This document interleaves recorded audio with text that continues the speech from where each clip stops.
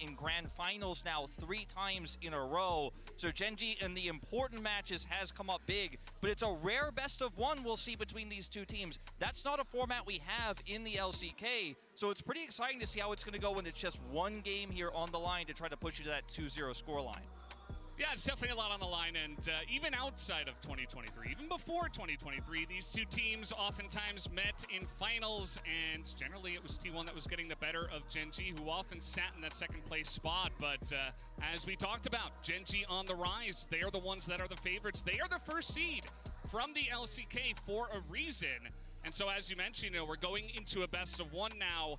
What does it mean for these two teams to prep for just this one match against their rivals that they played against so many times? You got to imagine the mind games are going to be going kind of insane for this one. Absolutely. Since SK Telecom's rebrand to T1, these two orgs have played against each other in 84 games. That is how much they've played against each other, because they often go far in the LCK and international events. And the scoreline currently sits at 44 to T1, 40 to Gen.G. That's how close these two teams are.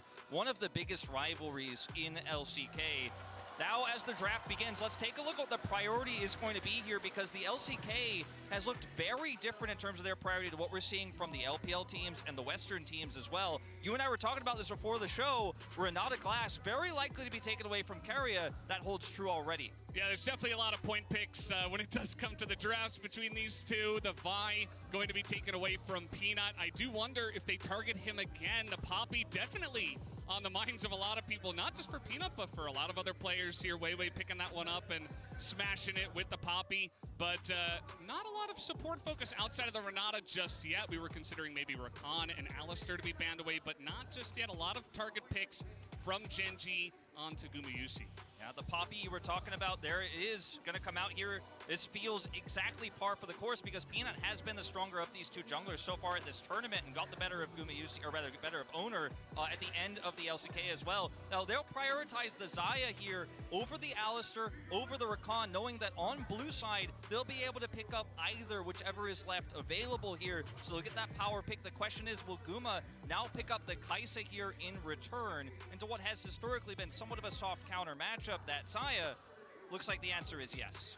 Yeah, Guma's definitely got a pretty nice champion pool in terms of what he could potentially pick here, but I think, just going into a best of 1, something consistent, pick up the Kai'Sa. The Xayah has been prioritized just a bit more than the Kai'Sa, and you generally like it in that matchup, but the Kai'Sa going to be the choice here for Guma. I was thinking maybe they go with the Draven or something like that, but not to be the case, is Orianna as well is going to be locked in here for Faker. I mean, it's definitely a big pick. It's a big pick. Faker's Orianna coming out here is something, I wasn't sure we were going to get lucky enough to see in this series, but this will, of course, leave Delight the opportunity to pick the Rakan with Xayah. Won't be taking the Alistar here in this first one with the pre-existing synergy between these two champions on the bottom side. One of Delight's best picks, even before Alistar came on the scene, even when he was on Fredit Brionne in the past. It was one of his most iconic champions, and he gets to pick it up here. Now, will we see Chovy lock in the Azir here in this first phase? It has been so incredibly impactful in this tournament for engage, for disengage, for trying to get some lane prio. Chovy, one of the world's best Azir players here. It would be great to see 2 of Faker's iconic champs as well. Ooh. But they'll prioritize the Rumble.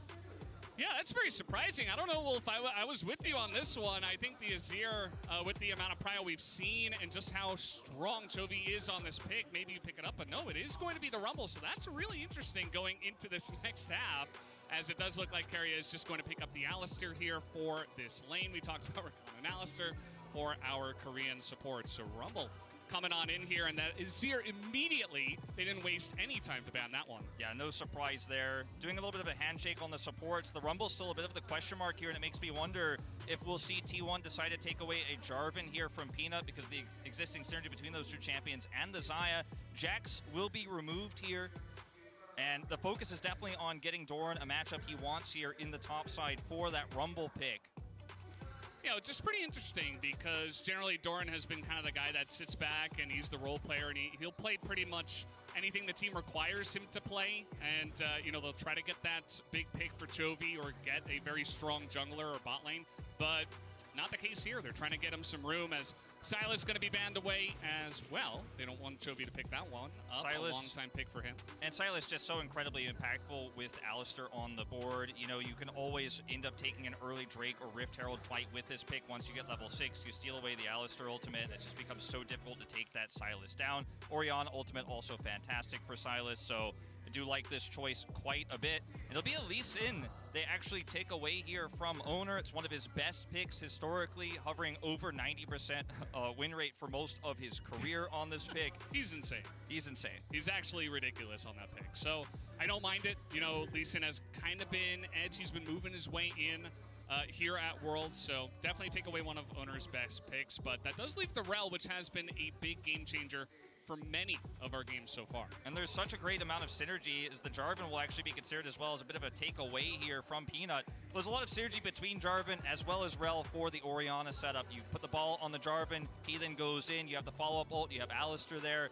and you can set up a lot of pick potential, especially with the Kai'Sa follow-up. So now let's see what is going to be the choice here for Gen G. They may just simply take the Rel, which also works for the Equalizer. But Peanut looking for a Viego pickup here to look for more of a front-to-back focus one target down transform style. Oh, yeah, Akali. What's going on here, Wolf? Okay, this Akali is going to be picked up on the side of Gen G, and you'd have to imagine that goes into the hands of Chovy here. Maybe a pocket pick to try to deal with this Orianna we've seen many times. It does become really difficult to try to flex it anywhere else on blue side, as it will be an old favorite, one of Peanut's most played in the LCK here, coming out, and the Kha'Zix can be very dangerous, very bursty, a lot of great farm potential here with this pick, but it's a pick that can go splat, as we often say with Kha'Zix, if you do fall behind against this much CC, this much damage to the Orianna. And now it's going to be Aatrox that tackles the Rumble, a matchup we saw a lot in the latter half of the LCK summer season here, a matchup Doran very comfortable on both sides of here. We'll see if he ends up taking the teleport or the ignite in this matchup, because I think it is going to be very defining.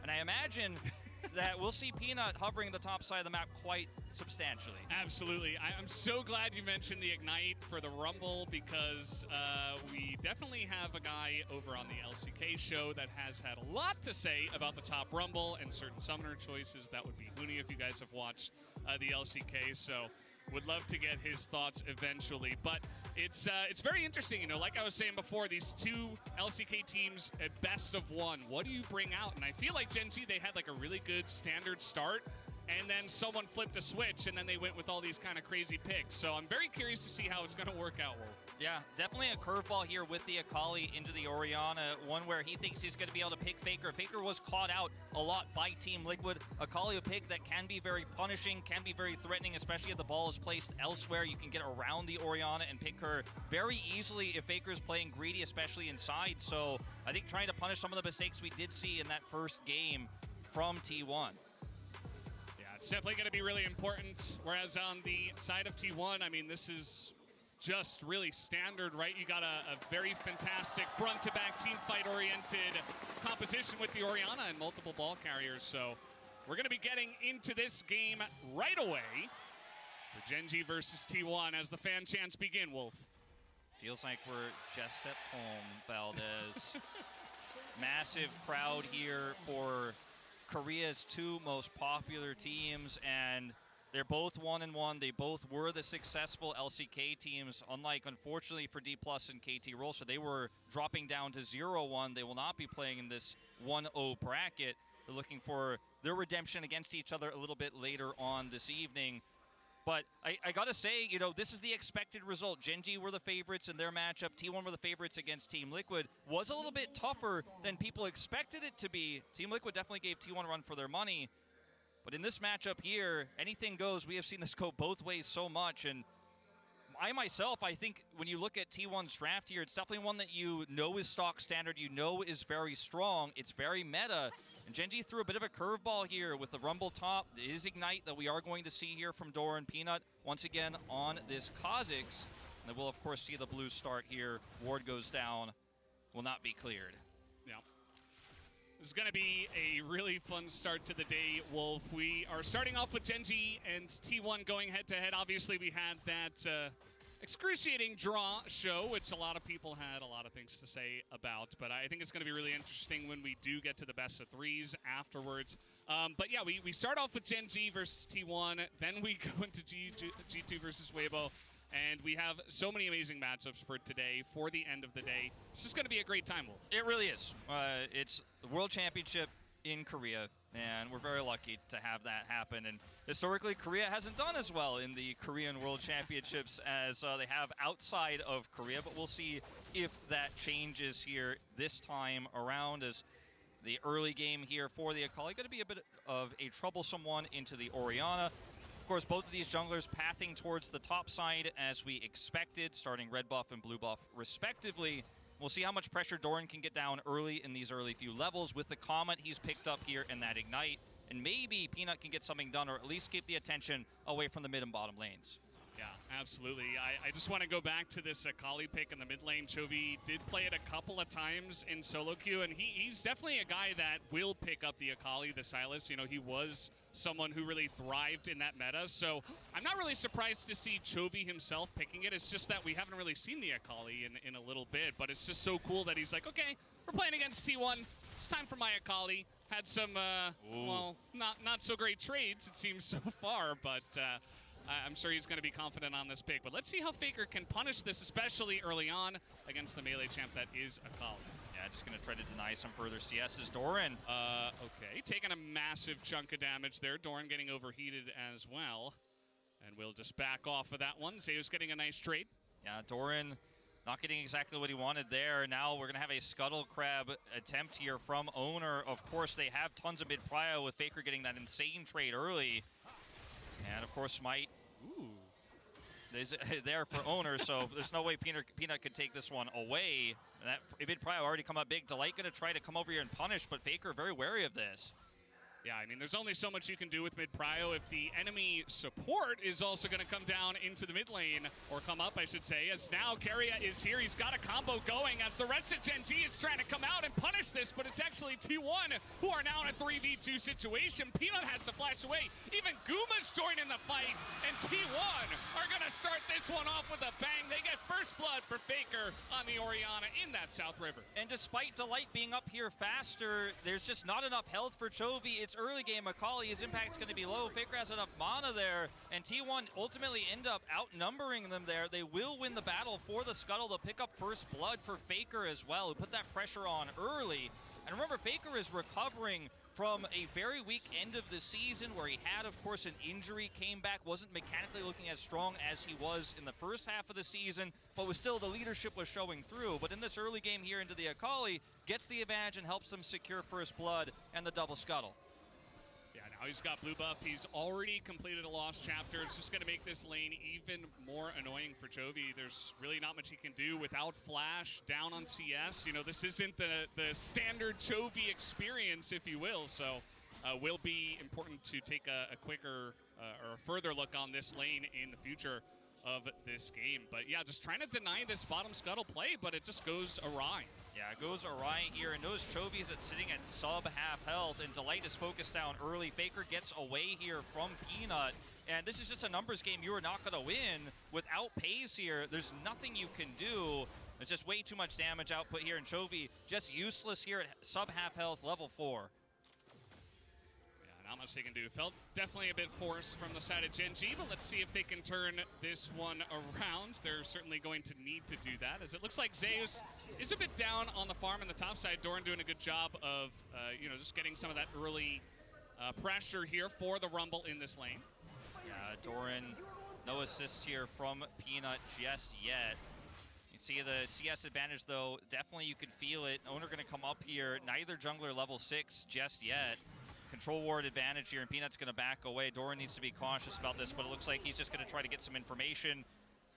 And they're going to look for a trade here, but it won't connect the chains. Yeah, it's really interesting the timing of when Doran does go for that trade. Like, Owner is right here. Of course, Doran doesn't know that exactly, and as I say that, he's going in. He's got Ignite too, but now Owner looking to punish this, and the flash is going to miss after the flag and drag, so Doran does get away with his life.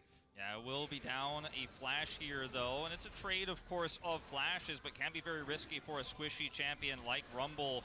Gen G going to try to turn this into a bottom side play here, and it looked for a moment like perhaps Doran wasn't aware of this, but wanted to be a little bit of a juicy target here to keep Owner a little bit occupied, try to force him out so they could identify for sure he was up there. They didn't have that control ward. It was T1's control ward there on the top of the river, so they just didn't have 100% of an idea where Owner was. They can draw him out, confirm the Dragon. So basically flash trade here plus Dragon for Gen G. Yeah, definitely pretty necessary after the way that first play did go for Gen G. So let's see what they can do with this one. As Chovy, you can feel the pressure already. Faker not completing the item just yet, but still able to put on an immense amount of pressure and has enjoyed now basically 15, 14 CS lead just about. And now Owner looking to invade the jungle against the Kazakhs here. And a little play down on the bottom side to flash away at the same time, but we got Owner looking for the solo, and he's just gonna dunk onto Peanut as Chovy also getting into the action, not to be left out, but doesn't amount to too much for him. But Owner, man, he's able to pick up the solo. The timing of this is so perfect for Owner, as he's able to get the smite, grab level 6, and then has the all-in opportunity, denying Peanut his own level 6 there, has a massive advantage here in this early game, and will just simply be able to take him out. And 2 kills here to 0. Yes, you got the Drake as Gen G, but this was a huge momentum shift now for T1.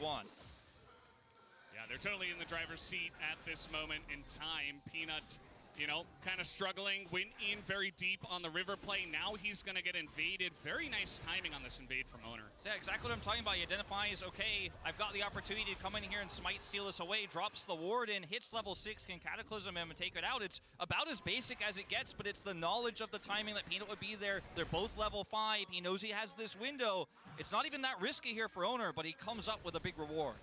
Yeah, now take a look at this. I mean, Peanut, he does hit level 6, but he walks over a ward. T1 knows that they are going for this Rift Herald, and it does look like they are looking to sidle on up to this one, but actually not going to challenge it. So Gen G will be able to pick up a Rift Herald pretty much for free on that top side with a big rotation from their bottom lane. Yeah, so 2 neutral objectives going over to Gen G here, and T1 looked like they were going to contest, even Guma rotating over, so they won't be able to turn this into a plate trade in the bottom side either. Pays and Delight are rotating back down there, so T1 coming up a little bit empty there after that kill in the jungle.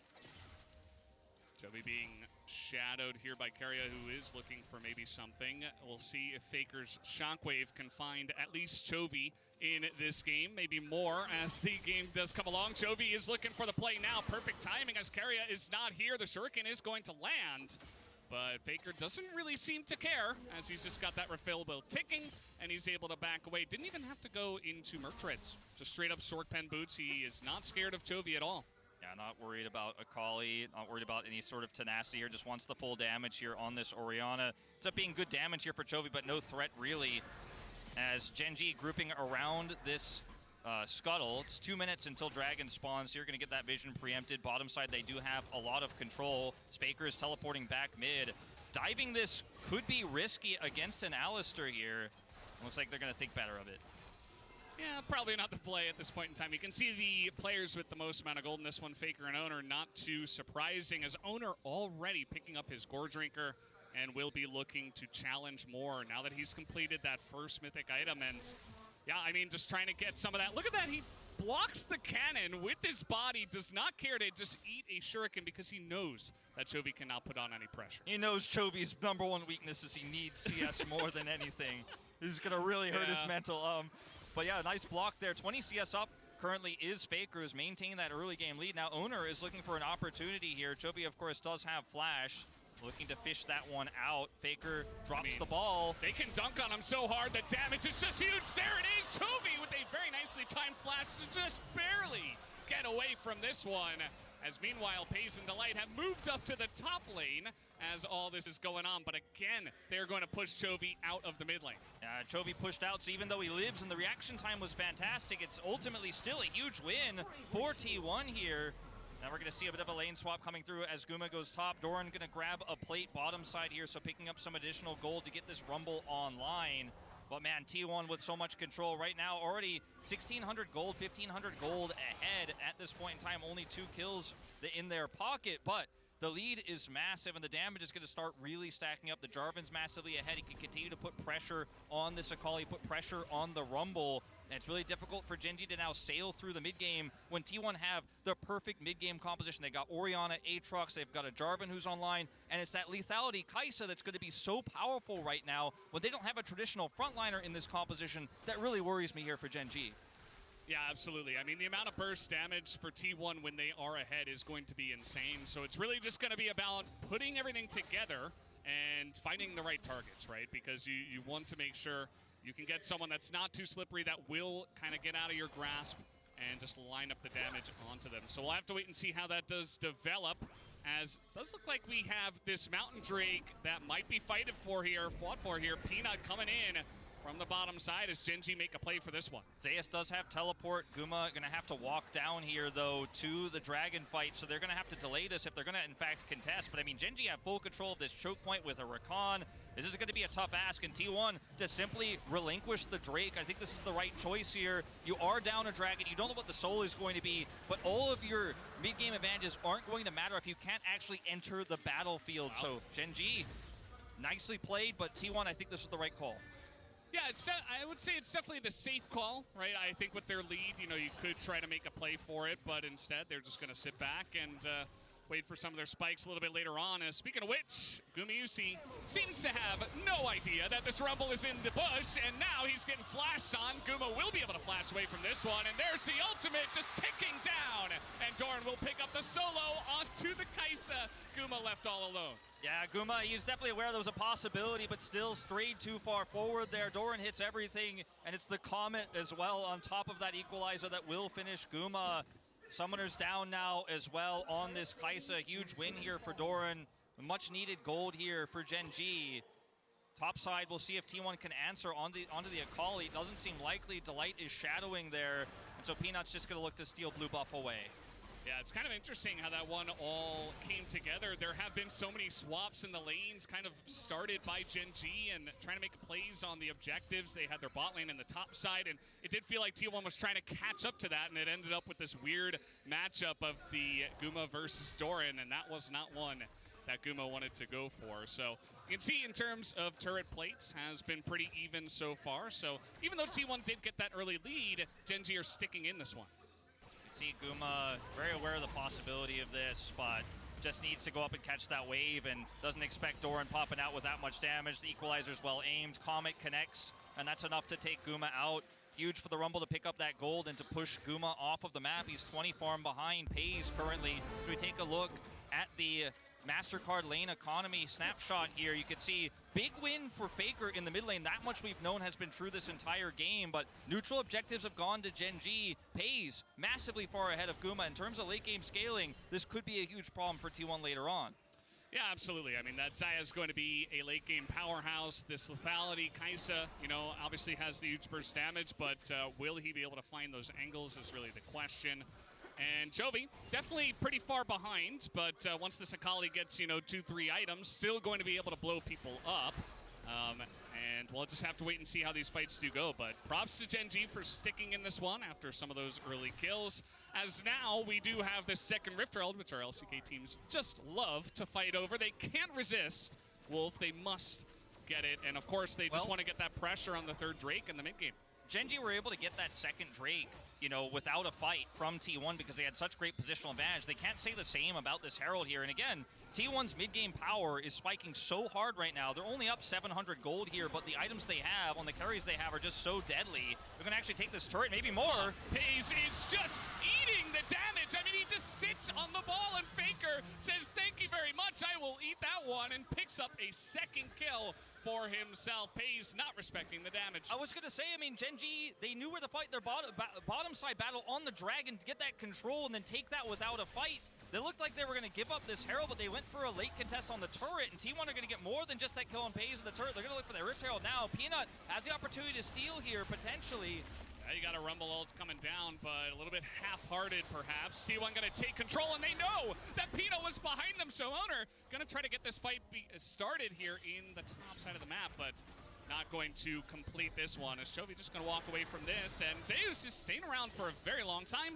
Just going to walk away, or rather fly away, with those glorious wings.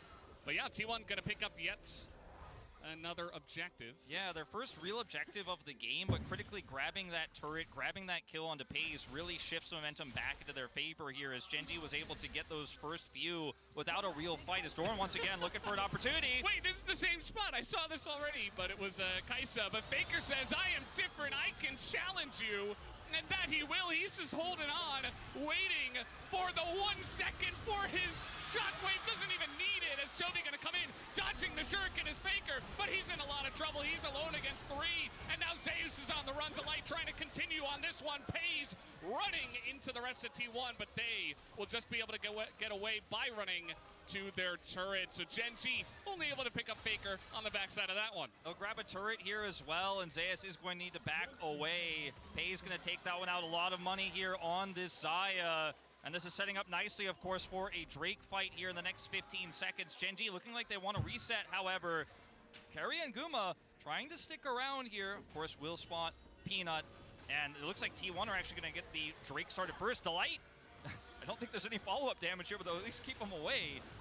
And I gotta say, Valdez, it looked really good for Gen G in that last bottom side fight, but this might be an opportunity for T1 to finally turn these objectives around as they set up first.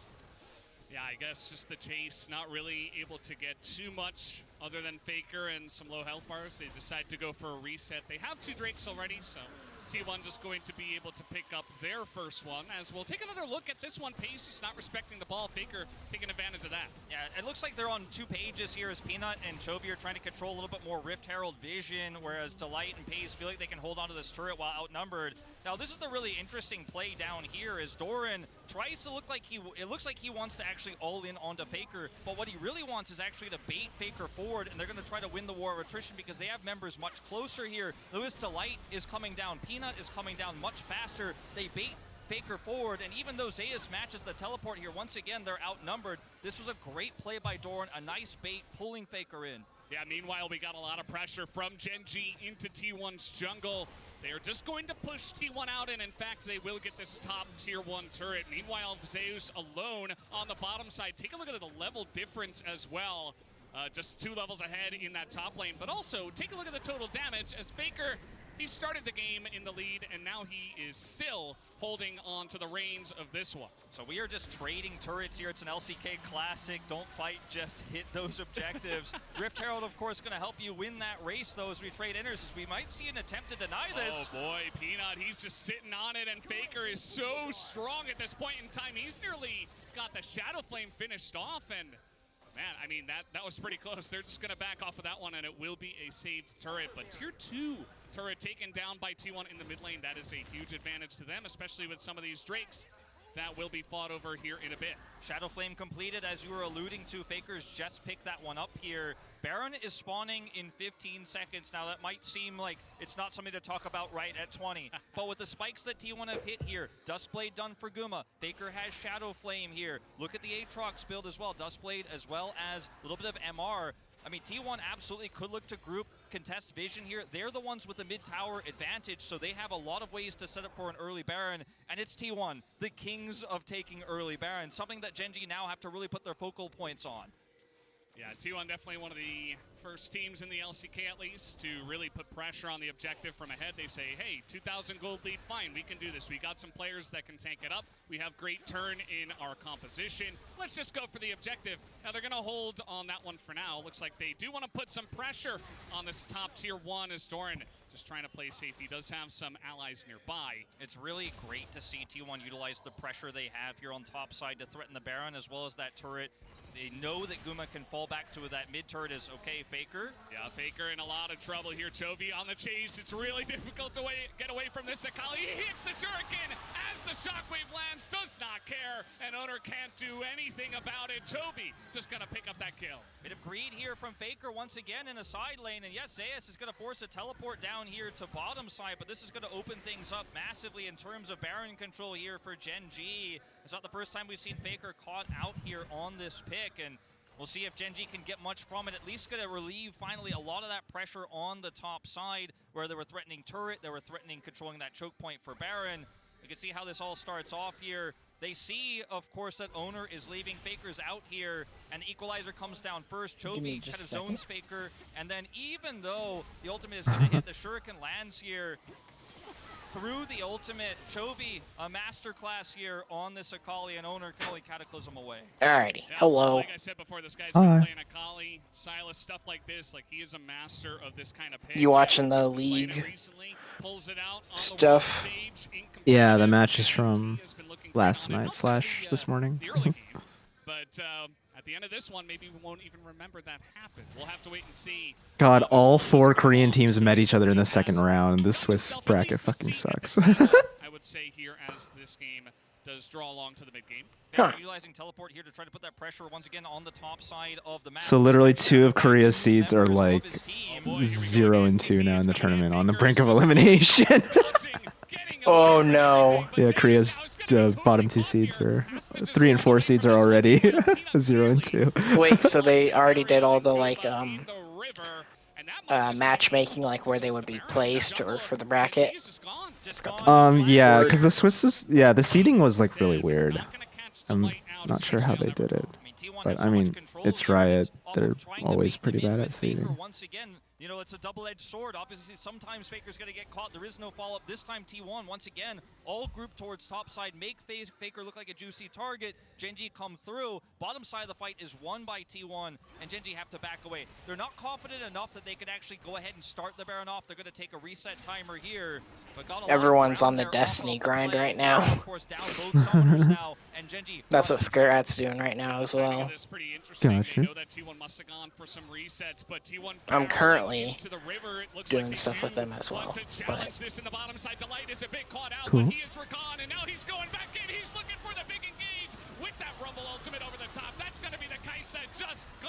did you end up making your character then? Or? No, I didn't.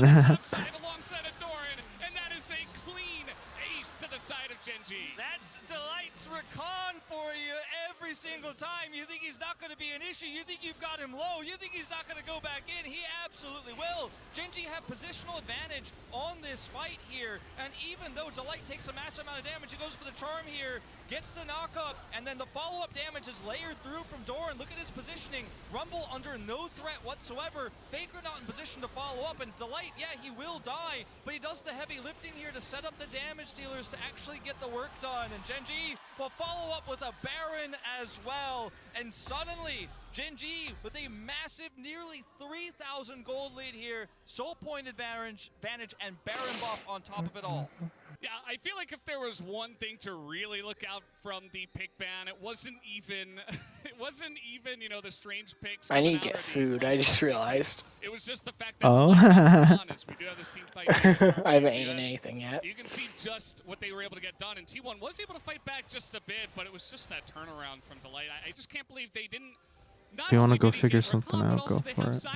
Here, and now with this Red Bull Baron power play, they should I would, but they're queuing me for another thing. There were other questions about that fight as well. Faker Later then, I suppose. Any of those damage dealers, he was really under threat, and controlling the choke point is so relevant in these fights. They just did not have it. Now they will grab this turret here against Genji during this Red Bull Baron power play.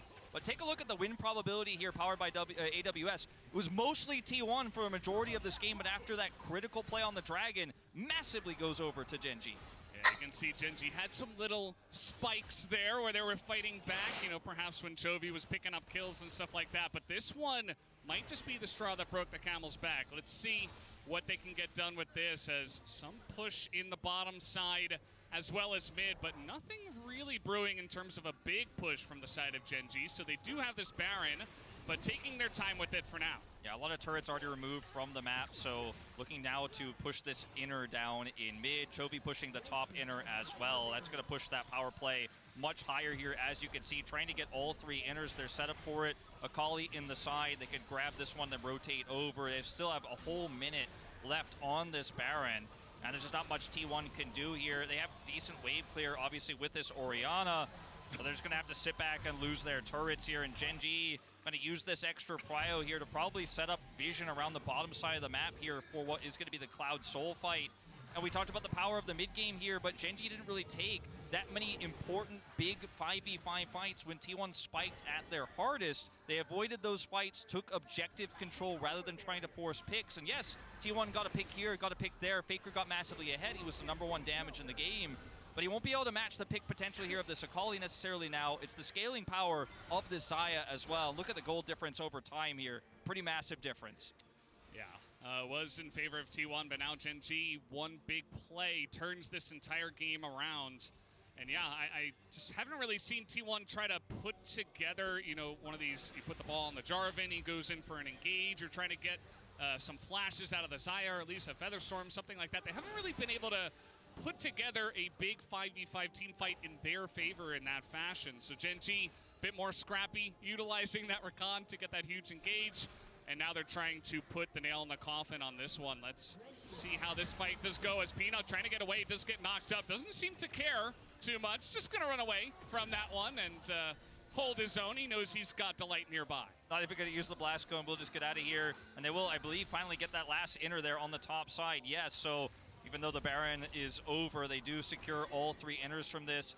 And the way Gen G have played around this advantage, turning it into deep vision, turning it into those turrets, means it's very difficult for plays like you mentioned to try to put a ball on Jarvan, toss the Orianna ult in on top of a big play. Becomes so difficult when you can't see where these huge threats are. We were talking about an Umbroglaive as well on this Kha'Zix, so Peanut can Hey, what's up, very Fox quickly. Weapon? He's a big threat. If Faker tries to walk forward and set something up, he might get blown up by Peanut. He might get blown up by an Akali he can't see. The lack of vision becomes so difficult to play out here for T1. We talked about this a little bit in the draft, but now that Gen G have so much control over the map, it becomes almost unplayable here now for T1. Yeah, a lot of assassin type, very slippery, that can really get in to T1's backline without them really even noticing. So now, trying to fight for this Cloud Soul here is Gen G. I think they're making a big stance saying, okay, this should be ours. Look at the vision right now. There is the one control word for T1 on the right. That's about it. They don't have anything else in the river or behind Gen G. There's not going to be a big flank from Aatrox unless Zeus really goes the long way around. But even that bottom lane is pushed up for Gen G. This is very well set up for them to just take the Cloud Soul, and that they will. They're just going to take down the objective, and in the front is Owner. He's just going to get ripped to shreds immediately. Guma doesn't even get to do damage in this fight, as Zeus on the run as well, taking a punch. In goes Guma, trying to do something, but at this point it just looks like Gen G are in total control of this game, and Faker just gonna walk away with just his life. The rest of his team is gone. The rest of his team is gone, and this game, I think, likely gone with it. And once again, same MO from Gen G. Control the choke point, kite back to Baron, put Delight in the front. He looks like a squishy target. Maybe you can push onto this Rakan, but Delight will turn on you on a dime, and they just cannot close the distance. Owner tries, ultimately without Faker's help. But like I was saying before, everything needs to work together with T1, and if there's no vision, if there's no choke point control, you just cannot do it against Gen G. Oh boy, Faker trying his best, but I think Gen Z have their sights on the Nexus as a massive equalizer over the top. Oh, I didn't even notice till now that Gen G drafted the Lovers bottom lane in this game. 7 minutes onwards to take down this best of one against T1. What they do? The Lovers duo, Xayah and Rakan. And take this big victory. Oh, cool. Tough early game, but they controlled the objectives. They avoided the mid-game of T1. They didn't take any 5v5 fights until they got control, until Delight made that super play on the Dragon. That's when everything changed. It's becoming a bit of a sore spot here for T1, as we will bump fists here after the game. T1 fans were super unhappy about the draw last night. They didn't want to face Gen G this early in Swiss. They had to. They lost to Gen G in the last 3 finals. I just walked off the edge. And I'm stuck here. So, you know, if you look at the results later on, you're like, oh, Gen G did take the win against T1. That's happened a lot recently, but it was pretty interesting to see the way this one went. You know, I think that Gen G had a big read on them in finals and stuff, and now coming into this best of one, still able to get the good read. Very interesting draft, able to just totally manipulate them from the mid-game onwards. I think right now, if you're an LCK fan, Gen G, it's their time, it's their legacy. 3 back-to-back LCK titles, and they're looking like the front runner for LCK here at Worlds. Yeah, it's definitely a huge moment. So in a moment, we're definitely going to be hearing from the desk, and we'll have to wait and see what they had to say about this game. But man, this is only the beginning of a huge night that we do have later on here with G2 up against Weibo later on. But first, guys, we do have the desk. Let's throw it over to Shox and the desk to break that one down. Thank you. Yeah, I'm still here. And we have Huni. And we have Huni, which is probably the most important thing. Long time no see, guys. Exactly. Glad to see you, especially for this, to get like a new voice on this matchup that we've seen a lot I really like the information on me. There was like LCK analyst. Yes. Which is like, that's what I'm here for, you know? Yes. Yeah, the yeah. praise, exactly. You have a lot of titles. EU titles, NA titles, LCK titles. I was in the T1, yeah, so that's why I'm here. And I started Exactly. in Fnatic, you know, Cool. so pretty good. Pretty good. We Let's should get dive right in. into that draft for Let's T1 go. then, because Gen G, they definitely came into this draft with some confidence. Yeah. I mean, the first thing I said when I see the draft on the Gen G, wow, they're cocky, man. These guys actually see that I don't see. Like, Yeah. which is like, they proved it too. Which is like, they actually made the draft that like mainly focused on skirmishes. Like, they had to constantly keep fighting, like not making mistake in Oli. Even though they did make a mistake Oli, but the thing is like, it didn't really matter because like, how they make actually the comeback, it was crazy. Yeah, I mean, it started out nice and standing. You're like, oh, the Xayah and Rakan combination. That's really good priority. Those are good pickups. And then it's the twist at the end with the Akali and the Kha'Zix. You know, they pick up the Akali for Chovy, you know, kind of an ego in mid lane versus Faker, I feel like. And then they balance having double AP solo laners with a lethality jungler there. And it's a risky style to pull off, but we saw the peaks that you can achieve with it. Yes, let's take a look at our first replay then, because actually, Huni, T1 was doing really well at the beginning of this game. You know, the Orianna was working out, and in general, they were doing well. So how did they, you think, lose track of the game?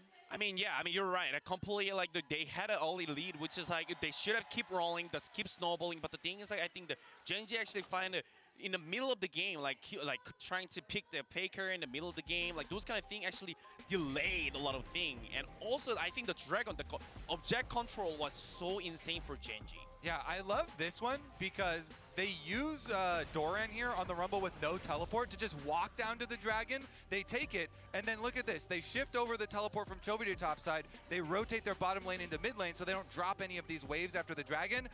And Doran waits around, sneaking into the brush, and gets a solo kill onto Gumayusi. So they get the bottom side play. They get the objective. In the Dragon, even without the teleport top laner, and then still don't give up anything to T1 on the outside and get a surprise kill as well. Yeah, Doran is interesting, right, to watch. He does well versus Zeus here. I'm happy that the Rumble's back, right? Yeah. And it's like also happy, also a little bit sad that, you know, I can't be there as a playing Rumble. But anyway. Get in there, I believe in you. Bro, if I was there, the Rumble's already banned. I can't even pick it, bro. So it's all good. It's all good, and every second counts, and thanks to the reliable Cisco network, Delight and Peanut find the Wombo combo to blow up Gumayusi and turn the game around. I mean, tell me a little bit about this play and maybe about kind of Peanut overall in the LCK in summer. I mean, wow, with the Delight, like they focused Delight. on Delight first. The thing Yeah. is, like, I thought it was like really good for T1, but the thing is, like, Delight actually didn't drop single. He's concentrated, and like he turned around as himself, just one team fight and just end the game. He has been so massive in all of the Gen G matchups versus T1 this year. Massive, massive props to him with the early Rakan pick. Yeah, I mean, we see the damage dealt, and we saw the gold lead as well in game. You know, opting into the Sakali pick in the early stages, T1 got some leads for Faker. You know, they had the early play around mid lane as well. But man, once it took off there for Gen G. It did.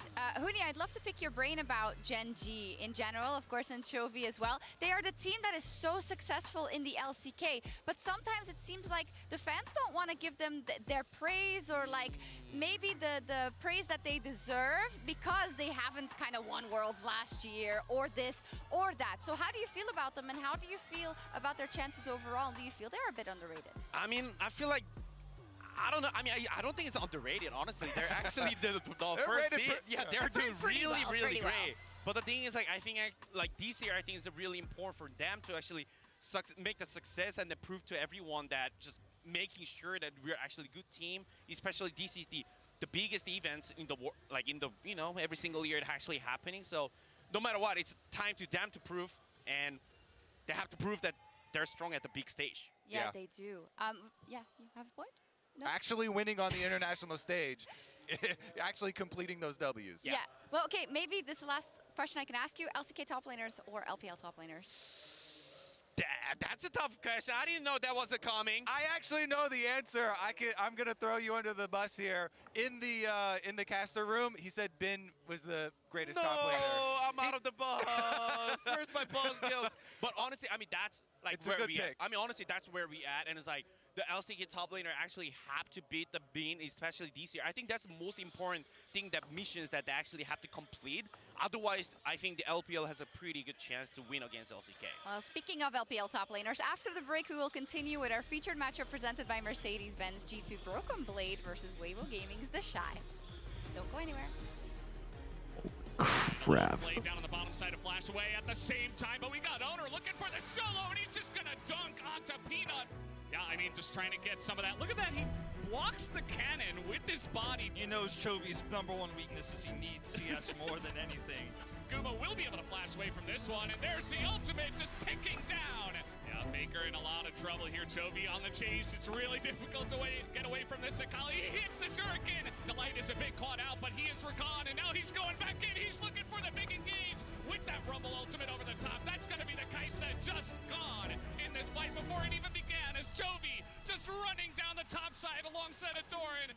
We're going back in time to 2018 with our featured matchup presented by Mercedes-Benz. Fuck. Is thicker than water. And so Pelin into the conclusion. Adriel for that breakdown. There was something weird.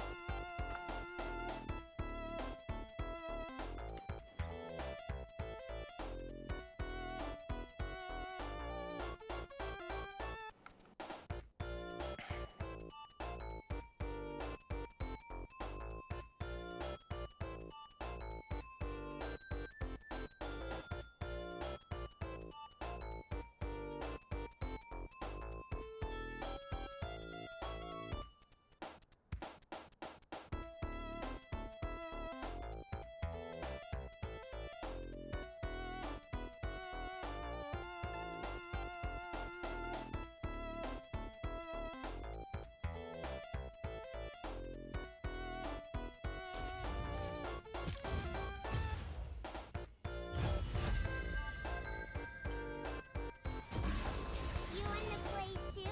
That'll be fun.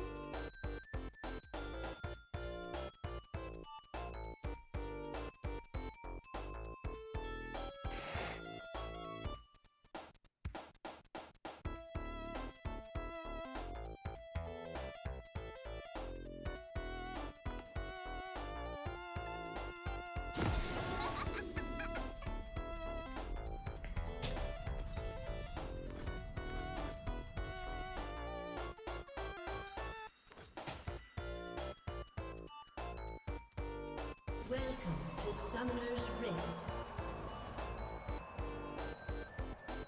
Have you seen my bear timbers?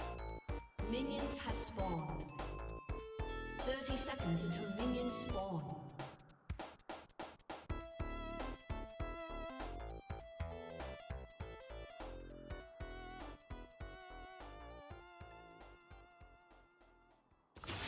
Are we there yet?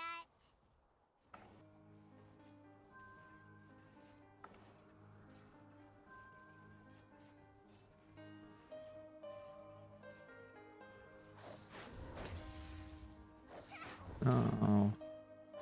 Try to keep up.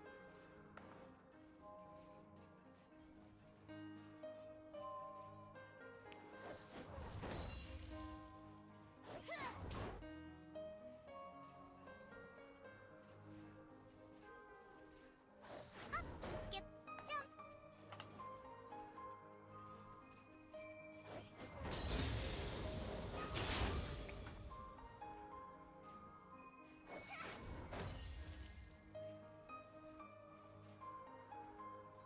I never play with matches.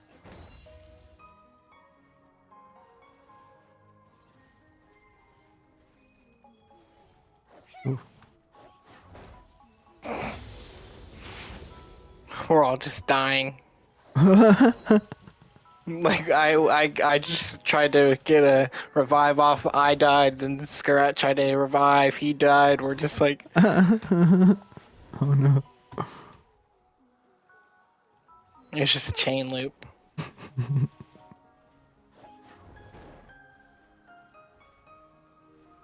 This way.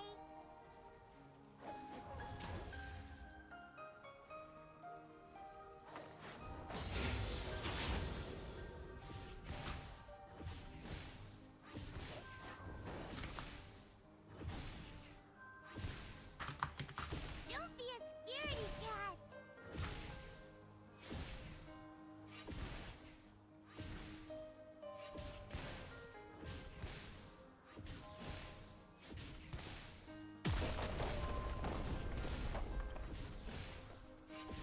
Have you seen my big tippers?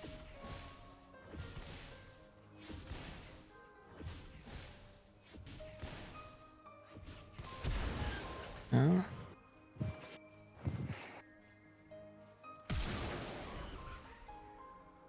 Are we there yet?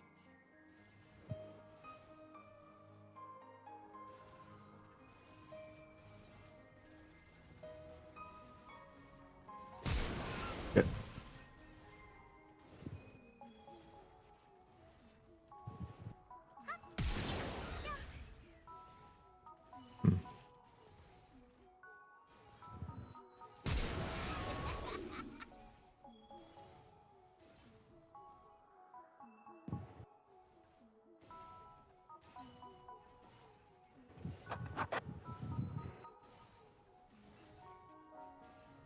I never play with matches.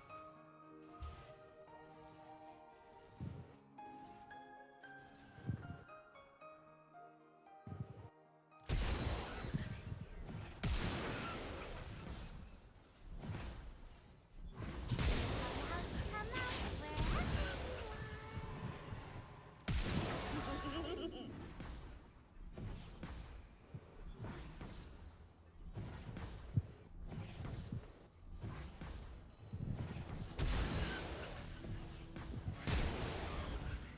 Try to keep up.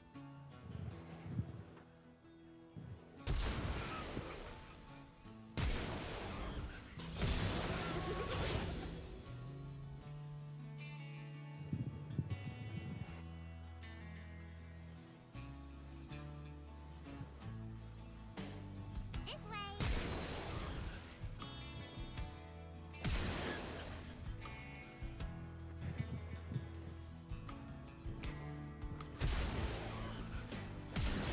Shit. Oh. Don't be a scaredy cat.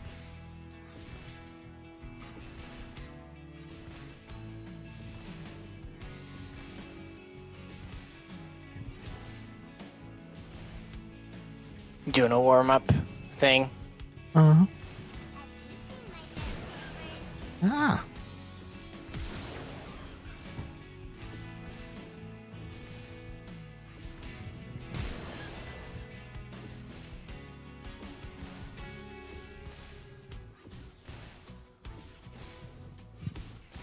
Just practicing my W flashes.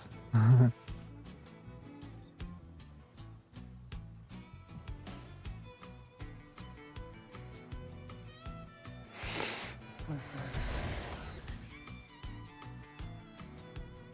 never play with matches.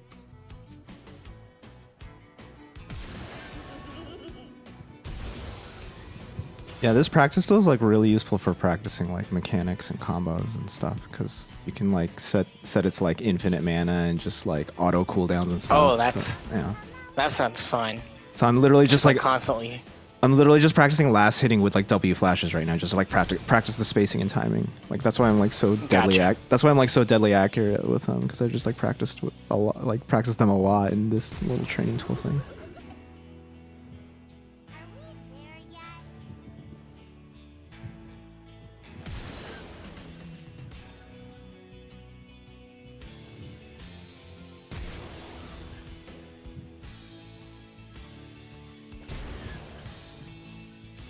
Try to keep up.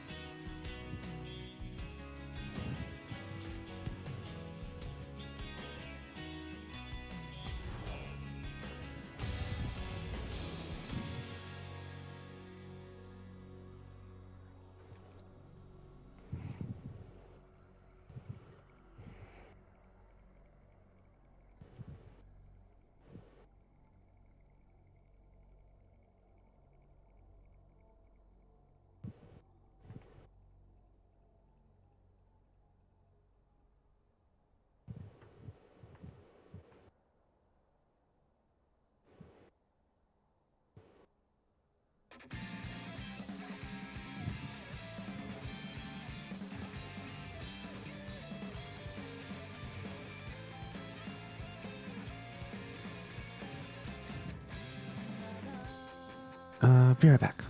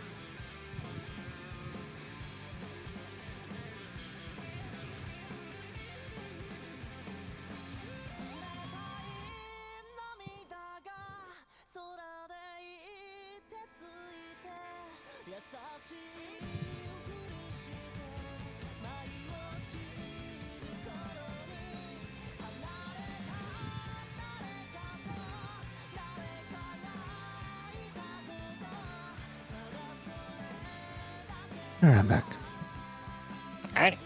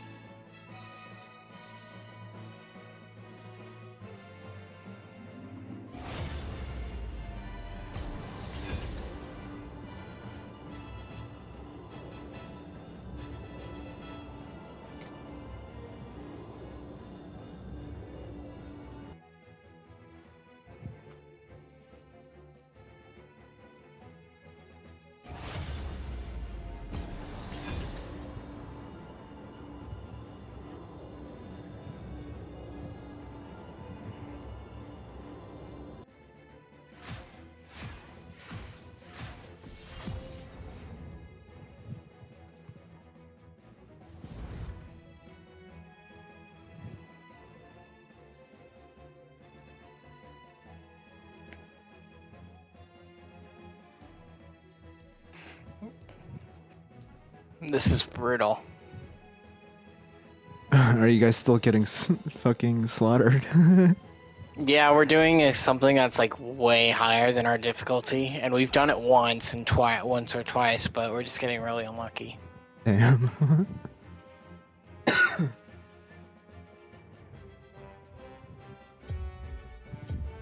Like it says, the recommended power is like 1,830, and I only have 1,770. So. Oof. I'm getting like basically one shot by everything. Oh.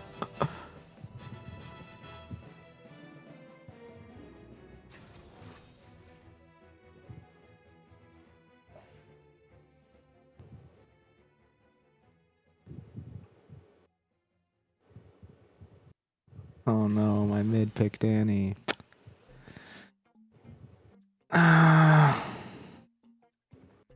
Guess I can take a 5-minute dodge timer.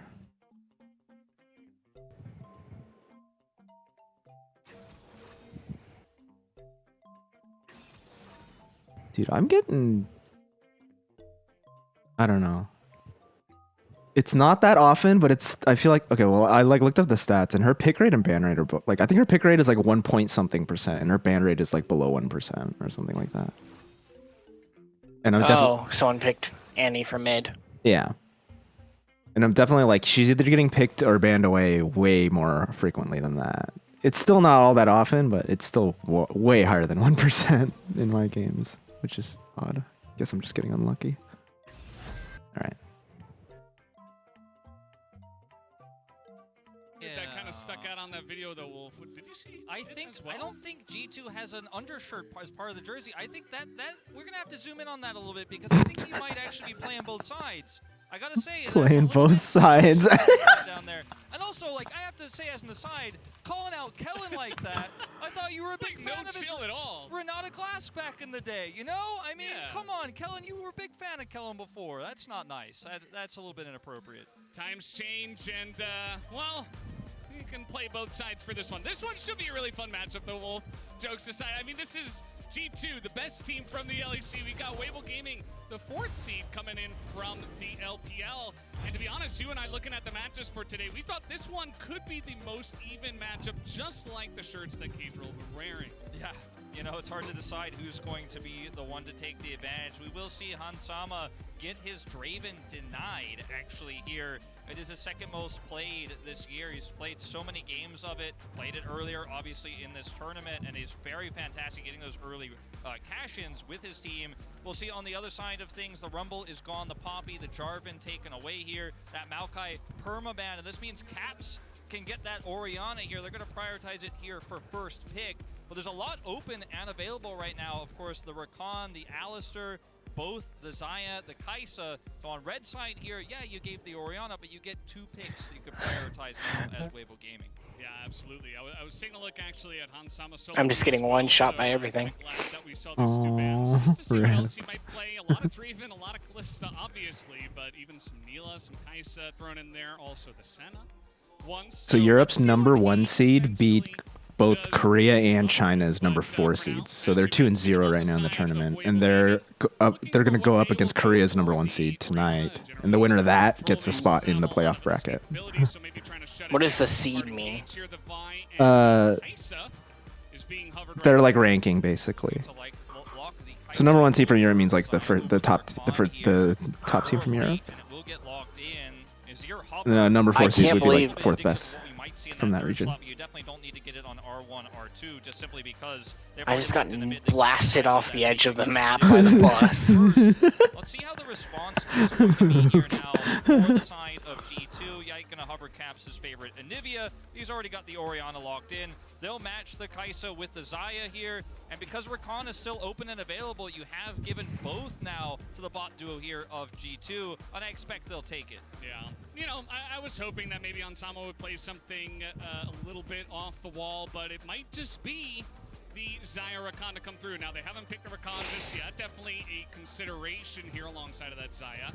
So let's see what Mickey X does want to pick up here, or if they go elsewhere towards a jungle pick or something like that. But nope, it's just going to be straight standard here from the side of G2. You get that first pick, Orianna, followed it up with Sirrxiny.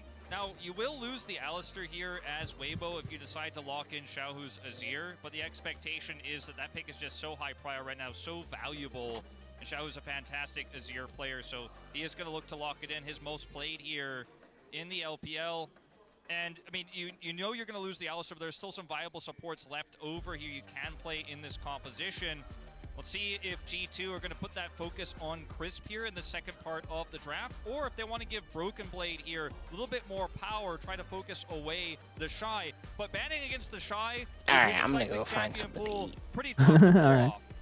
Yeah, I mean, I'd say Go for for both it. of these top laners, it's going to be pretty interesting to see exactly where they do go with some of these bans. Waiting on the first one here from Weibo. Will they target that top laner, or maybe take away from that already a little bit shortened jungle pool? But no, it's just going to be the Renekton, a stock standard one there for Broken Blade. They're going to take that one off the board already.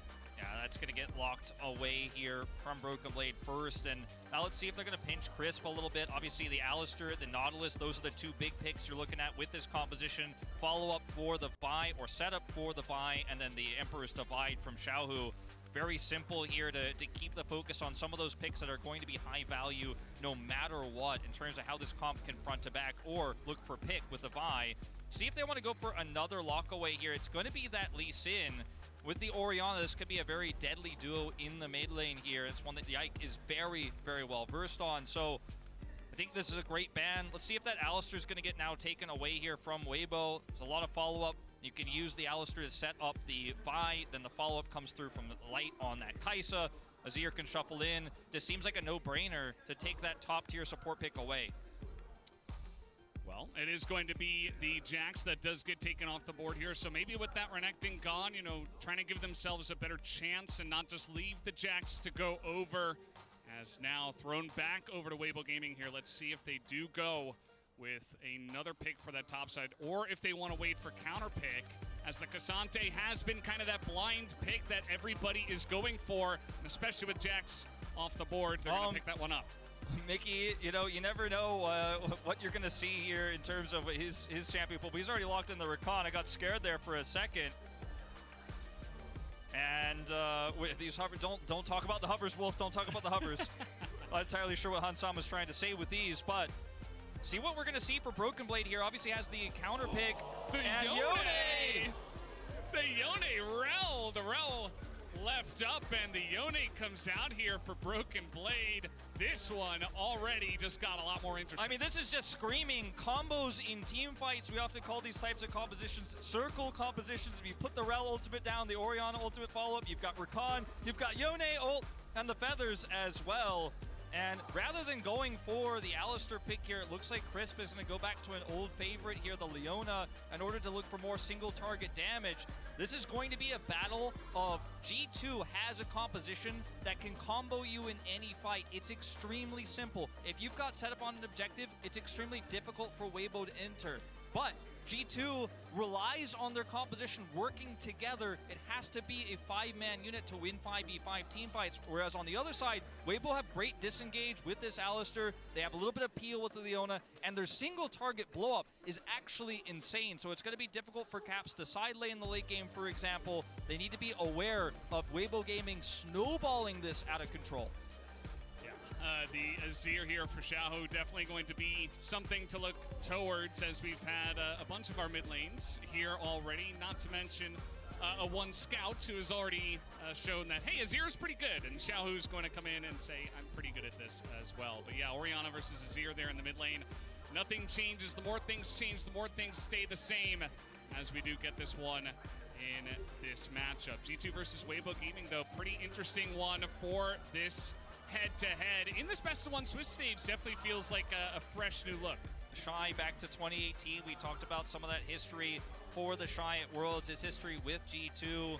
And this matchup is one that we're so lucky to have this early on in the Swiss stage. I think a matchup that people were absolutely looking forward to here. And Weibo Gaming, this is going to be a bloody game, one way or the other, because it's all combos, all fighting for G2 when it comes to late game objectives. For Weibo, they have to try to look for those single targets. It's going to be a good one, Valdez. Oh, it's going to be a banger. You just know.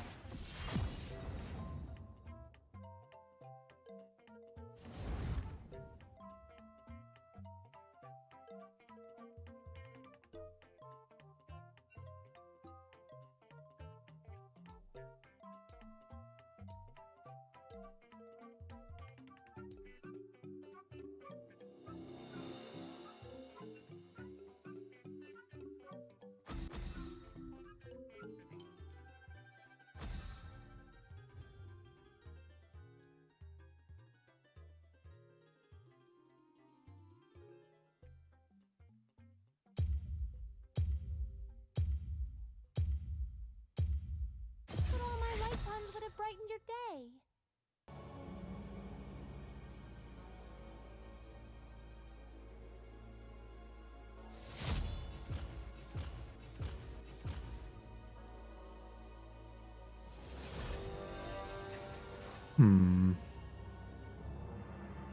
Jungle doesn't want to jungle. Look, I should dodge.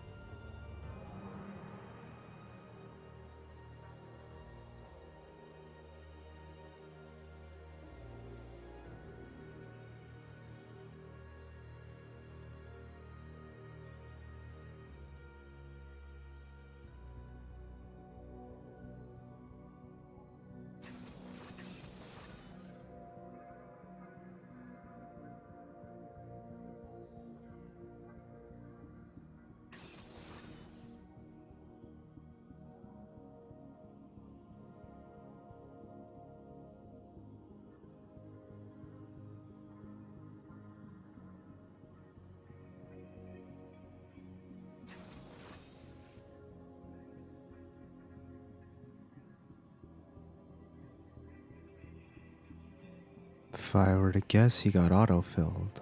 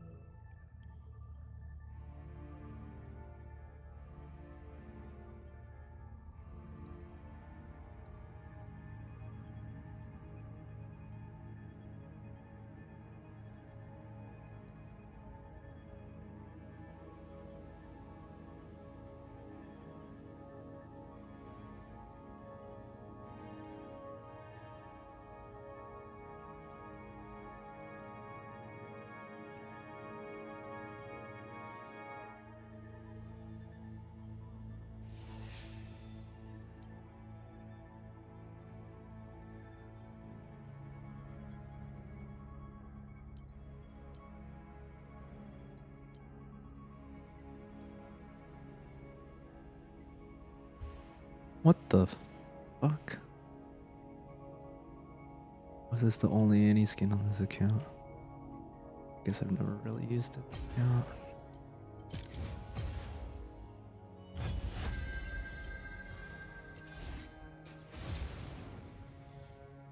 What in the fuck?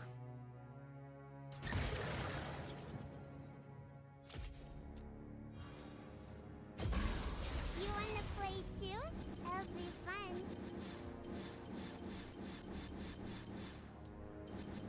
What does this skin even look like? Never used it before.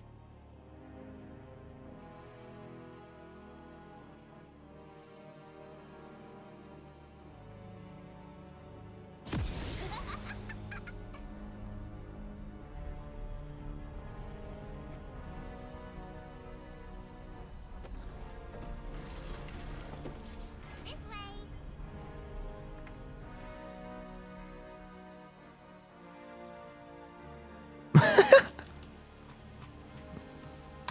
Looks kind of cute, actually. Welcome to Summoner's Rift. Fucking settings on this account. 30 seconds until minions spawn.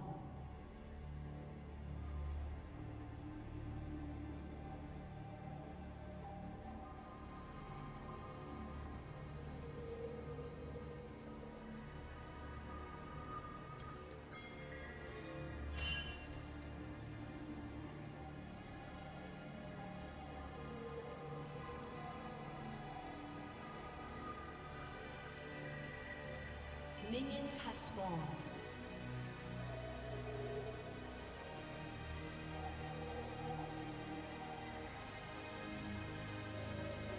Toggle mouse screen lock?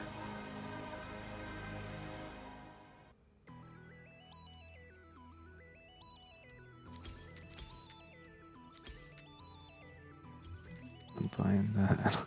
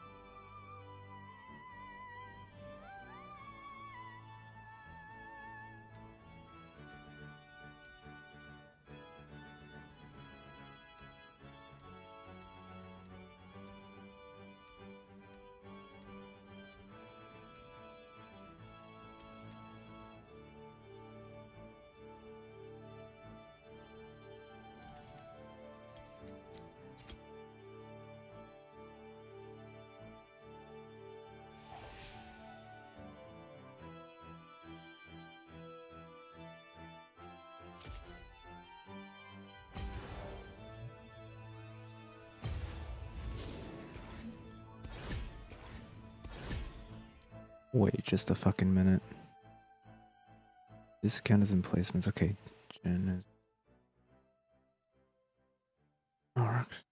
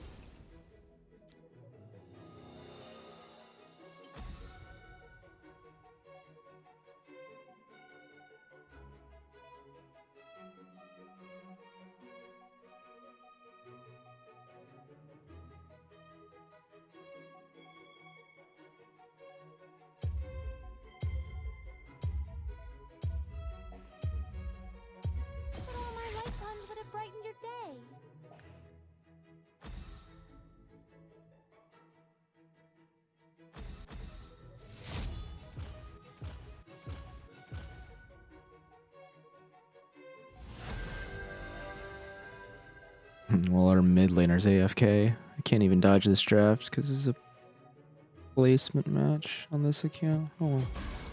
You wanna play too? It'll be fun.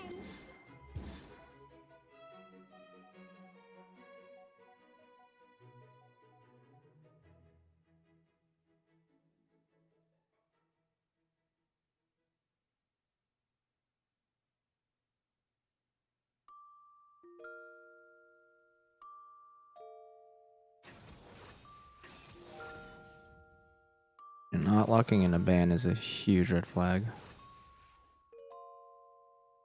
Every draft I've encountered where I've had a teammate not lock in a ban, every single one so far since I've come back, we've lost. Oh god, it's Vayne too. Well, Vayne Vlad trained, we're so fucked. Into Karma Draven?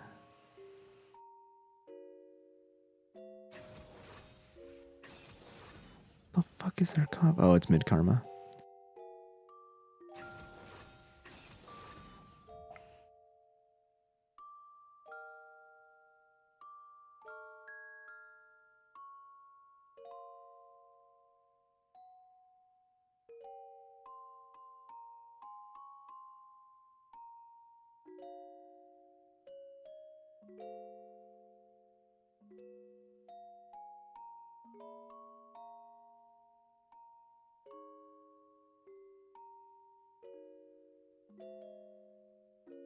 Oh, I thought we'd get saved.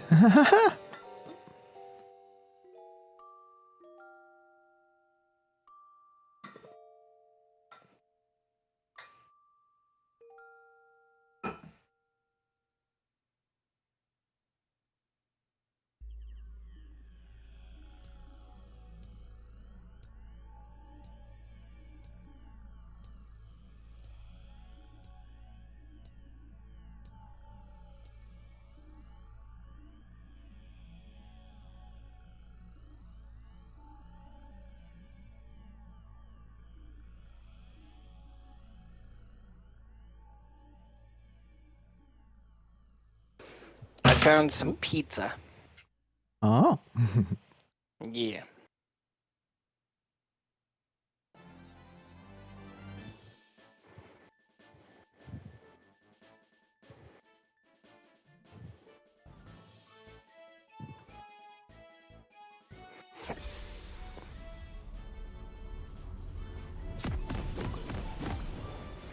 Mid lane Nasus.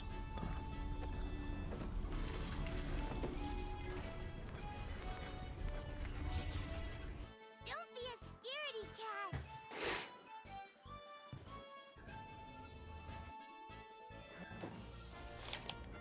Alright. Welcome to Summoner's Rift.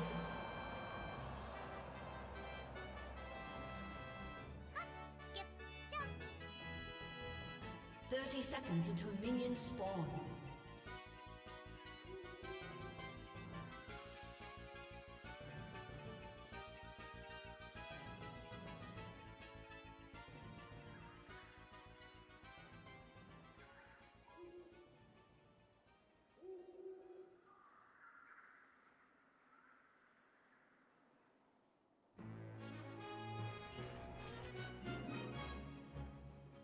Minions have spawned.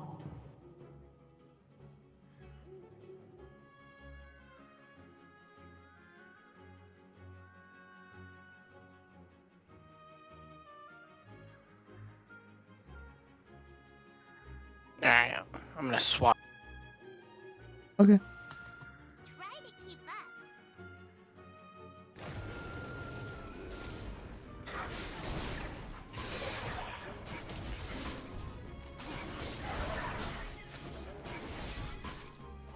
And I'll just watch while I eat. Okay. Are we there yet?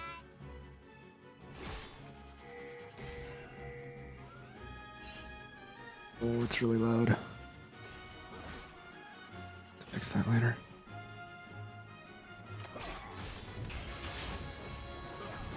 Can they do this?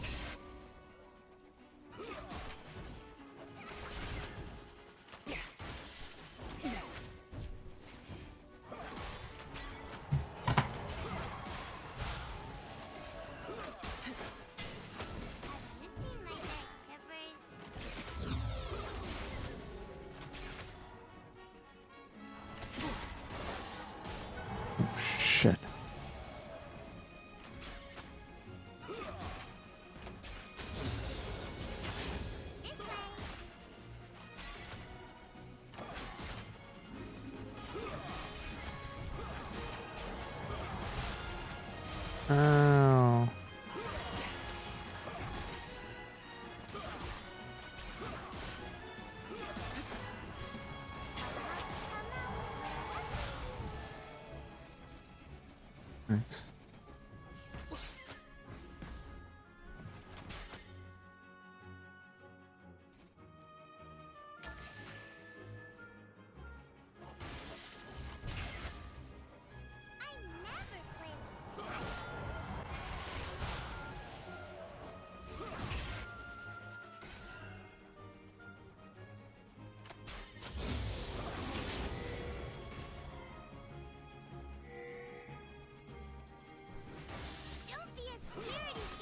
Why is my neutral ping the only one? Oh, okay. All my pings are loud.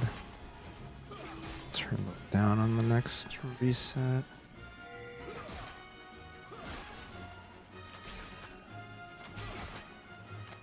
First love. Good.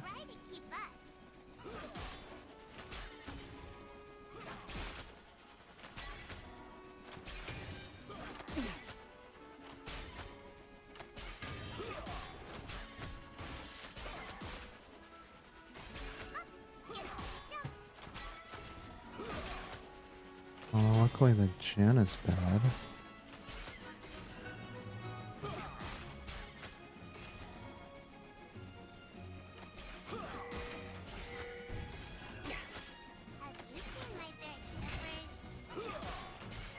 An ally has been slain.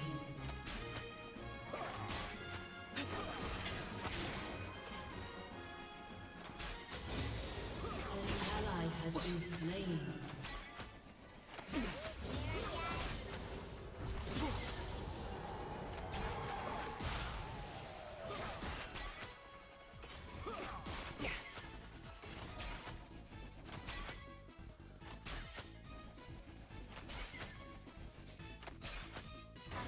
Come out wherever you are.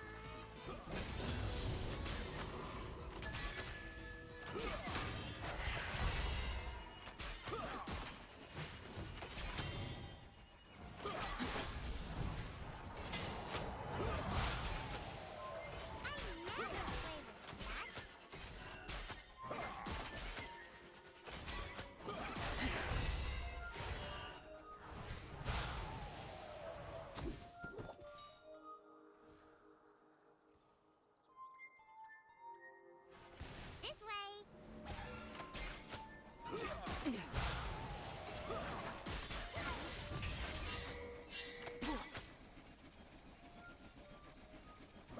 Somebody just popped one of those vision fucking cones. It wasn't somebody on our team.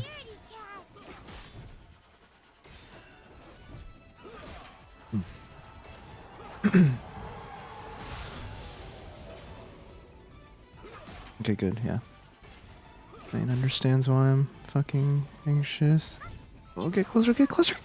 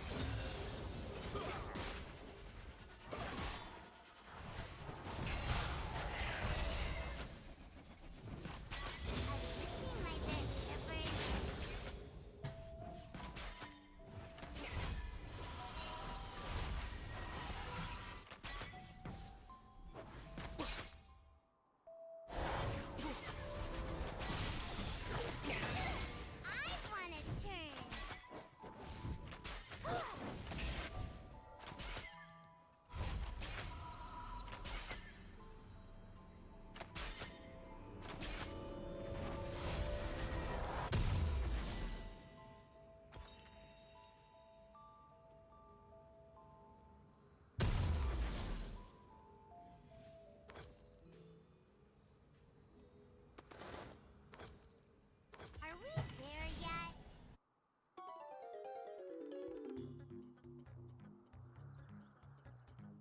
Our Vayne is dead even with the Draven. Nice.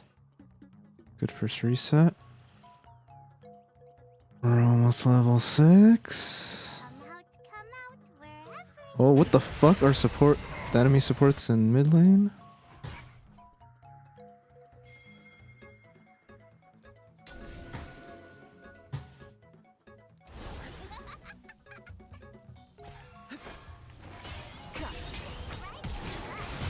An enemy has been slain.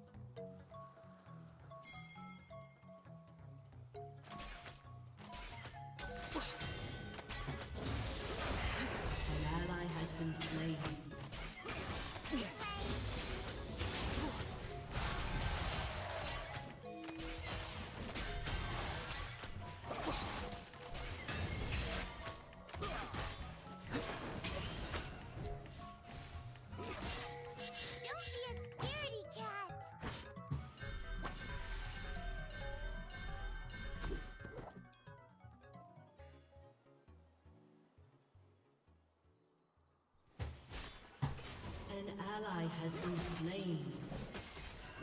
Have you seen my nurse?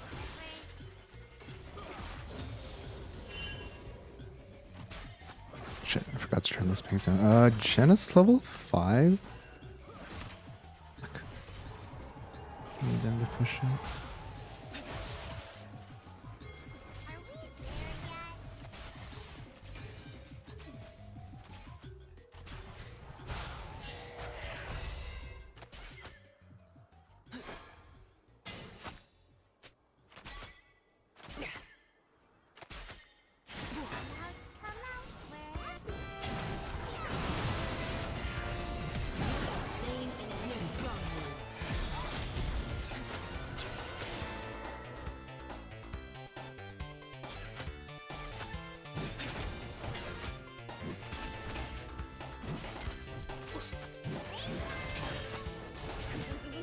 Shit, I'm griefing.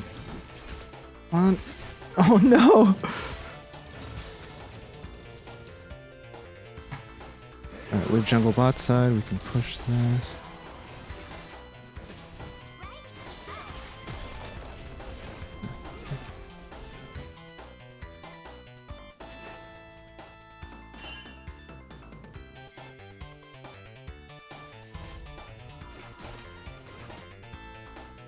We reset.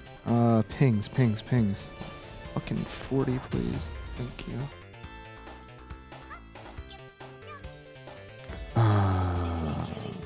Enemy killing spree? What the fuck? Oh my god, our top side.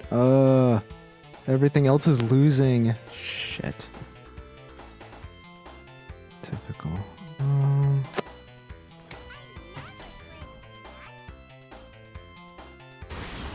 Oh dear, what the fuck is this?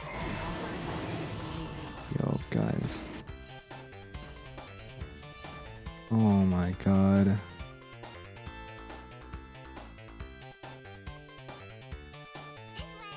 Mute that fucking asshole. Jesus.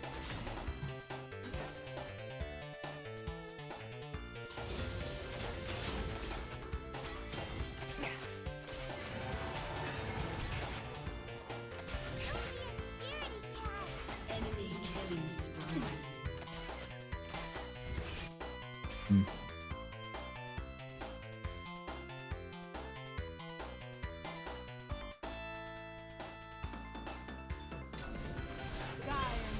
Oh my god, that does not look fun.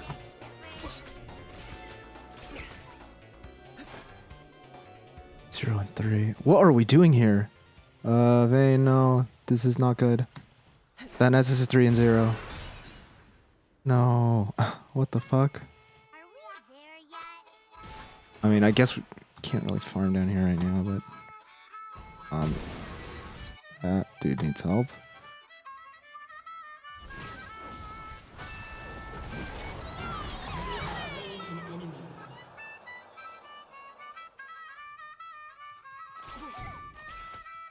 Alright, well, the Vayne's the win condition. Jesus.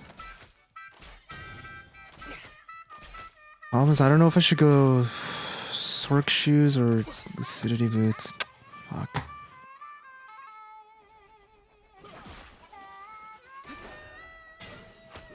Enemy rampage.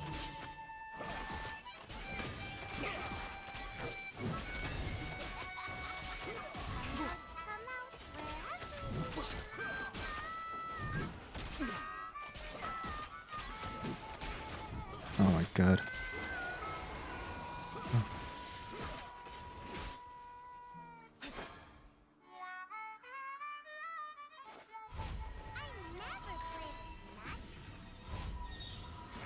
Okay, we've got this. Nice. Yo, guys. We can't carry you if you fucking feed that hard. Oh my god.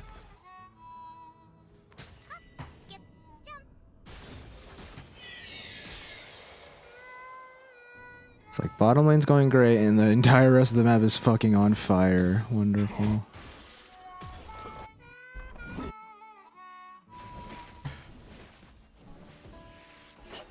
Okay.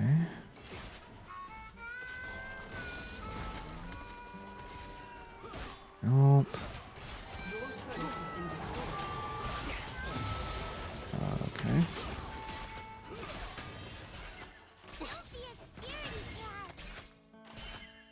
dragon's fucking useless. I can save my sweeper here. Just use this. Killing spree. Enemy rampage. Are we there yet?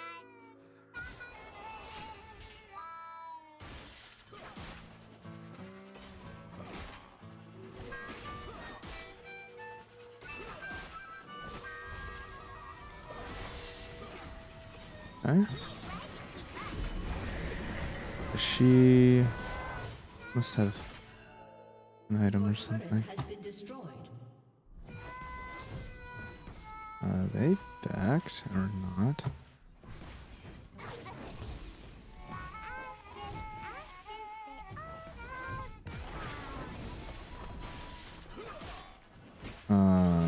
It's going mid, I guess. Yeah, I guess I can't stay down here by myself. Come out, wherever. Right there.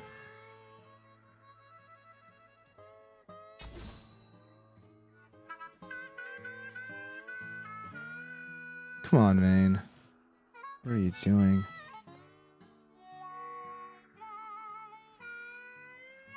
An enemy is dominating. Oh, okay. Turret has been destroyed. Shut down.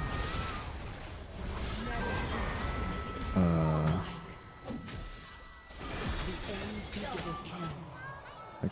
That's great. You can 1v1 that Draven, Vayne, but Shut down. Your turret has been destroyed.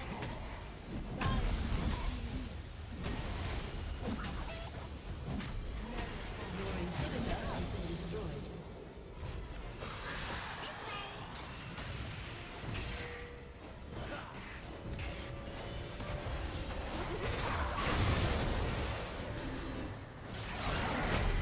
Enemy has been slain.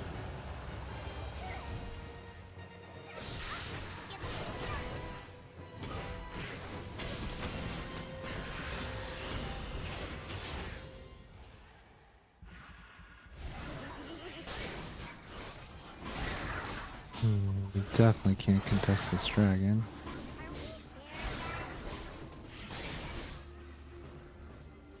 Okay, they're coming. I'm out.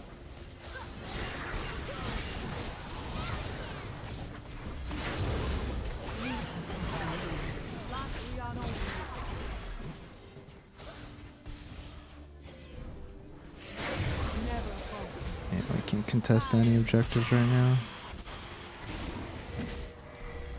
An enemy has been slain. Huh?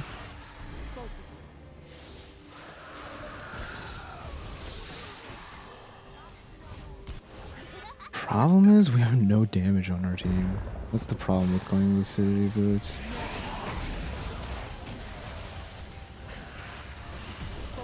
Yeah, it's not gonna last much longer anyway. Flash might not even be up. An ally has been slain.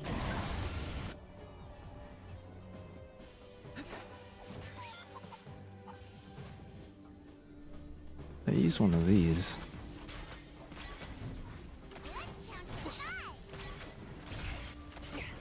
Your team has destroyed a turret. Your turret has been destroyed. An ally has been slain. Come out, wherever you want.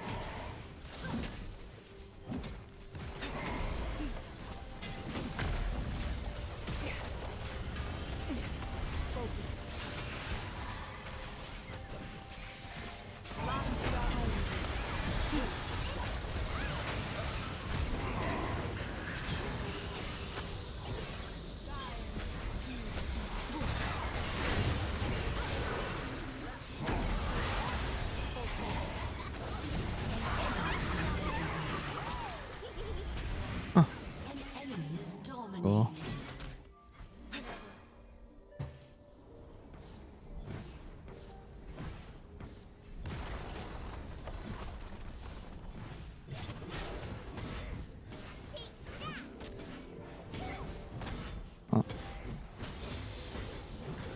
anything just right now.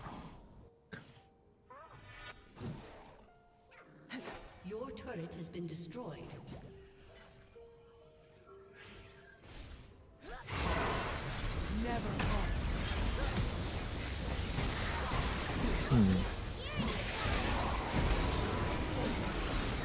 Not sure about this one.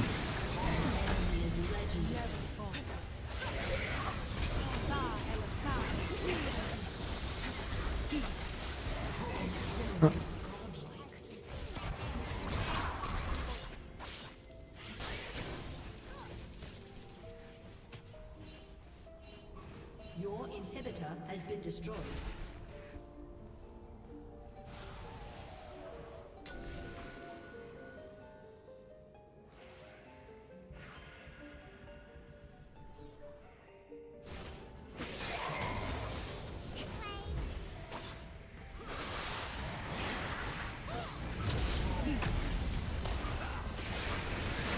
Get me out of this game.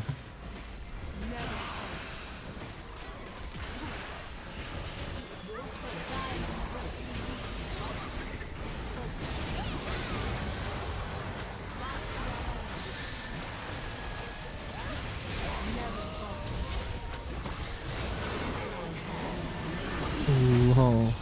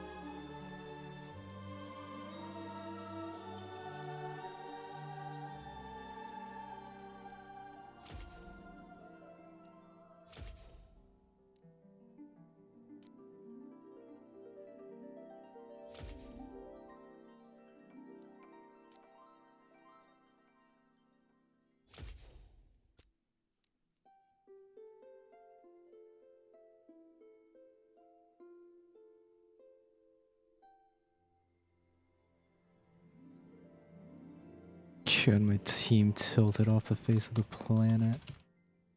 LOL. Guys, please.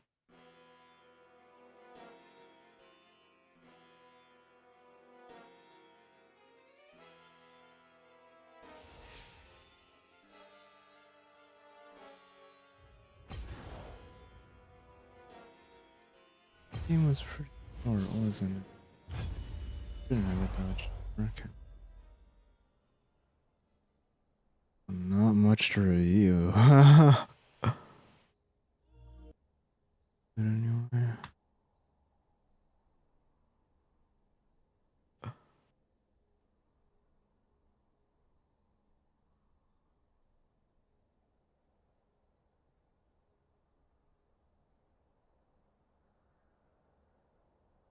Oops.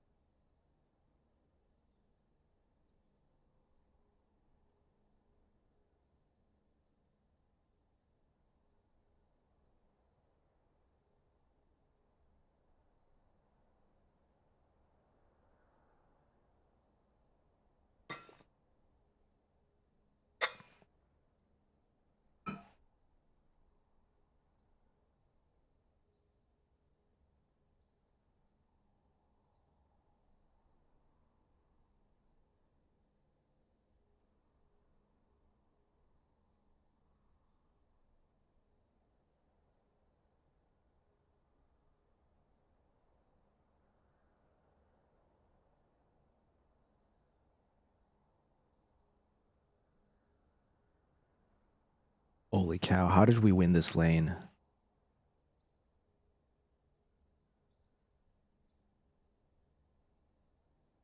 Our lane opponents this game were so bad too. How does the Vayne take this much fucking damage? How do we end up winning the lane? We like shit on them too. It wasn't even close. We crushed them. Oh, that's right. The Janna was terrible. Welp, what can you do?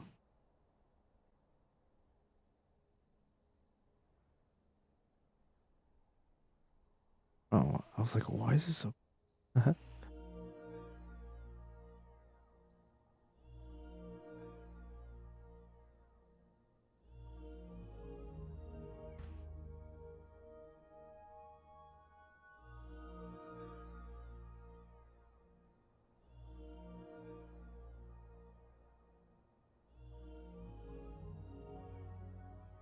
Dude, everything from mid to top was just a disaster from level 1 on our team.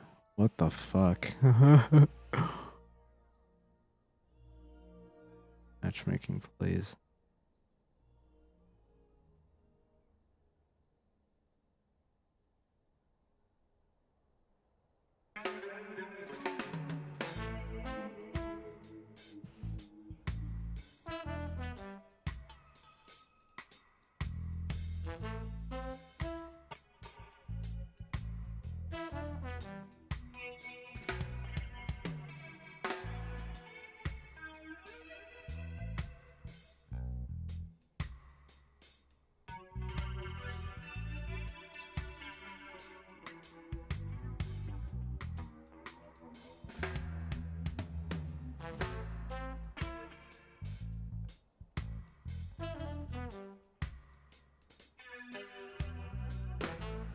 Was getting so much free auto attack poke off on this Draven too every time I went up to last to CS because the Janna wasn't putting any pressure on me. If the Vayne just hadn't taken all that poke in the early lane, like if she was full health right now, we could just fucking force an aggressive trade right now. Like I can just fucking stun him. I could just stun the Draven the next time he walks up to CS and we could just chunk him really hard. Just set up a kill like a wave or two later. But I can't do that right now because Vayne's like 50% HP. We'll probably lose that trade.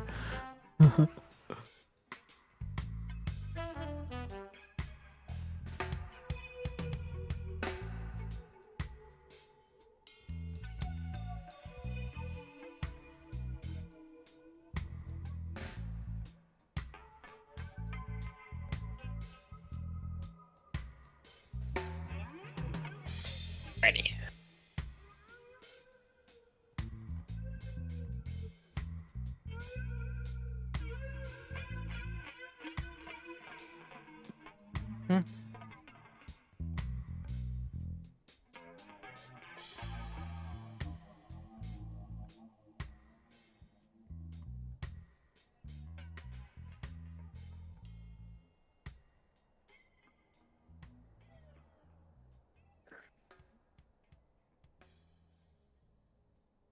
I'm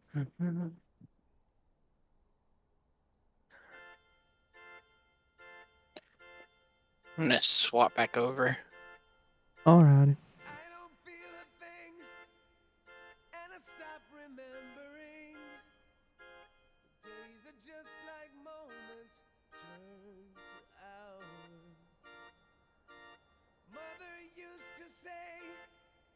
Alright, first reset, not bad. I think I could have done better in this lane. Honestly, I feel like I could have auto attack poked even more aggressively. Janna was garbage. Alright.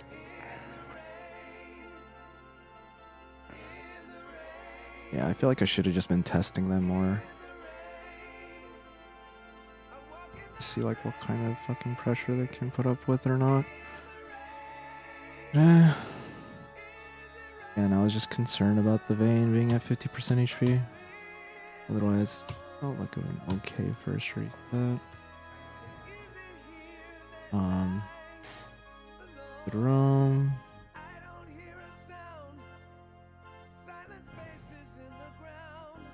Dude, the Vayne roamed mid way too much. This one was a good call, but there were like 2 other times that were not.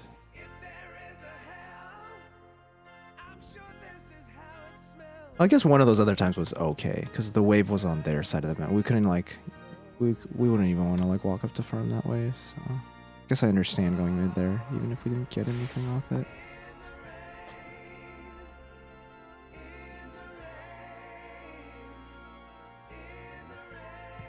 I wonder if my flash was necessary there.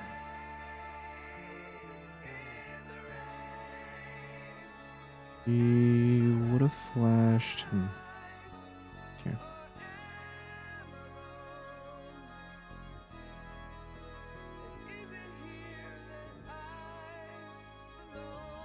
Pretty lethal. I feel like Vayne, even if she flashes, I feel like Vayne can just run her down.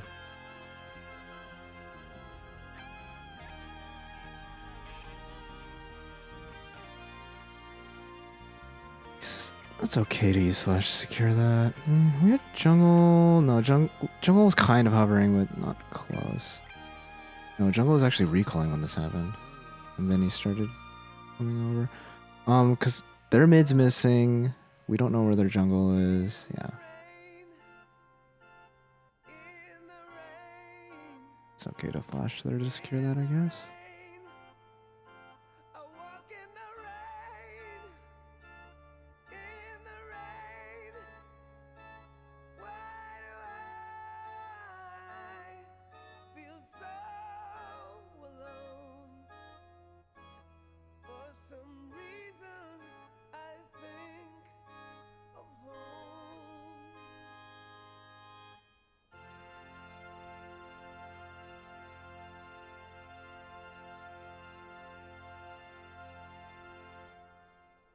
Oh, I got body blocked by the minions.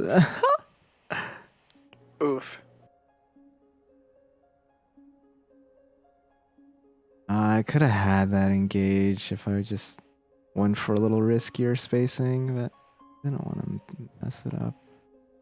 Usually when I go for the max range Tibbers, I miss. I feel like my brain wouldn't be able to handle having to control both Tibbers and Annie. It can be confusing sometimes.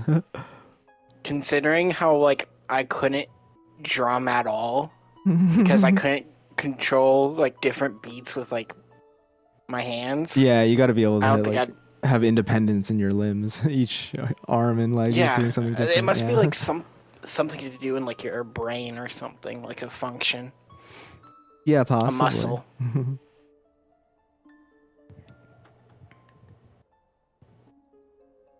You don't really have to control Tibbers all that often though, because he automatically targets anyone you're targeting, like with auto attacks and spells and stuff. So most of the time he'll focus whoever you're focusing. But you can manually like have him target someone else if you want. But yeah, most of the time you don't have to. Yeah. You usually only need It's to just the movement aspect. Yeah. In like certain situations, if you want him to be like placed somewhere specifically, or yeah, if he's like just happens to be targeting the wrong person or something, yeah.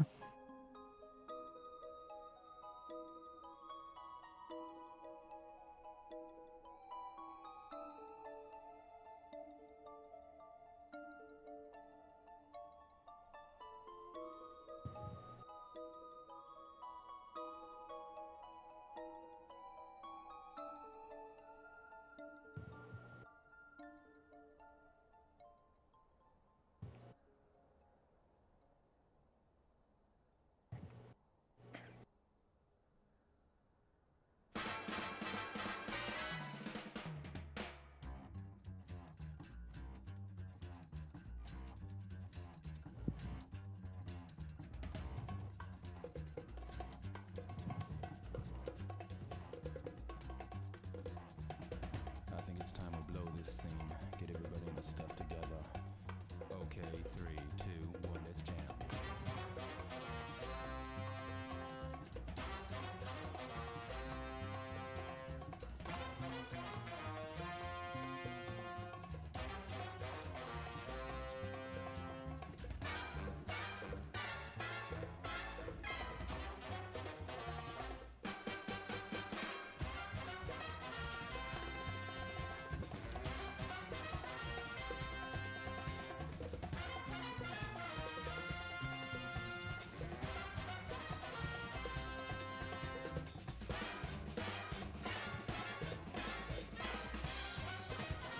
And the game basically ends here. Alright, end of review. Jesus Christ. We have to just abandon bottom turret at like 15 minutes because they've already fucking pushed in all the rest of the map.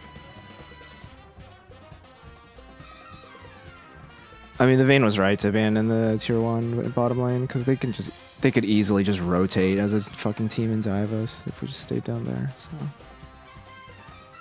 they were basically threatening to when the Vayne backed off because the Nasus and the Shaco like disappeared into the fog of war from mid lane. So they were like posturing that they were going to rotate and dive us.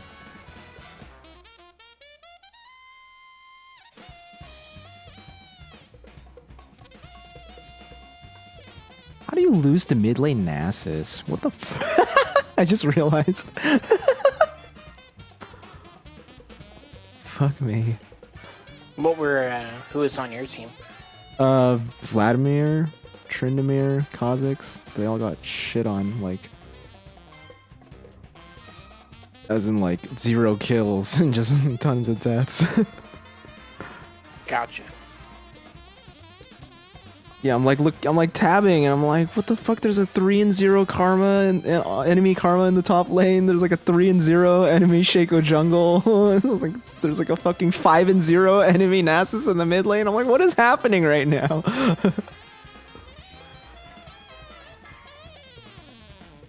Yeah, we just like crushed our lane bottom, but like the rest of the team just like hard lost. So.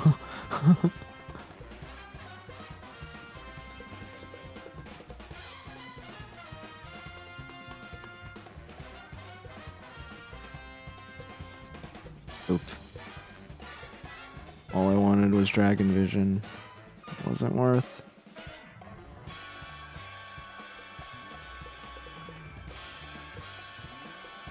How many accounts do you have? Quite a few. Gotcha. Actually, never. Yeah, I saw that one was. I've actually never played ranked before on this one. Gotcha. Yeah, I saw it was another different name. I'm like, oh. It's just I dodged a second time on the Radical Edward account, so it was like a 30-minute dodge timer. Oh, gotcha.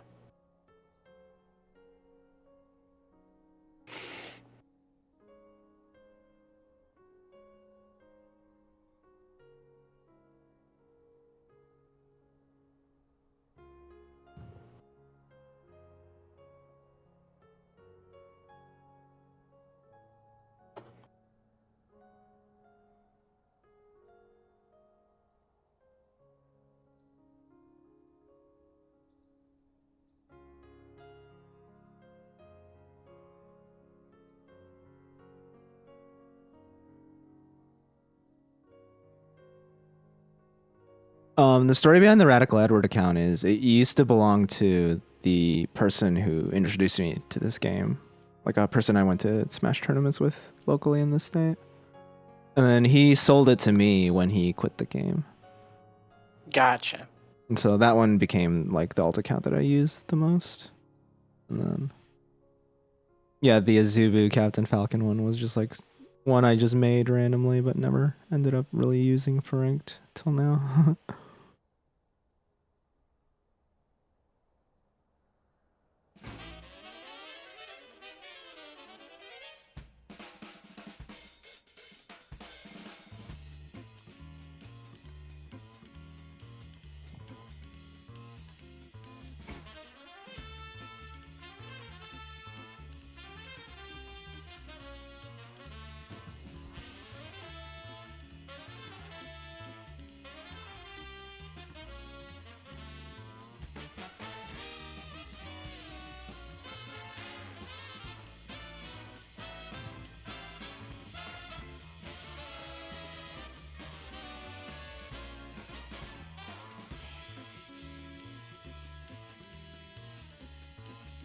Am I still watching this? Derp. I wanted to see how long this game is. Let's jump onto the riff for this Oh, that doesn't look long at all. Wow, they beat them in 30 minutes. That's...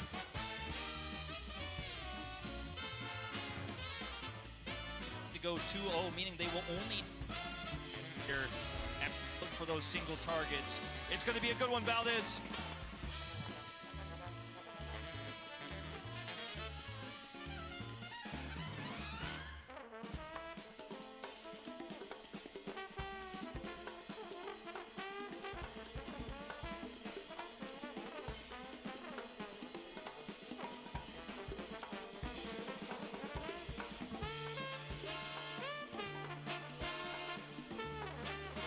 Be right back. All right.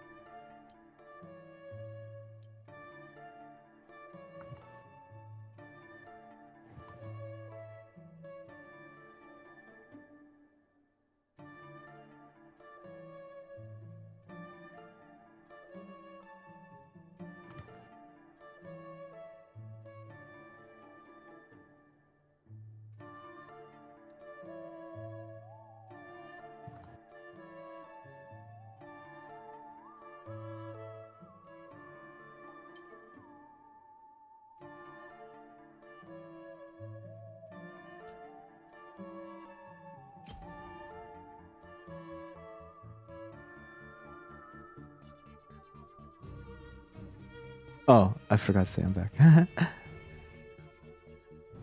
Oh, that's fine.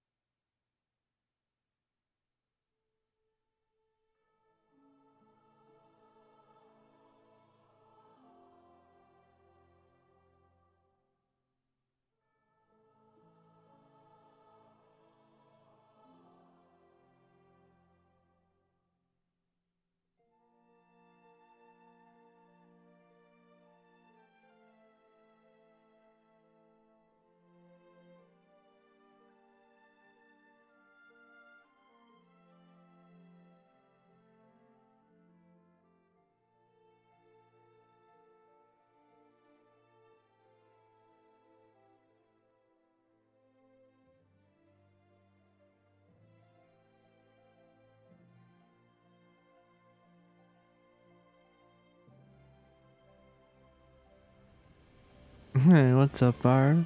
No, Oliver's here. Hola. He's just playing Dust. Which you should totally join in on, Bard. Yeah, go for it.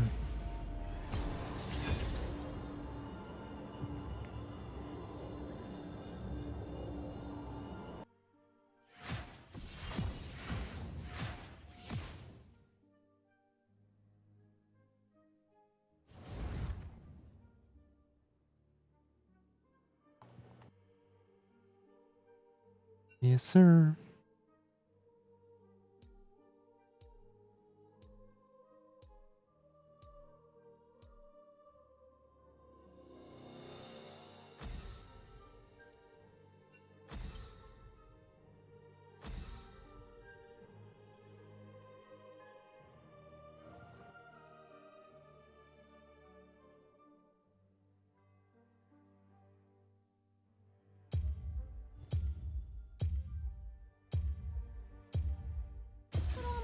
Oliver and I are checking it out for the first time, Bard.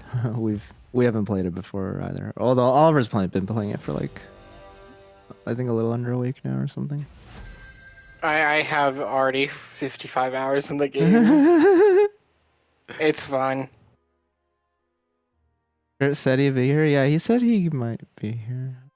I recall.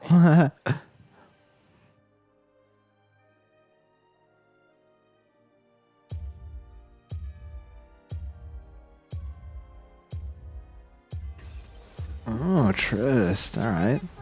This looks promising.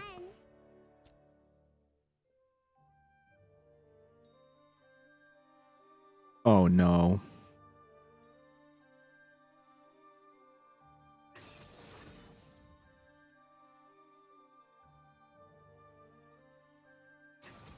That would have been horrible.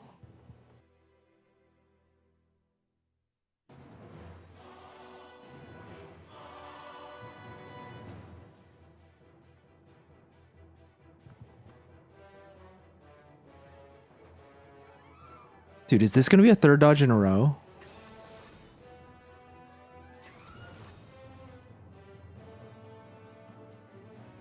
What happened? Did someone else pick Annie or ban Annie? No, our jungle's just talking too much. Red flag. Oh, like in the chat? Yeah, and it's like schizo talk. Like he's like talking to himself. It's like he's like misspelling words and it's like just I'm wondering if he's like drunk or something. Probably doesn't speak English.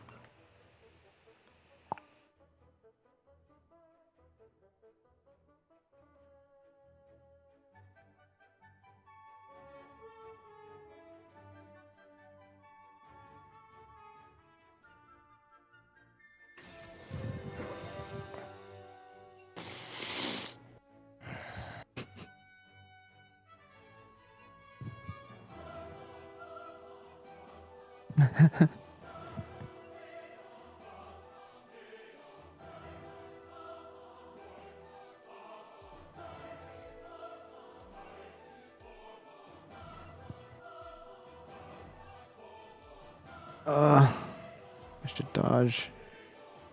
Just don't want to play on that other account again. I think I'm gonna regret it though. Not only is the jungle talking too much, but top lane didn't get the champion they wanted to play. Yeah, they don't even play Darius. Yeah, meanwhile, the enemy Garen has level 7. Alright, cool.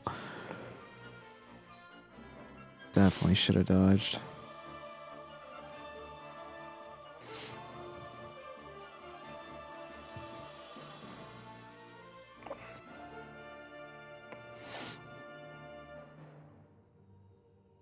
Ah, my eyes. Uh-huh. I think I got dust in them. Oof. Or something.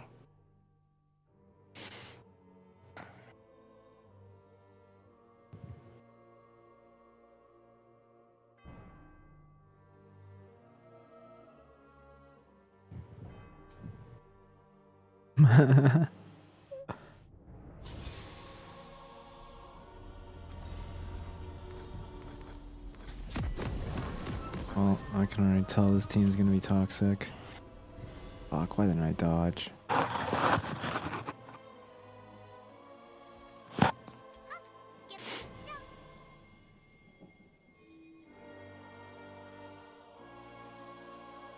level 1 invade, huh? Welcome to Summoner's Rift. Alright, fuck it. See what we can find. Oh, they spotted us. 30 seconds until minions spawn.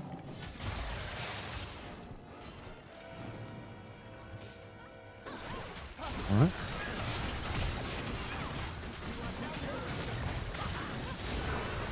First blood. What?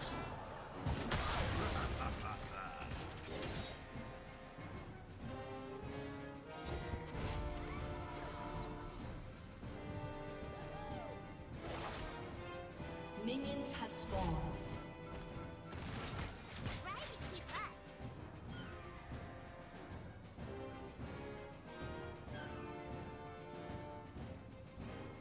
Got the first flutter mid. Okay.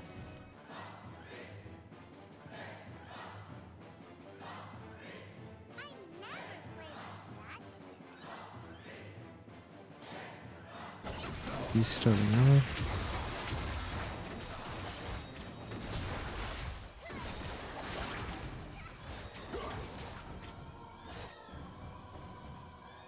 Have you seen my big tippers?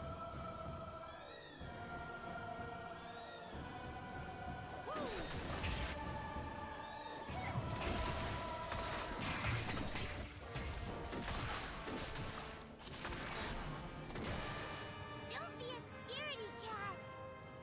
Come out,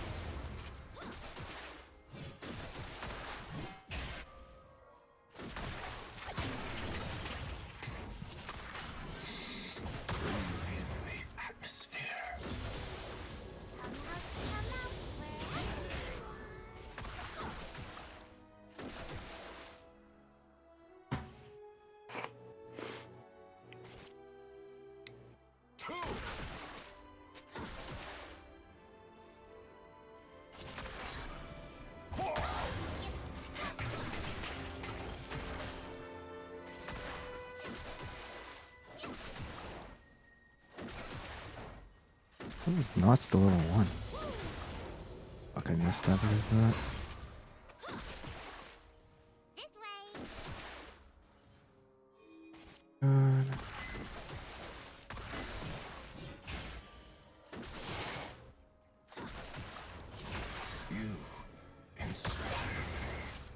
An enemy has been slain.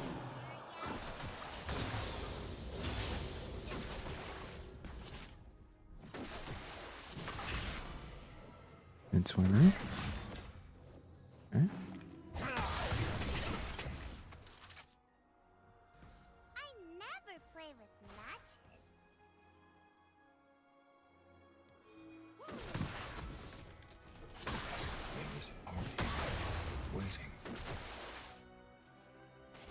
Yeah, he's in the brush. Try to keep up.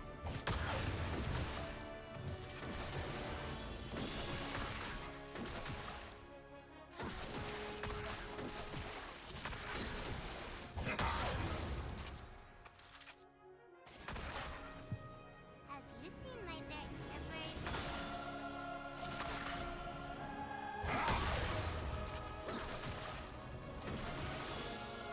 That's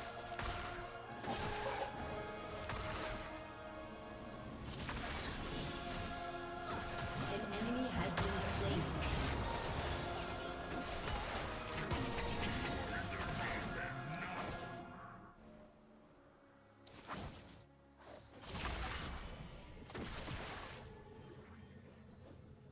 Don't be a scaredy cat. Oh shit! I did not mean to flash there. Whoops. Alright. An enemy has been slain. That finger there on accident, but yeah, exactly.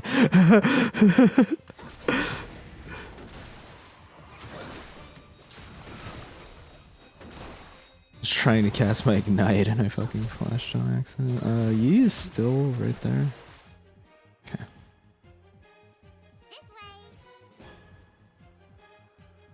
They have vision. I think we can. What is this? Wait.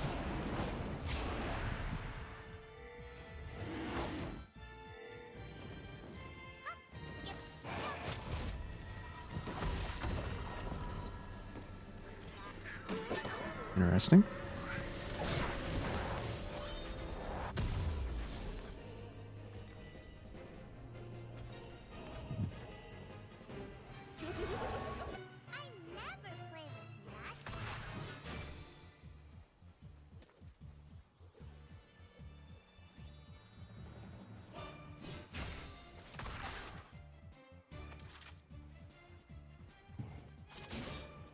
That does not look good.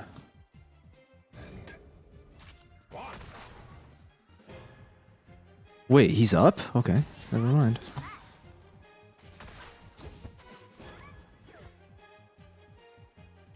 Okay, game's looking good so far. I'm just gonna plant this here so we have the link. Wait, what the fuck is this?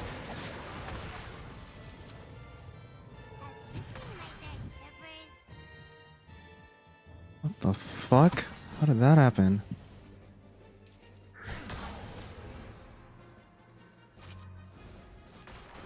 Wait for a second and my fucking AD carry can't stay out of trouble. Jesus Christ.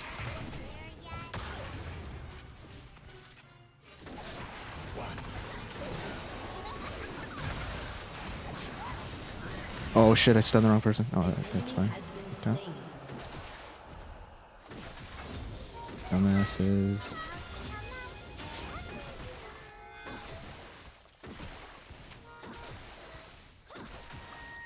Really? The Jhin wants to stay?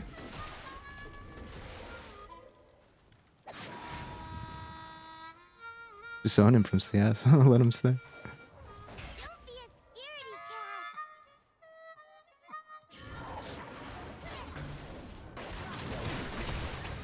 No. That's not what you want.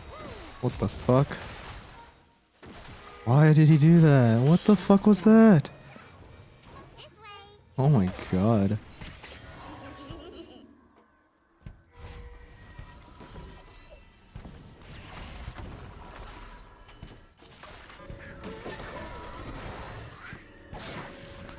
Fuck me, my AD carries a retard.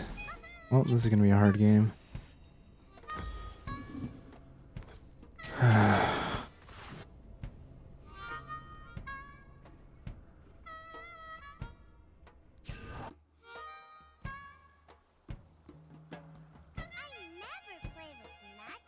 God, and he has all the gold. Yeah, it's gonna be a really hard game.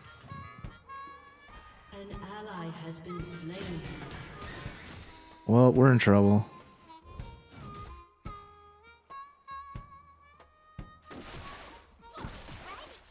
Yo, no, don't shove. What are you doing? Okay. Or hard shove. Yeah, my AD carries a retard. He has no fucking clue what's going on.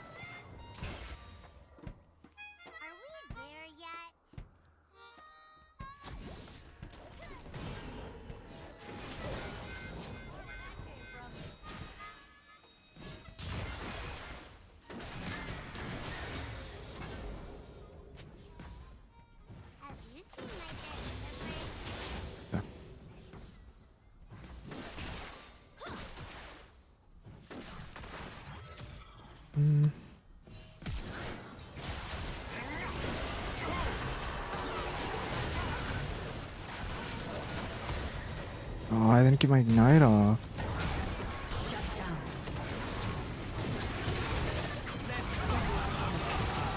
Okay.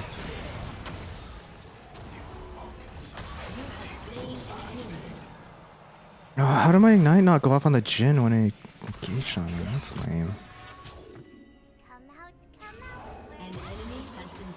Fucking dumped everything on him. I don't know why my Ignite... Dude, that's the second time this game my Ignite won't cast. Ugh. Whatever.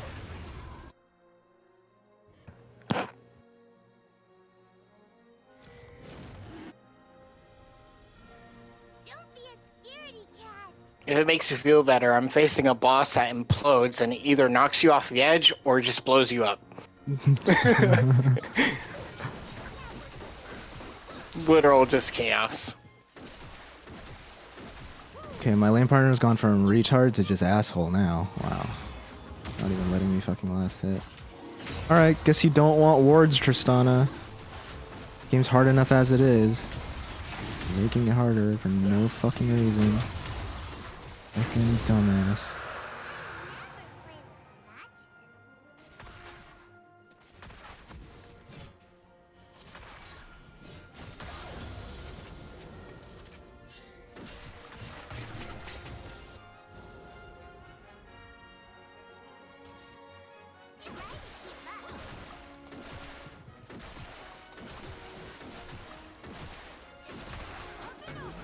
The fuck is this?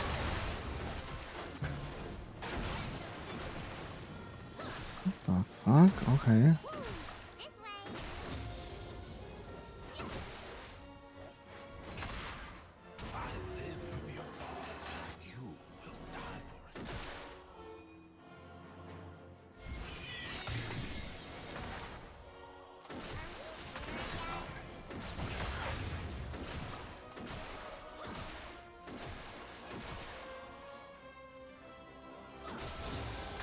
An ally has been slain.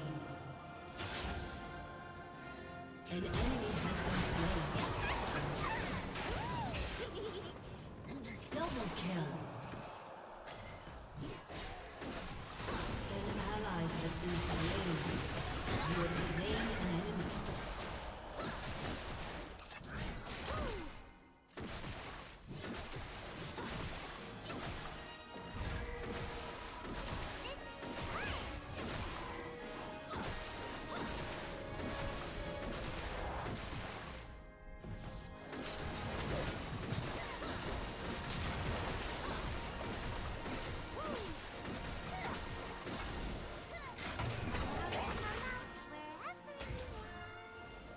Your team has destroyed a turret.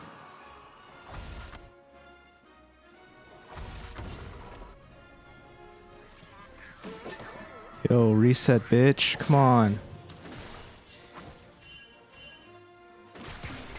Unbelievable.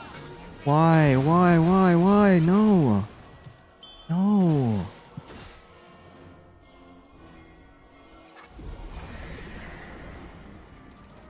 Fucking retard, dude.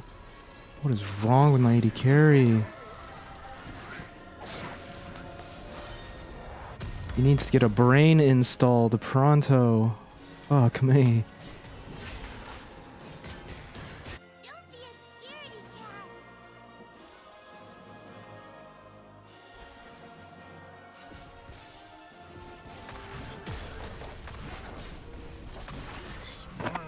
Dude, I swear to God, if he engages before I fucking get here. Oof. Oh, I fucking didn't get a sweeper. Fucking report me. Alright. Yep, he went in without me. And he flashed. Wow.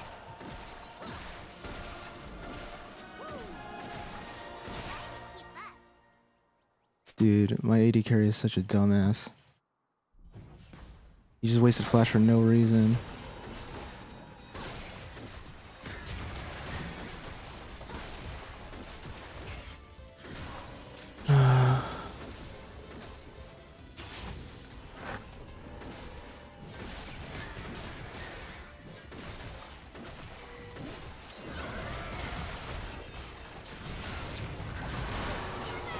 Killing spree.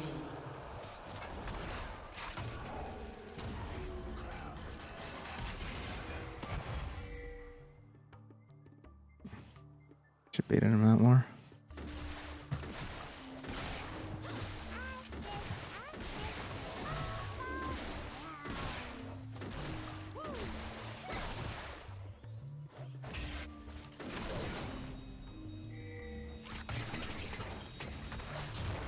Hit the fucking tower, Tristana. Jesus Christ.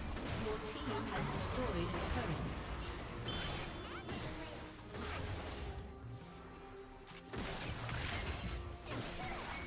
An ally has been slain.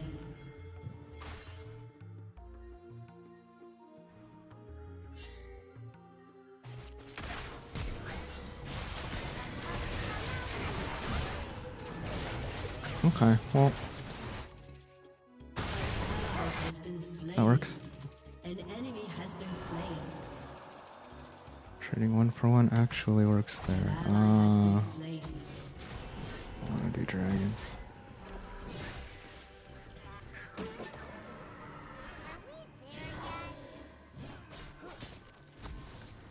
They're doing dragon. Can't contest this.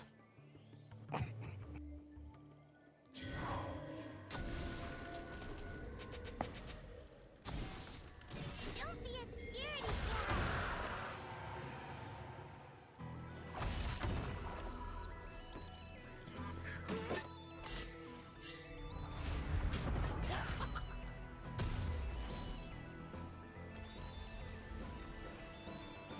Definitely don't trust our Trist. Have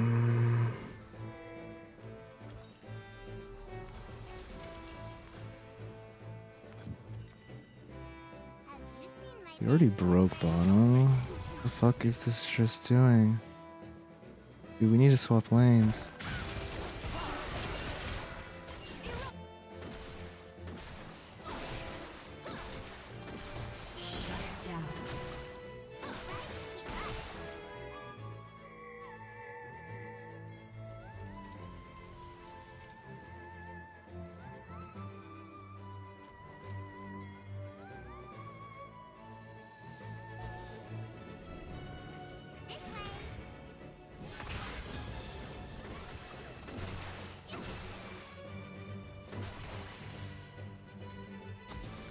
An enemy has been slain. I never play with that. An ally has been slain.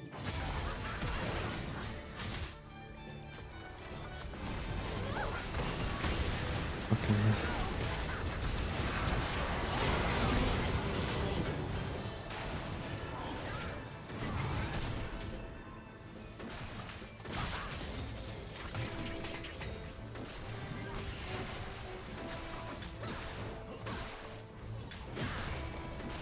Your team has destroyed a turret.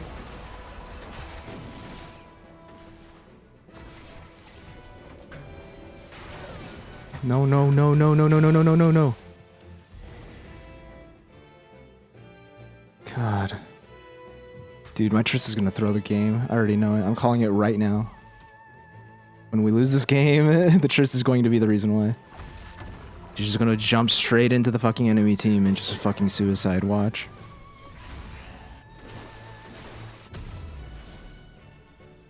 This fucking Jinx is on suicide watch. Fuck, what is the Yi gonna go? He goes like Gore Drink or Sunder or something, then it's a big mistake for me to not build healing reduction. I guess we can cross that bridge once we get there. Let's build a late Oblivion Orb. Avoid stuff for now. Wow, what the fuck is this? Has been slain.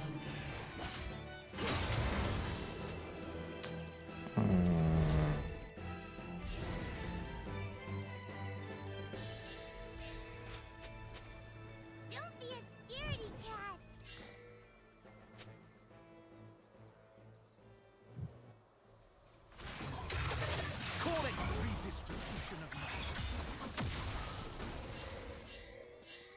Your turret has been destroyed. An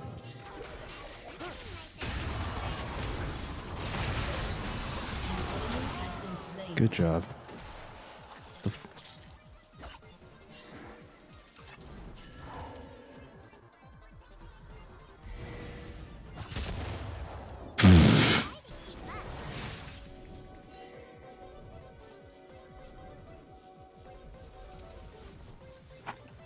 I don't know, he could still be here.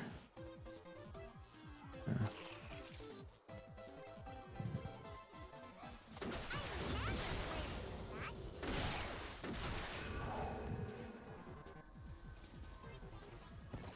Huh.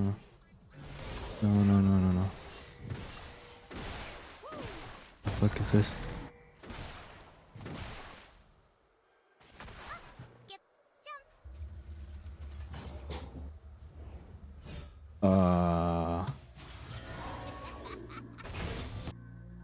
They're leaving.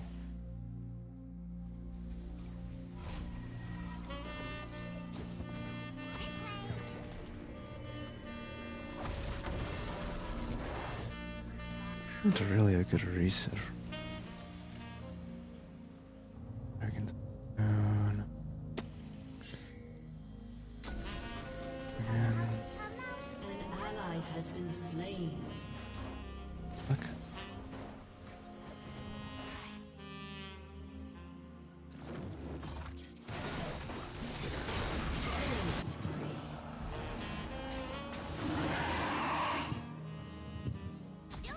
Please, come on, do the right thing.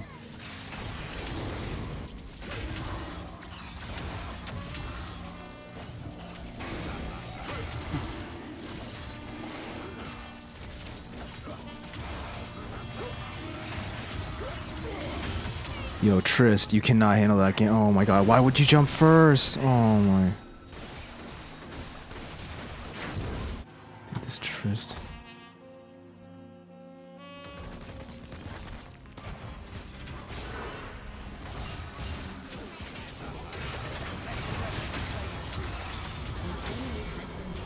Good.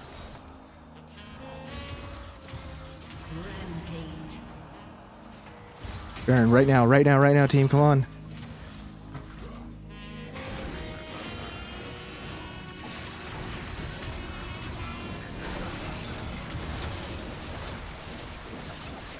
Fuck, they're coming. Can I have ultimate?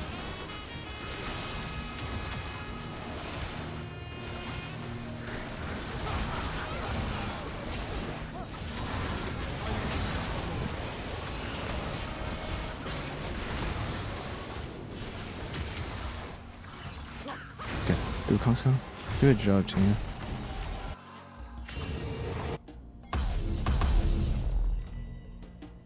Okay, the Yi is a non-fucking issue.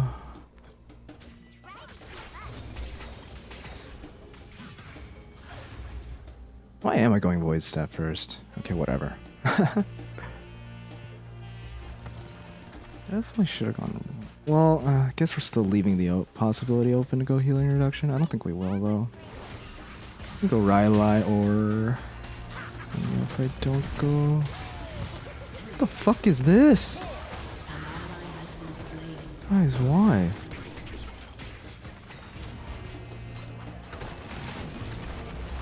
No. Don't go for that. Don't go for that. Don't go for that. Oh no, I fucked up. I wouldn't have gotten in range anyway.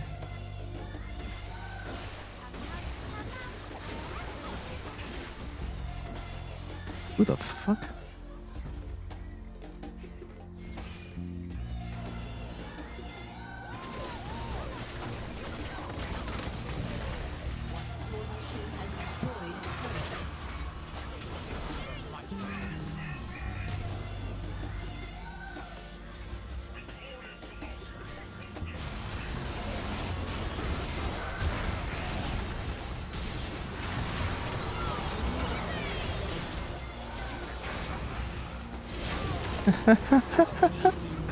That's called the anti-counter engage, friends. How do you like it? Oh shit, I'm about to die. I'm out.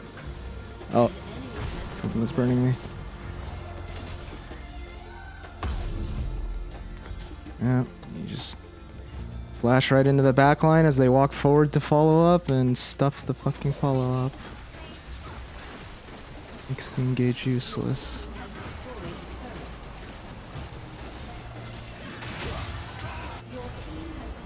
Holy fucking shit, okay.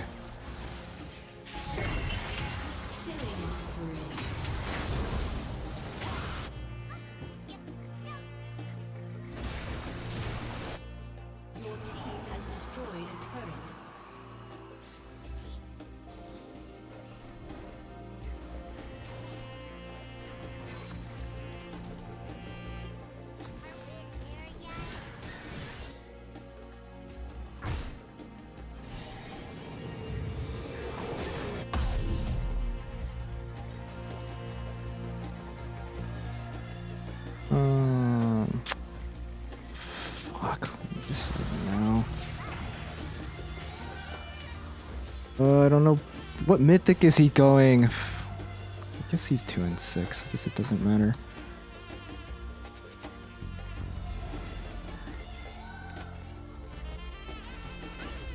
Triss, please, no. Okay. Fuck me. Every time you see this Triss walk toward an enemy champion, your heart just drops. No, don't do it. Don't do it. Dragon's up in 30 seconds. Don't feed. Please, Triss. Oh my god. It's like babysitting. Please don't. No, no. Why? Yo. For real, dog? Come on.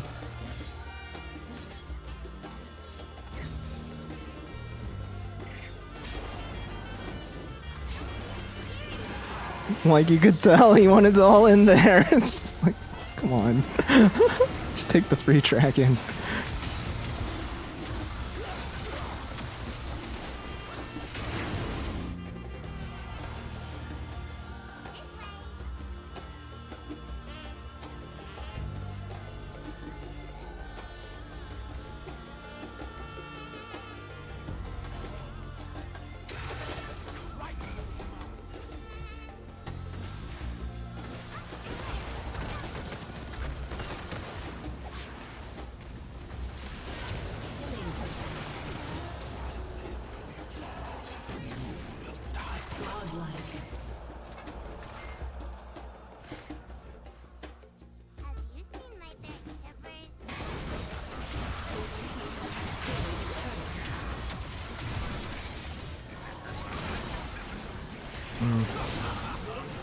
I don't know about the dive.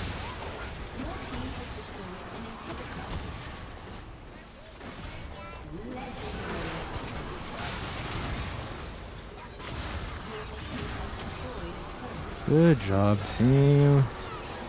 Holy crap.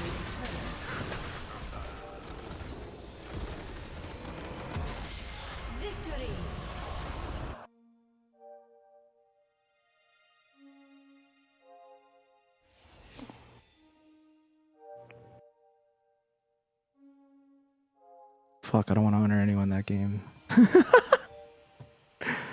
Triss was fucking suicidal. I feel like the Silas was the least offensive out of all of them. Alright. My lane partner. He did well, despite playing like a dumbass. Yeah, highest damage in the lobby. Ooh, we both got S rank. Nice.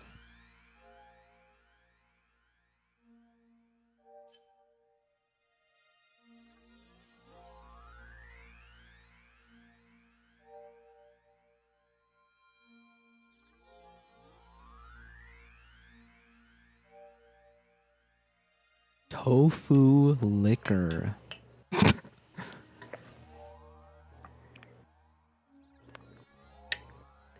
Wow, he ended the game with a good scoreline despite fucking feeding the laning phases. Ironically, the Wukong ended up feeding the hardest out of anyone.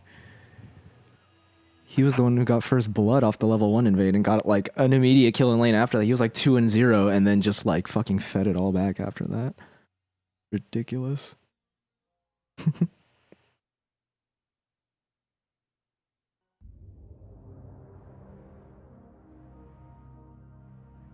Yeah, I dealt almost as much damage as him. Had more kills, more assists, and fewer deaths.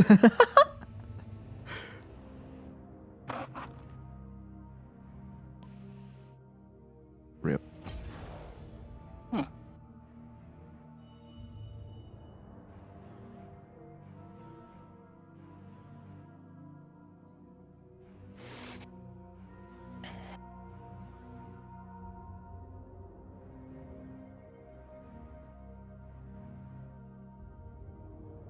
Is there like a visual bracket that's out for the... Yes. I'll post it in League board.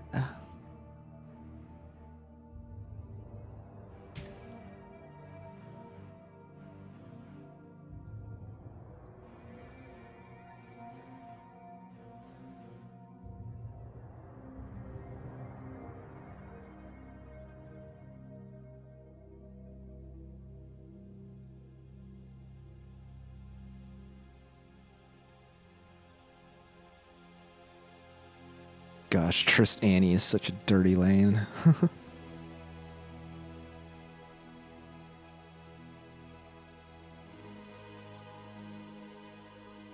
Her lane opponents weren't very good though. They kind of ran it down.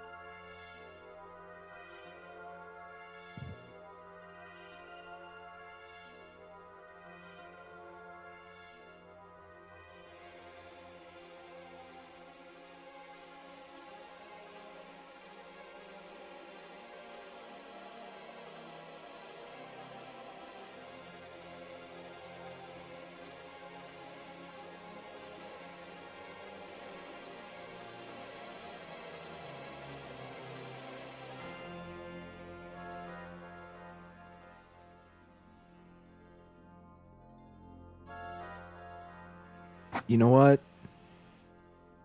During the lane, I was saying that I really didn't like this Triss wave management, and I really didn't like the fucking hard push strategy into Nautilus. Now that I think about it, Triss really can't manage the wave because of her E. I forget what it's called. Oh, I think the E is the sticky bomb. Yeah, it's the passive of the E. Whenever she last hits a minion, it does like an AoE damage splash to all the minions around it. So she just like auto pushes. She can like never like really, well, unless she just like really doesn't hit the last hit the wave. She like can't really, unless like the enemy lane is like, unless they're like pushing into you, she can't really like let the lane push in. I guess in that instance, yeah, just fast pushing every wave is a understandable strategy.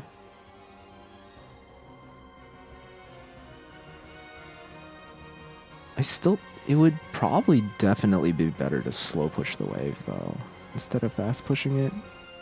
If that's going to be the case, yeah. I would still just only auto attack the wave to last hit, yeah. Because if they're not pushing into you, then it'll auto slow push towards them, and then you can just like stack a huge fucking wave and just make them miss a bunch of CS or harass them under tower or something. Oh my goodness, this fucking flash. Lol. God, I had the engage for free without it, and then I just fucking fat finger my flash instead of... Yeah, I hit flash instead of ignite there. Embarrassing. Nope.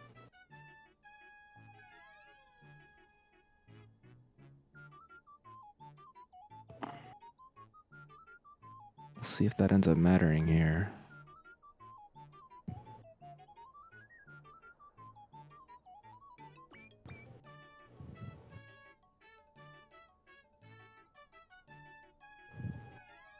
Okay, wait, hold on. What happened to my AD carrier?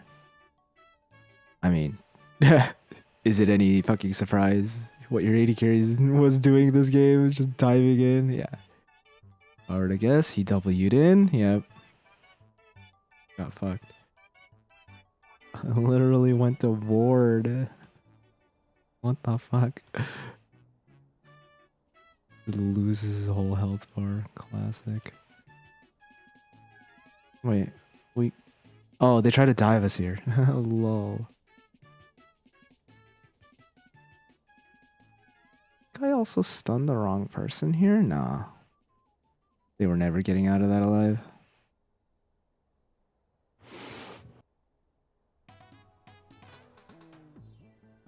Actually, if that dredge line hit the wall, he might have gotten out of life.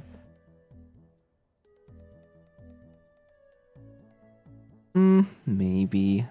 Would have been close. But did stunning the Jhin do anything there? Yeah, the Triss was in Lasted territory. Jhin definitely could have walked up and autoed her. I didn't fucking stun him. Not sure if he still has flash here also. Yeah, he could definitely like flash 4th shot her or something. Oh my god, right here. It's like, what? Jumping into the wave.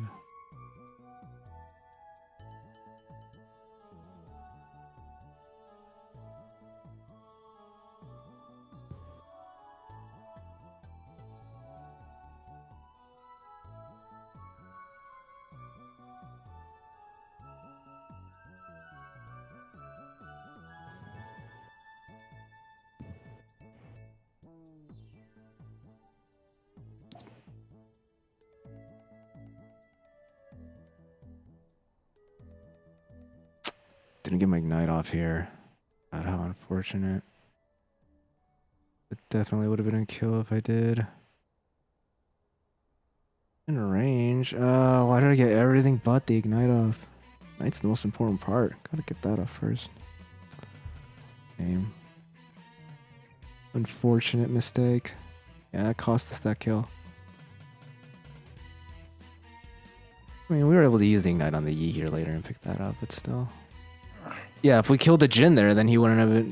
Jhin was the one who killed us right there with the ult, so yep. Huge mistake. That resulted in us not igniting Jhin, resulted in us dying there. Okay, hold on. Let's look at this flash cooldown. When did this flash cooldown come back up? Right, see, if I hadn't fucking fail flashed and burned my flash earlier, I would have had it for this engagement. Yeah, if we could have done something with it. Not that I could have really used it anymore. Well, where does he yeet? He comes from the top? There isn't really any good AoE multi-target I can get here.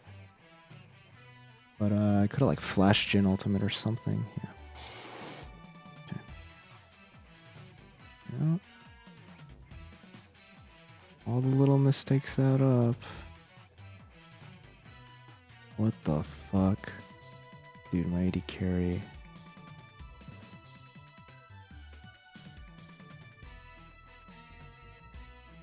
It's like, yo, just ping that you want and engage. My flash is up. It's like, I'll just flash on top of him and we can kill him. It's like, why do you just have to waste your jump and just go forward? Like,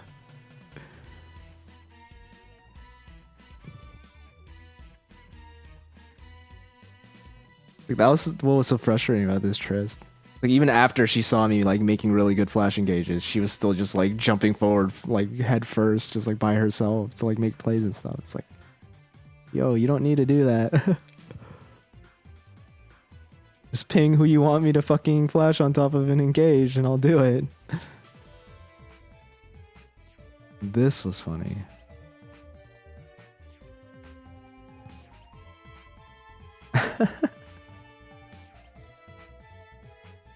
Just solo kill him.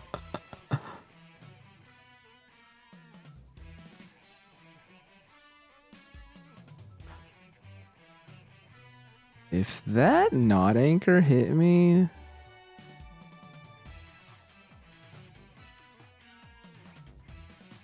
That could have been really dangerous, actually. No.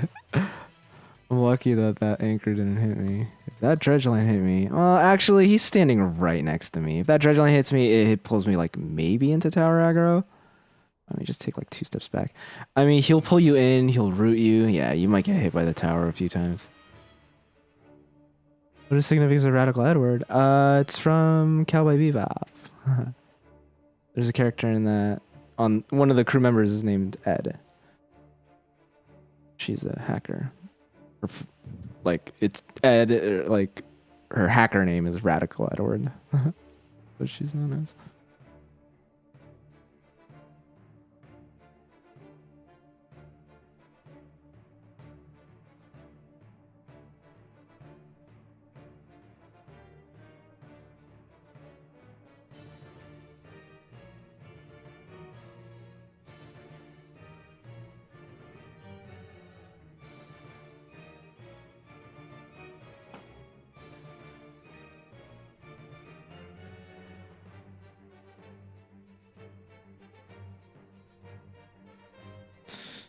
Alright, do we reset here? Yes. Fucking... I try to reset here like 3 fucking times and then Triss fucking won't. It's like, dude, bitch, shove the wave and fucking reset. We have over 1,000 gold. Come on, man. Fundamentals. Like, look at, dude, my 80 carry. My 80 carry had issues. I'm like spam pinging base. I'm like, please, let's reset. Fucking help. And then here too, I'm complaining. I'm like, he's just gonna fucking go jump in without me. And of course he does.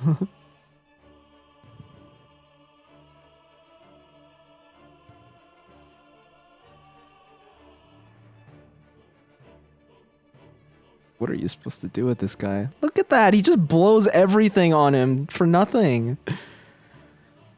It's like, yo, I have everything up. If you just waited like 5 seconds for me to get there, we would have just fucking had a double kill. It's like, come on, man. What the hell?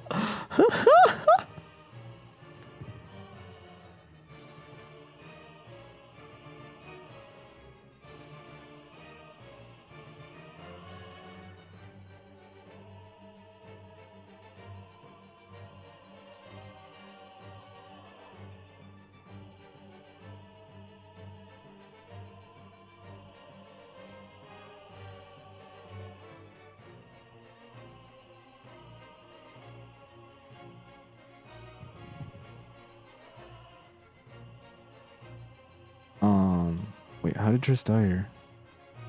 Oh, he ganked. Yeah.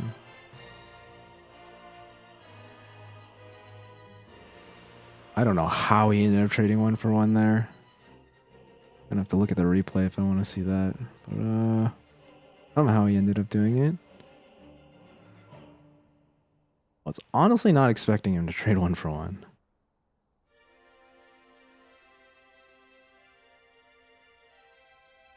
I was just... Honestly, I just had to... If I had ult there, I would have stood and fought. Because then I knew we would have enough damage to kill the Jhin for sure. But she somehow was able to trade him back. That was surprising.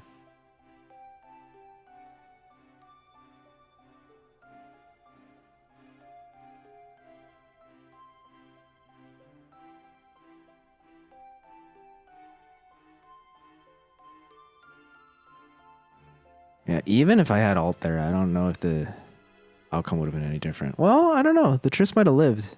Yeah. I was able to burst down the Jhin immediately, then yeah, we could just turn on the Yi. The Triss might have lived. But I didn't have ult there, so no point in wondering what could have been. What the fuck happens here? How does this happen? I like go up to ward because I see the fucking Garen just like running down our Sylas top. I think our Sylas just died. So I'm like frantically trying to ward the river so that we don't get flanked by the Garen, and then they're just fucking fighting because of course. Fucking silver elo.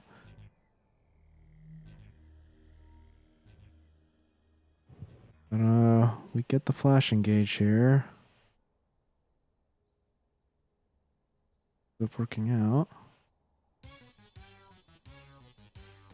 What the fuck happened here? Go on the Jhin. Flashes away. He opens with ulti. And then yeah, he's out of the fight after this. Okay.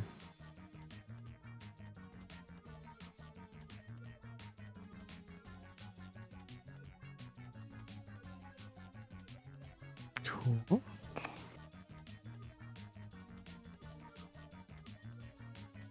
This Yi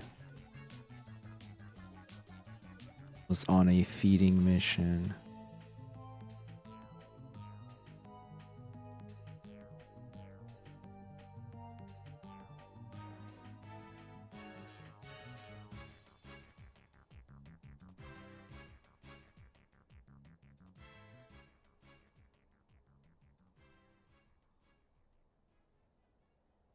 This team macroed really well in the fucking post lane, though. They listened to most of my calls. They listened to all my calls? Yeah. It was mostly the Trist that wouldn't listen to my calls, but the rest of the team listened to my calls.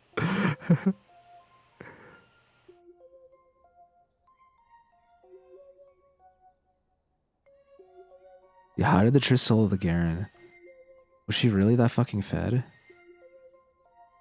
6-2 and 3, yeah, with 162 farm. Yeah, I guess she was. Just Kraken Slayer, Phantom Dancer, and a BF sword, and Garen only has like one. And like, what the fuck is his build? What the fuck are these items? All right, interesting. Not sure how Darius lost to that.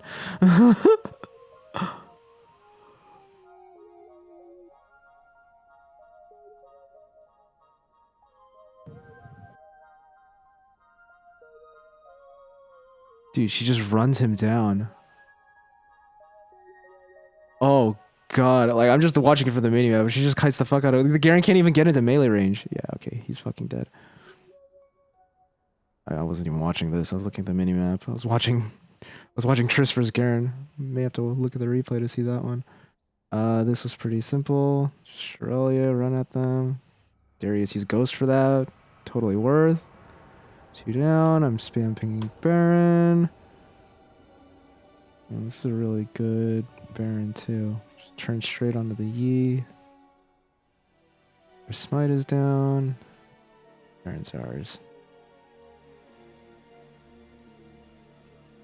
Wukong zoning the Jhin.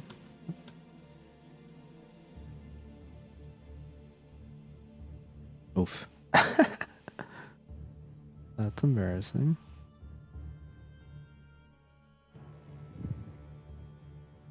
What the fuck happens here?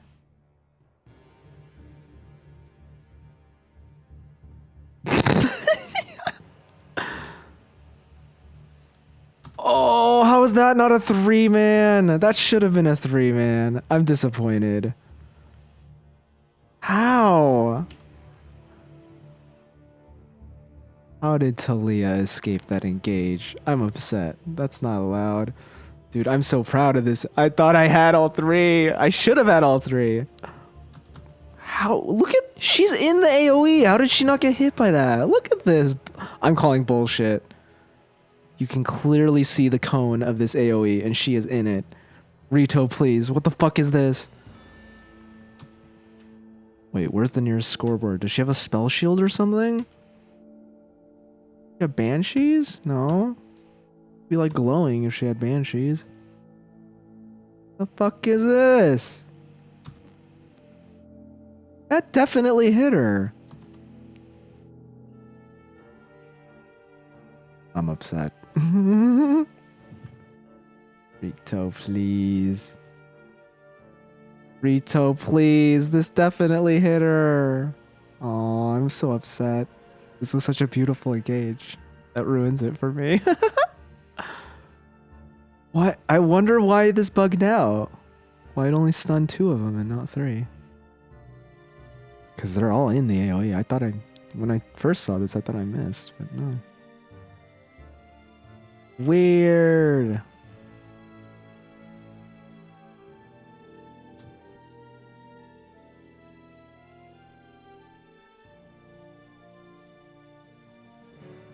Dude, yeah, she doesn't even take damage. How did that miss?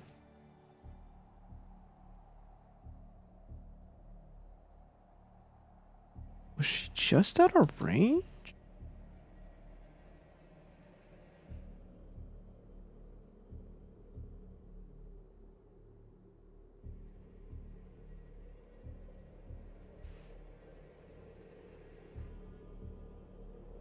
This in like slow motion.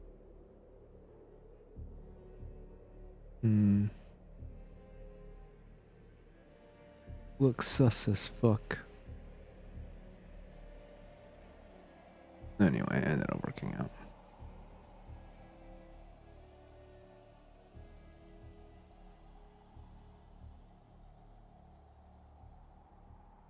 How did the knot end up taking so much damage? And the Triss is just whacking. Oh my god, just 2 fucking crits and his whole health bar's gone. The Shriz was so fed. Alright, well, that explains what happened there. And then, yeah, I just flash in your stuff the follow-up and it's over. Okay, cool.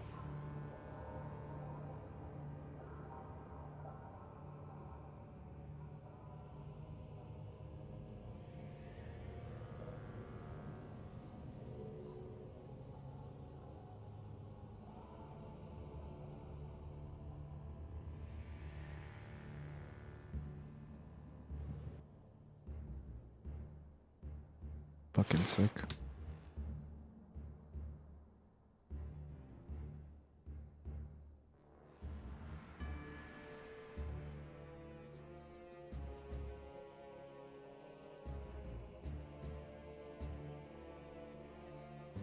I'm still calling bullshit. That W flash should have hit all three. Could have flashed hard, I suppose.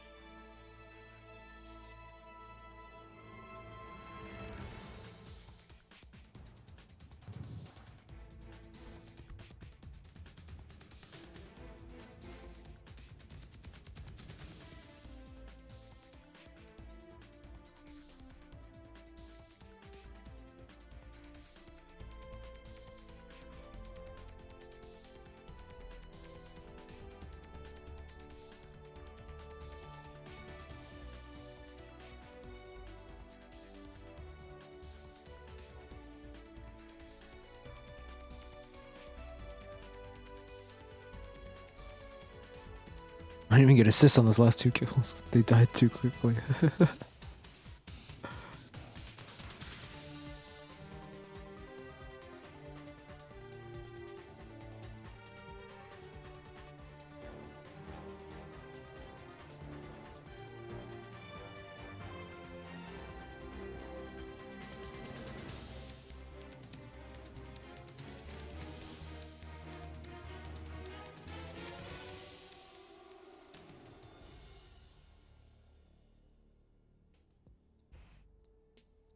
Alright, I'll be right back real quick.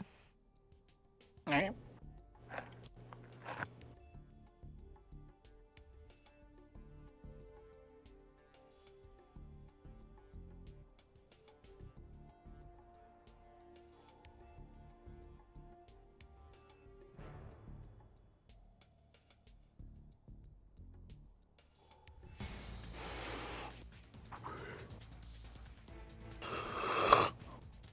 Be gone.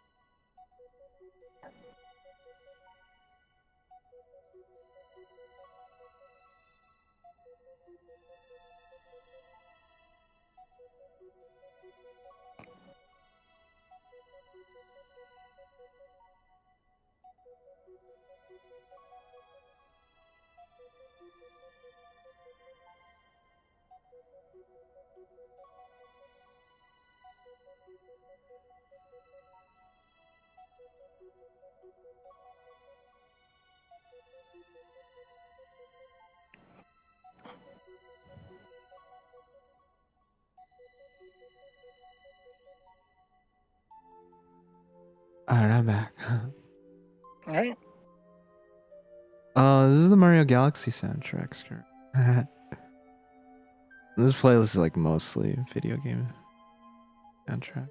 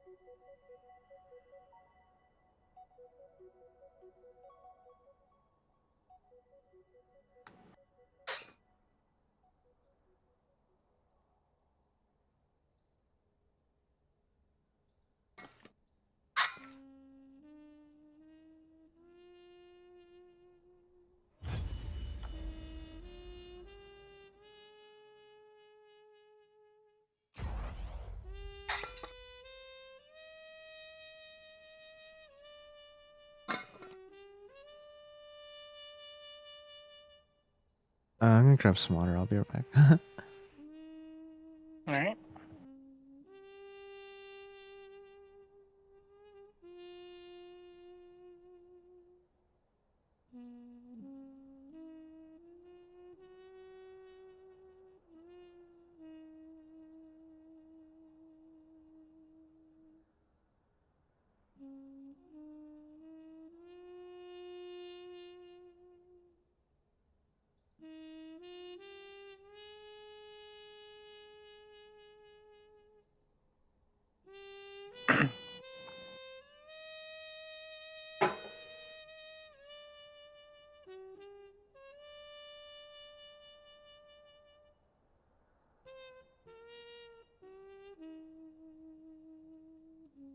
Alright, I'm back.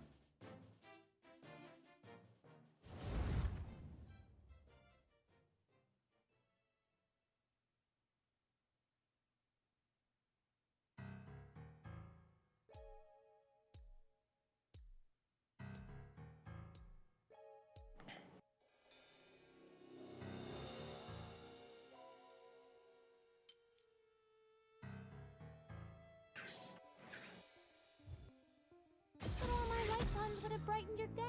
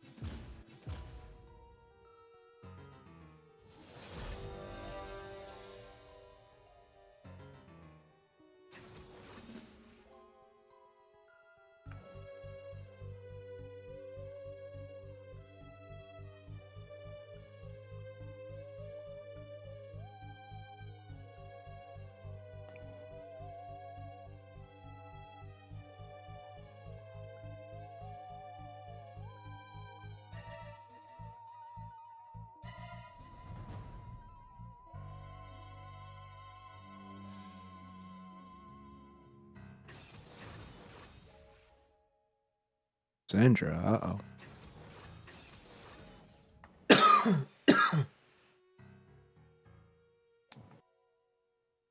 Let's hope she's not in the bottom lane. Pop me like a balloon. You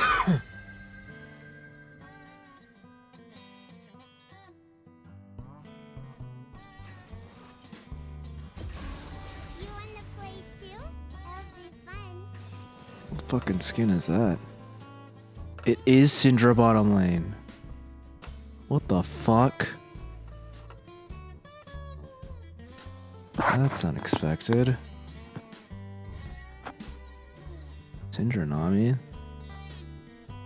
Dang.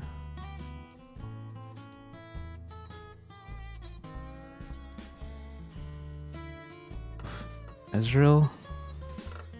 No idea how this lane's supposed to go.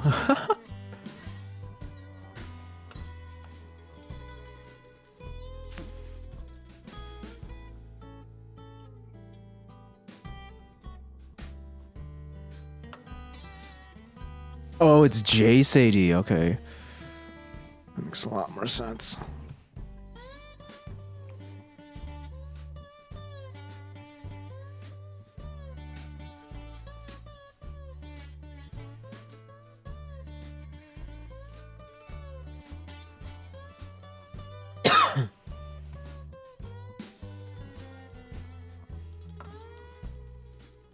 A phase rush? Jesus.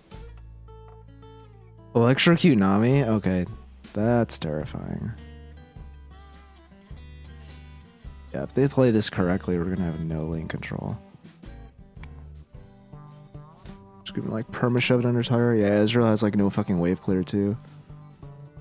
God, you thought top Jace would just like in hammer form, just like meleeing the wave, just like shoving it in every single time, just like setting up for a dive with jungle. You think that's bad?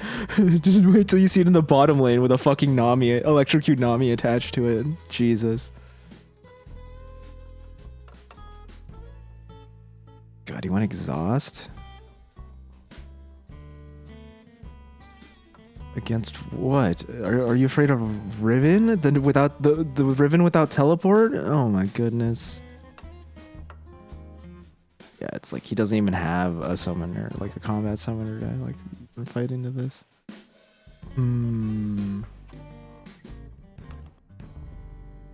We're just gonna have to hope for jungle gank. That it's still gonna be rough.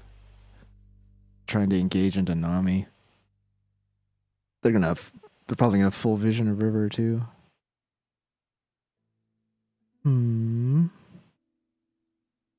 Whose toaster are we waiting on?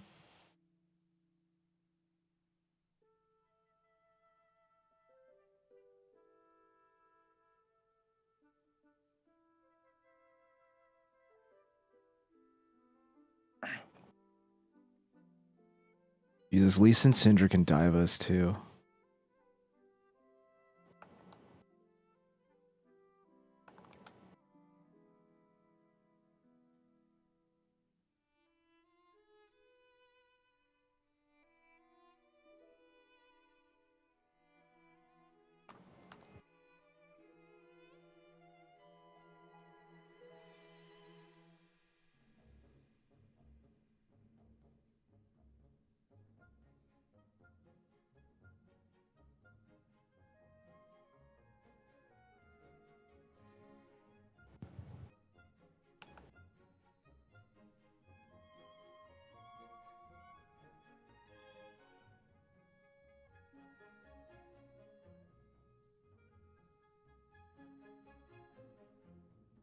go.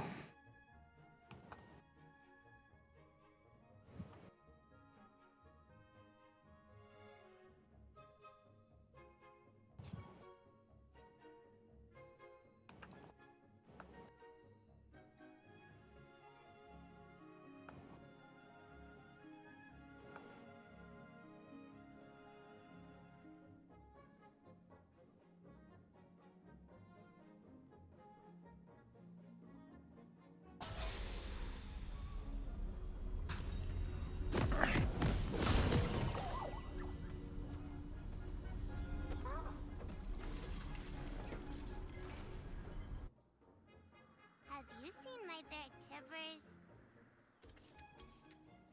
Hmm.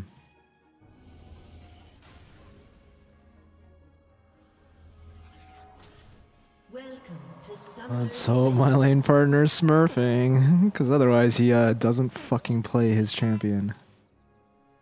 He's gonna make this already fucking terrible matchup even harder.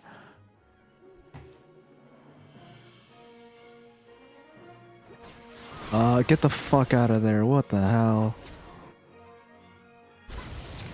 Oh my god, he's dead. Crap. No, he did not flash. What?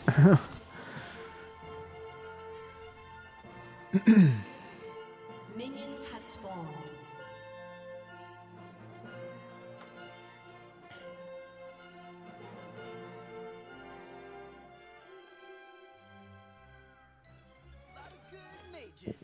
What am I supposed to do if they delayed invade? Screw it, I guess.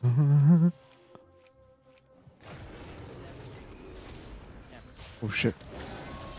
Where are you going in? Okay, yeah.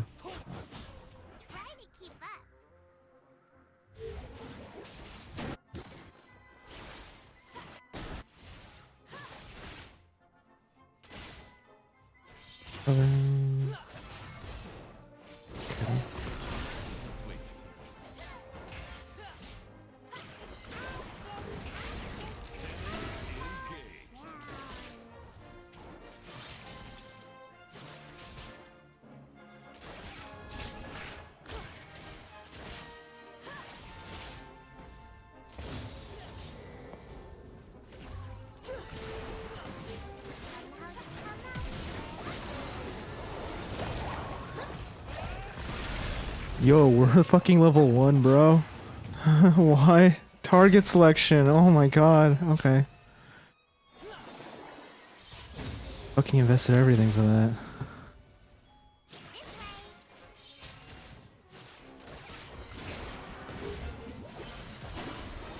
Oh, I just used my stack on that.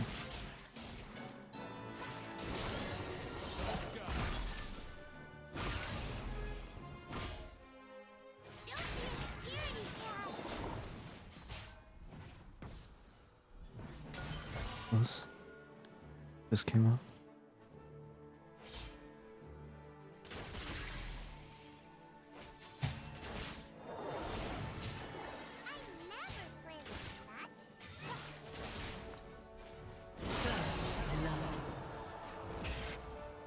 Oh. Press.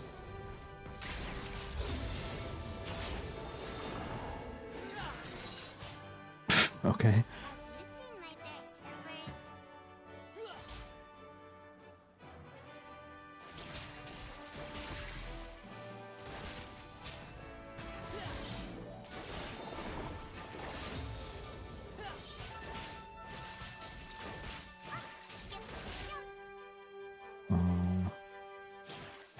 He's like out of mana.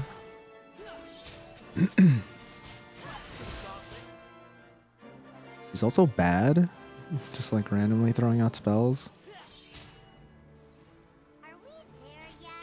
Like fishing for bubbles.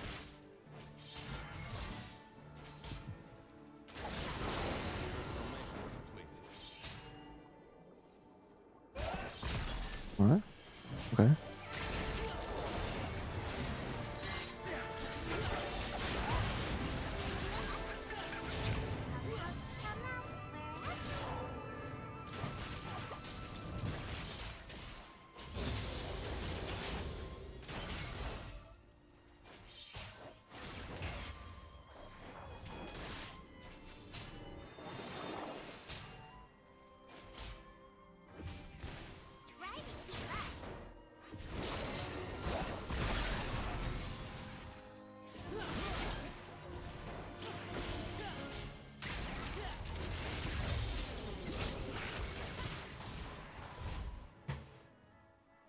Mommy's trying to recall. They're both trying to recall.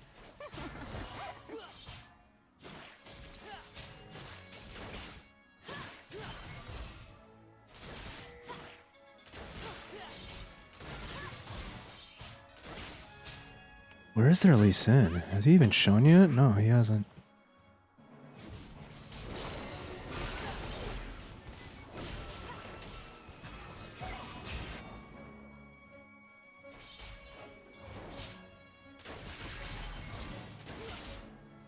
Don't be a scaredy cat.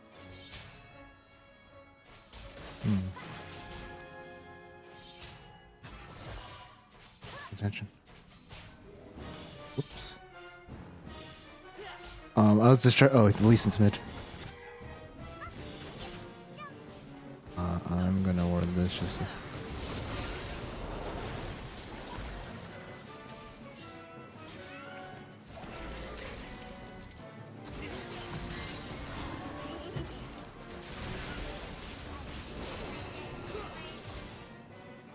Right, we're up. Whew. That's close. Yo, no.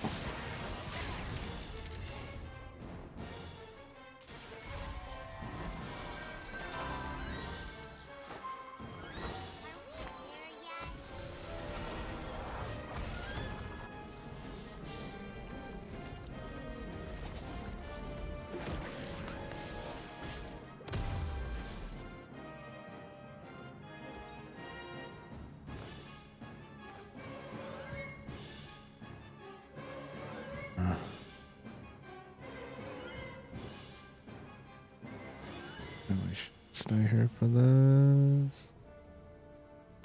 Try to keep up. What is going on? Yeesh. Dead game. Whoa, this looks good for us. Get him! What? An ally has been slain. Wait, what the fuck? Oh my god. Son of a bitch.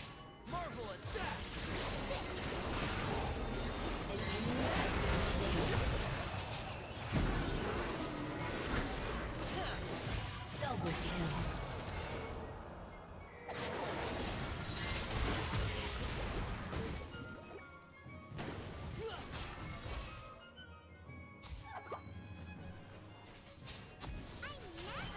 Oh wait, that's a really good ward. Shit, I should have placed this one further up. Like in the river here. Ooh.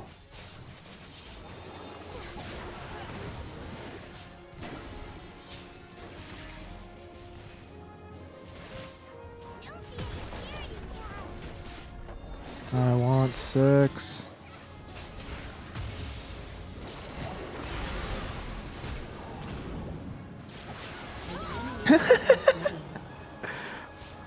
One shock blast can kill me. God, I want 6. F flash up.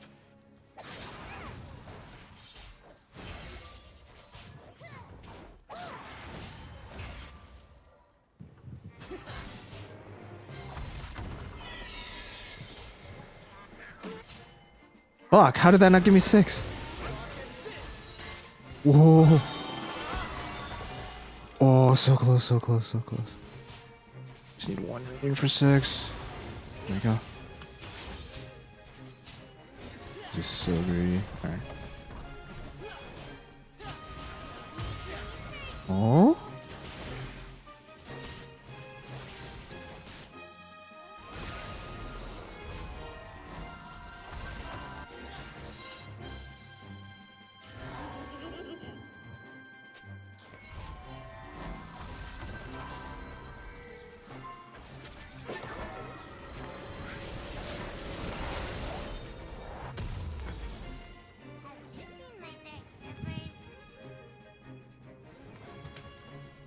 I just realized, how do we have full control of this lane? They're pretty bad. Hopefully they're as bad in the late game. It's good for us so far. Oh my god, top lane's out of control. Awesome. Where the? Oh my god! Watch out!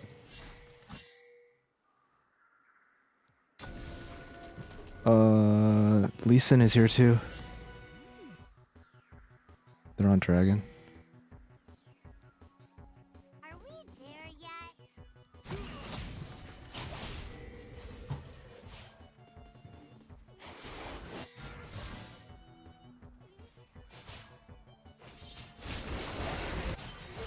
If 4 bottom side.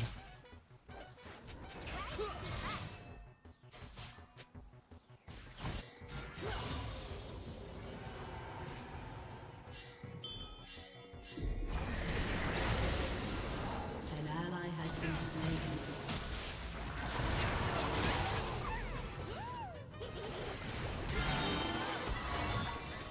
Nice, nice, nice.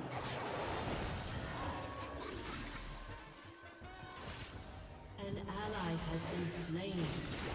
Rampage.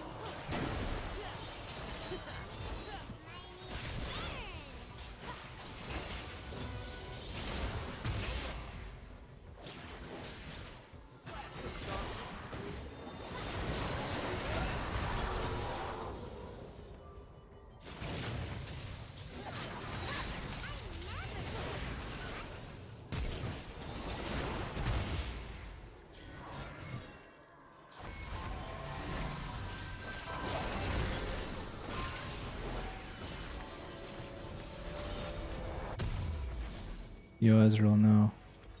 That's really bad. Need to get out of there.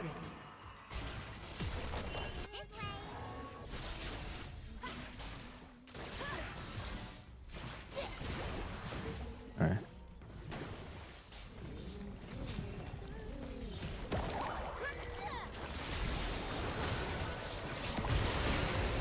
Cool.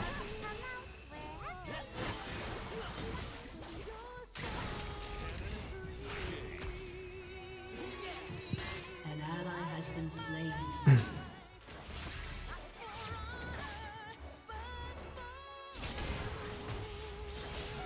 Don't be a scaredy cat.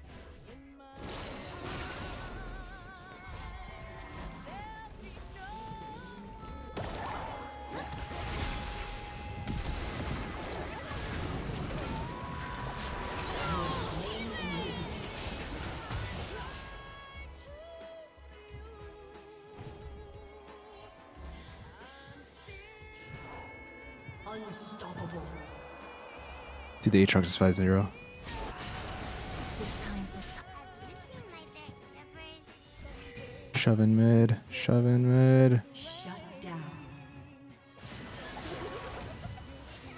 Shove it in.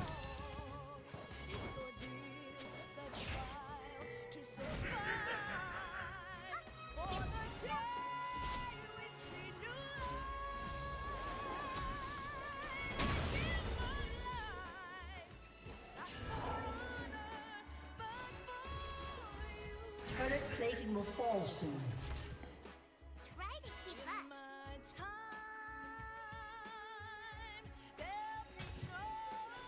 Cat this item.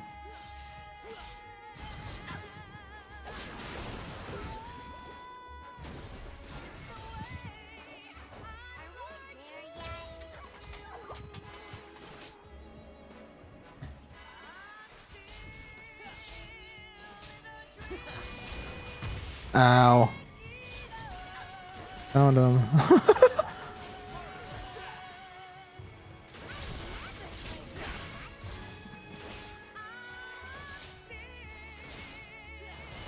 What the fuck? Oh, well, I'm dead.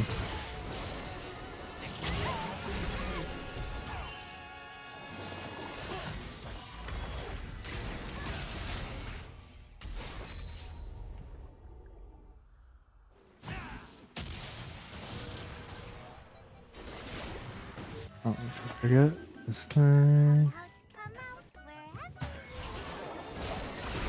Lee Sin's wasting time. I don't know about this reclocking.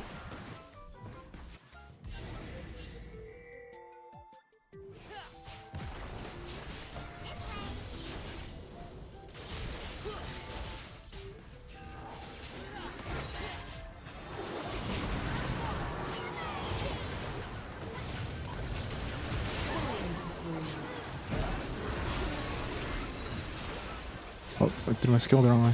Oh, he ended up living. Double kill. We're in business.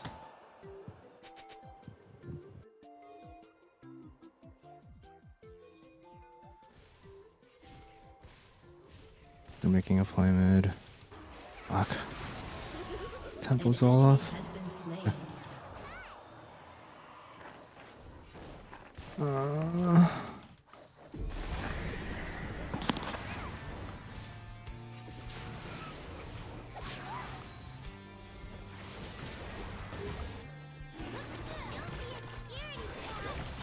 Okay, now my pink on the.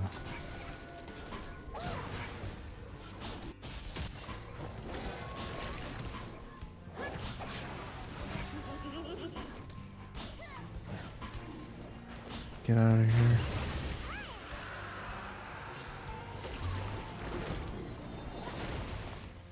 No mana. Get out of here. Get out.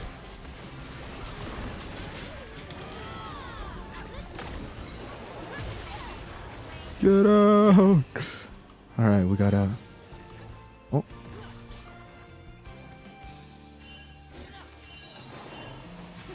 Just let it go. It's not worth. All right, let's get out of here. Jesus. Your team has destroyed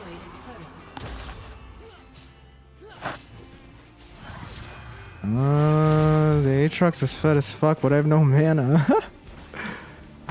Just gonna run at them? Yeah, I don't think that's gonna work, buddy. Huh. I mean, since we're here, we might as well. Bunch of vision.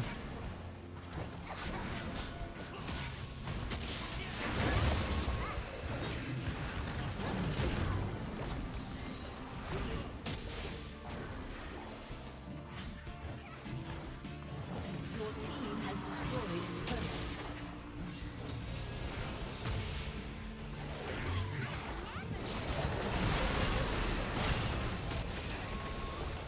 What the fuck is this? I don't know about that. Where's our why did our Ezreal recall here? Oh my god.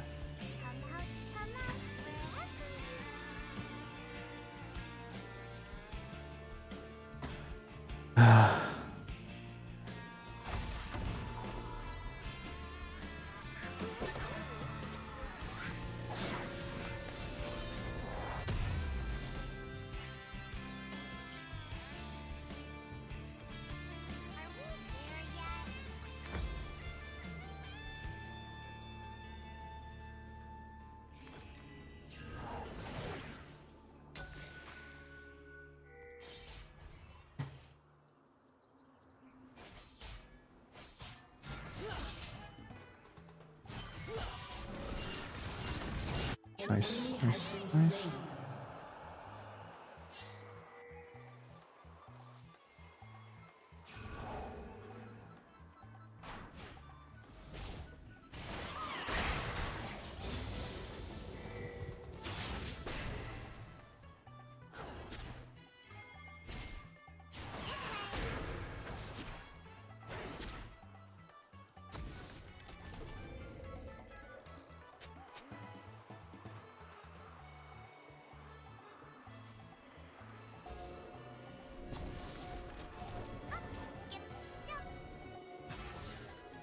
Yo, you're showing on vision.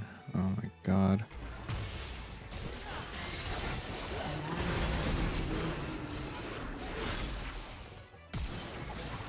You have slain an enemy.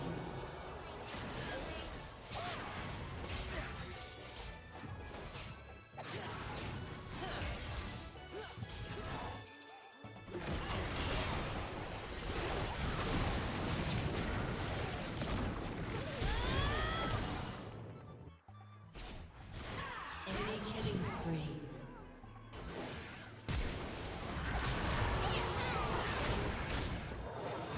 Oh, come on. That was so close. Nami.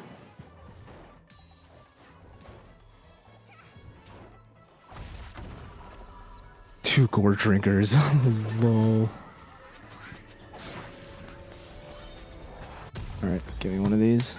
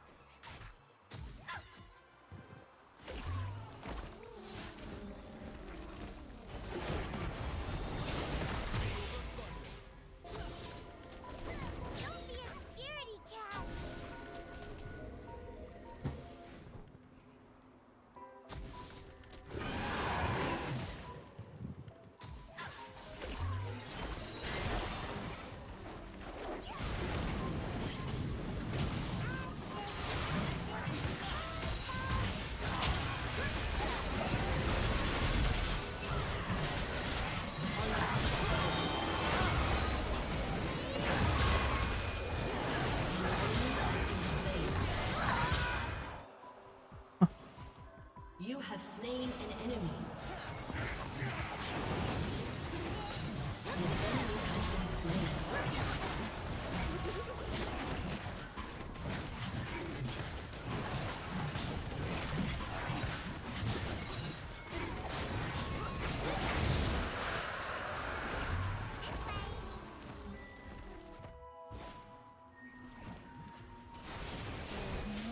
Oh god.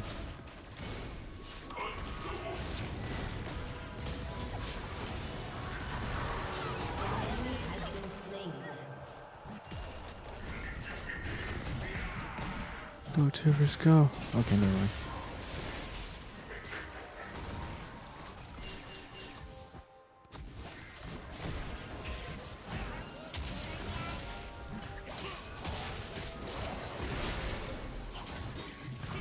Oh shit.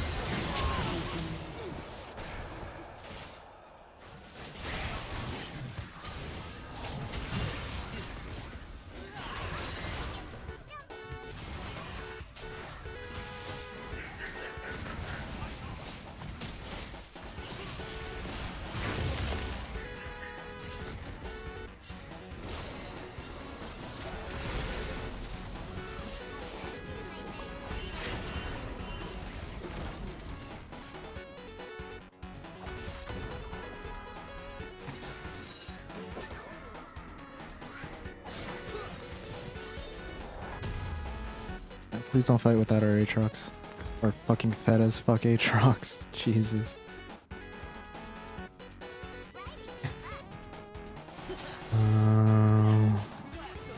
Oh my god, what the fuck is this? Oh god, why?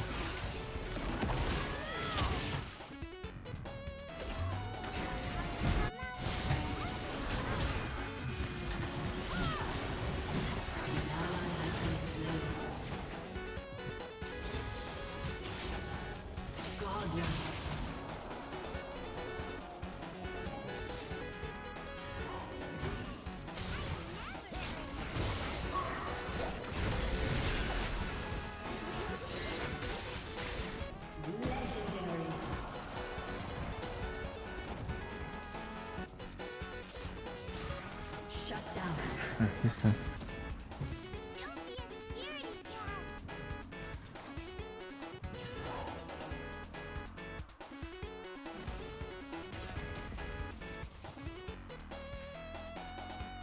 Huh. Escape artist. Did a Baron during that time. Yeah.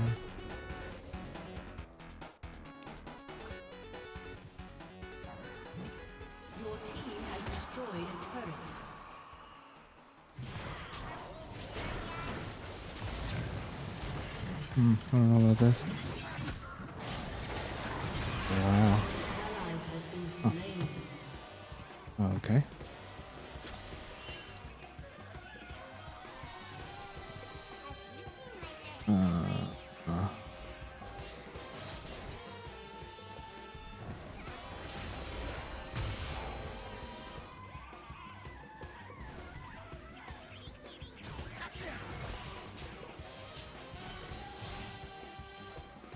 An enemy has been slain.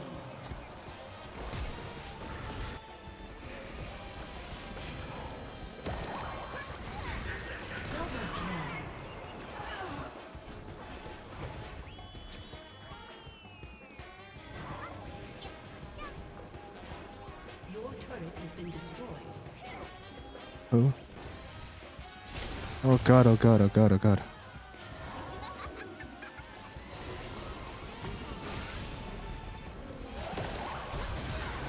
Oh, I missed my fucking stuff. Alright, it didn't matter. Should've just flash Q'd him there instead of trying to be fancy. That's what I get for trying to show off. Actually, I didn't even have to flash. I should have just ulted him over the wall. Yeah, Baron. That's the call for sure.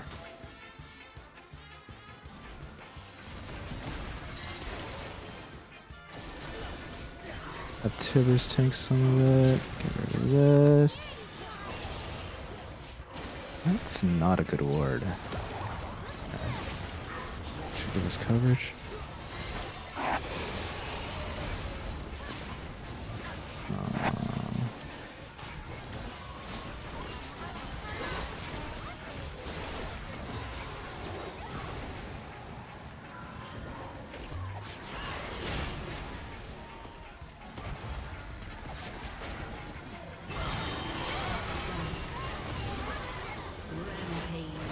Gotta hit my Shirley Assault right there. I should've just backed off after getting the Shirley's off. They didn't need me to fucking... I didn't have to use my Ignite there. I wasn't really trading myself back for sure. They should do this though. I don't know about this actually.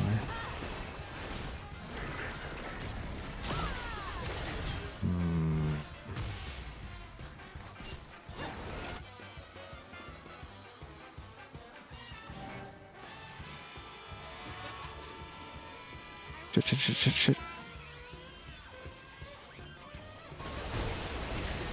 Oh, shit. Alright. I've got to head to bed. Oh, okay. That way I can wake up at 7 for the event. Gotcha. Yep. Alrighty. Alrighty then. See ya. Yeah, have a good weekend. You too. Bye.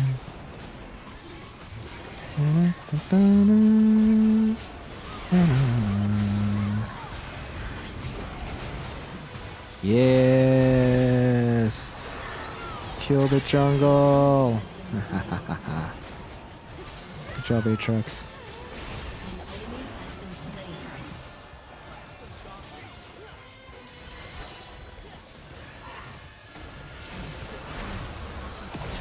Oh!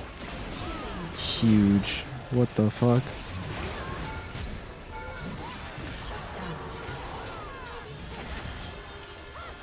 I shouldn't. I shouldn't feed myself there. I did my part already. No. I don't know about pushing this. Oh, I should just base. I'm too low. Oh shit. Oh shit. I'm out. Okay, never mind then.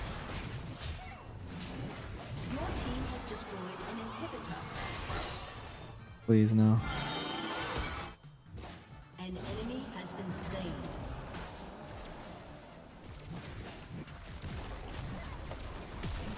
Okay, Shirley's back up. I have a fuck ton of mana. I should just get my stun back up. Okay.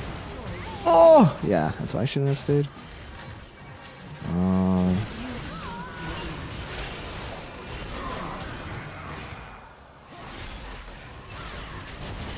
Are they? What? Okay then.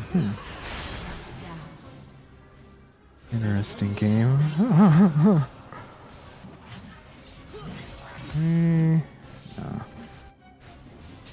I think that's game. Death Hammers. BG team.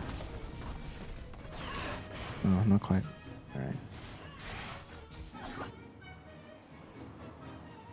What next? Just this tower, I guess.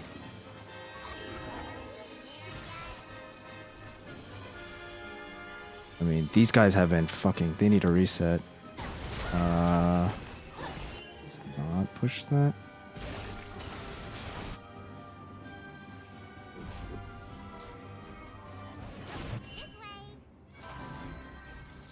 Yo, our team's resetting, bro. What the fuck are you doing? Get out of there.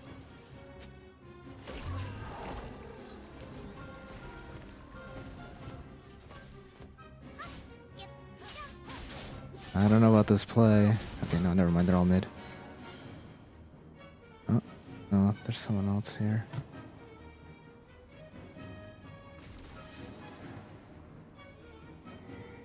That's Nami.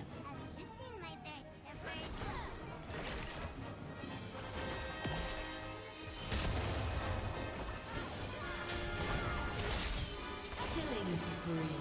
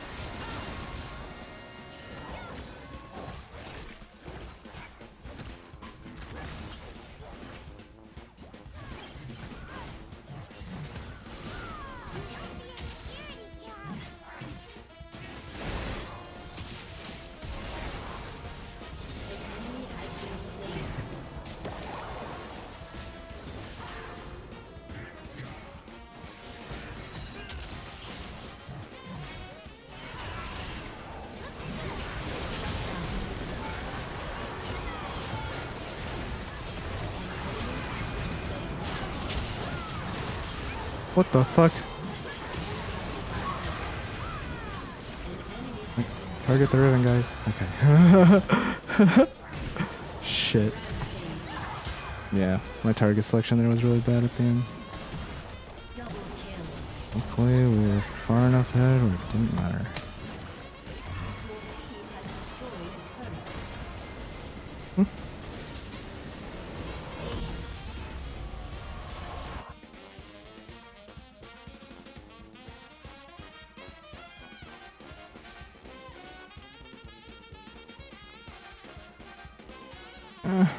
Running partner was okay. The trucks fucking carried us.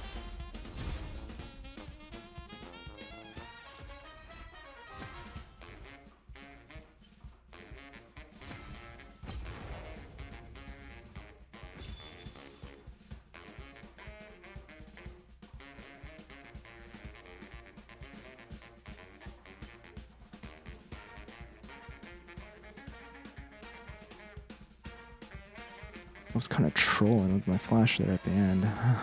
Otherwise, it was a great game.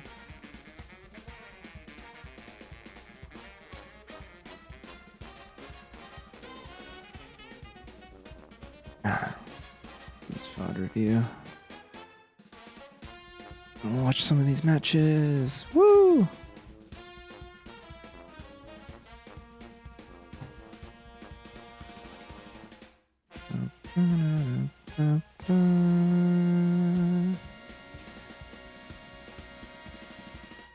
Wow.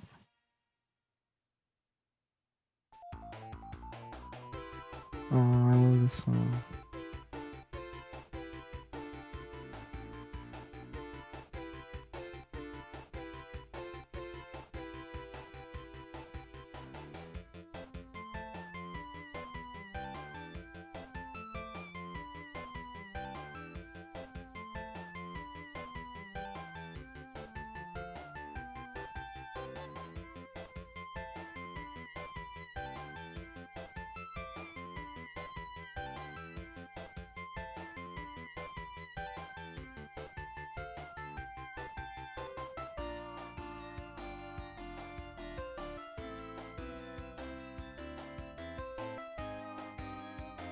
Feel pretty dissatisfied with how I played this lane.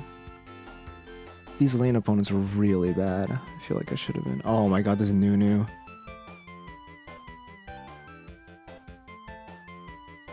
Oh my god, why?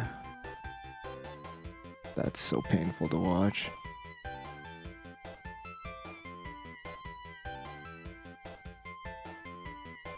I guess neither of us pinged a target there though, so we're both to blame. I should have pinged who I was going on.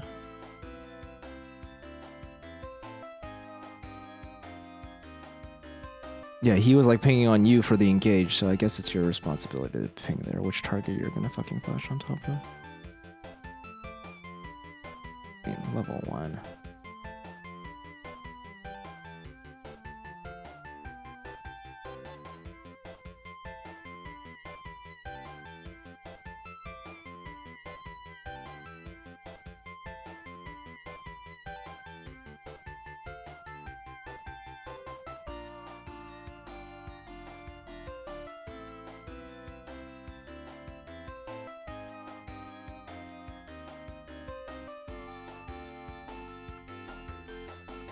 These are some odd trades.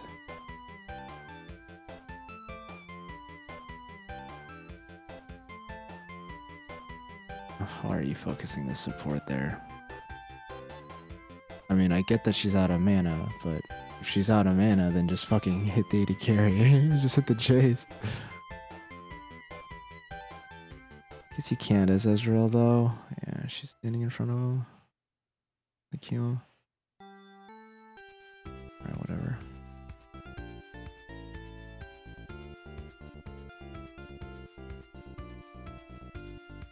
It's like Electrocute Nami is not supposed to lose to fucking Annie in this lane. This is like atrocious. We actually got out of here alive, surprisingly. Feel like they should have played that much better. Should have died there. Ow. What happens here? Oh, okay.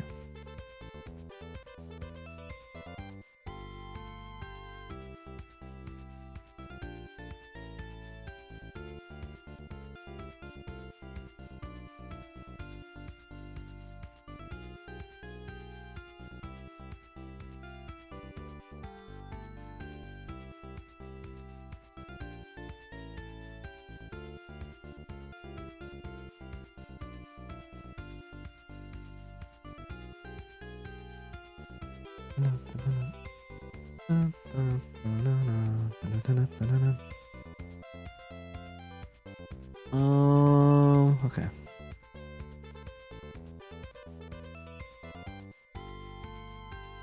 Nunu was just hard camping topside because fucking Aatrox. I should have been focusing Riven in that very last team fight in the fucking enemy nexus. Yeah.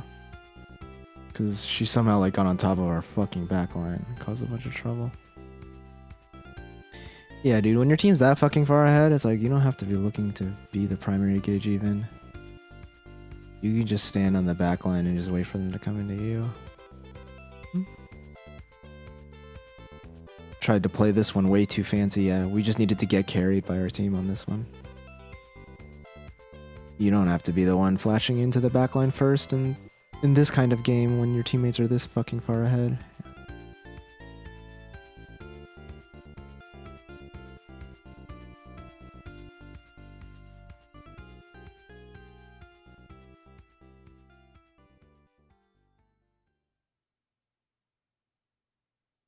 How did that even start? What the fuck?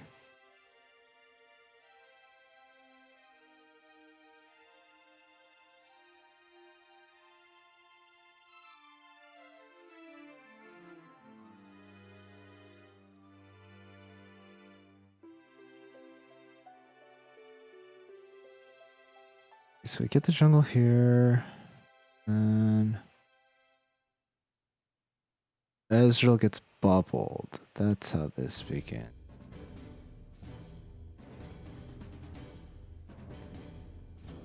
I mean, Two of these guys. I could have. There was a brief moment there where we maybe could have double stunned them. But to these guys' credit, whether they would realize whether they were doing it intentionally or not, they kept very spread out. So it's right here, you could have double stunned him too. No, we already used a stun. Yeah, it was hard for me to get any multi stuns here because they're just so spread out.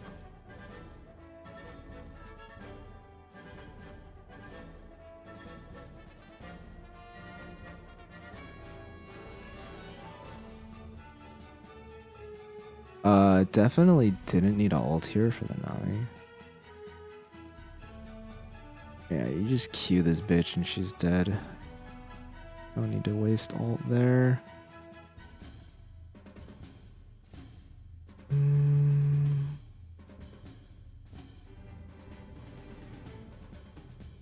What in the fuck? How did this happen? Oh, I went to get vision and he was there. Okay. It's whatever.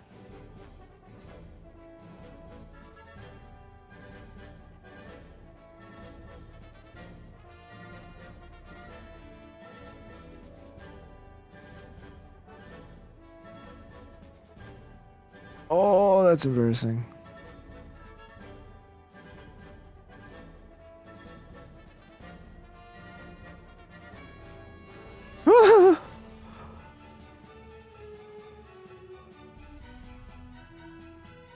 Didn't end up mattering, but in a different game it absolutely would matter.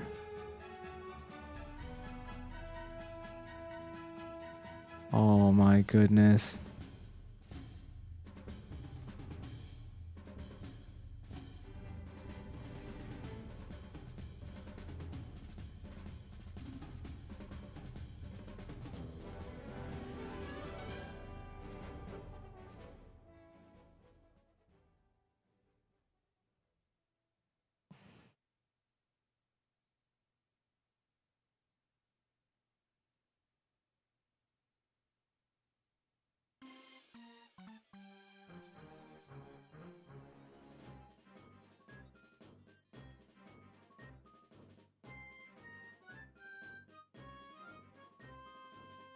Like, what the fuck is this?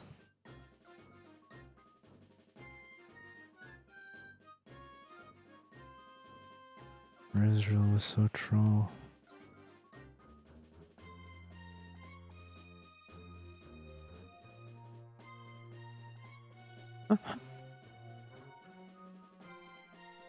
Oh god, this was so painful not getting this.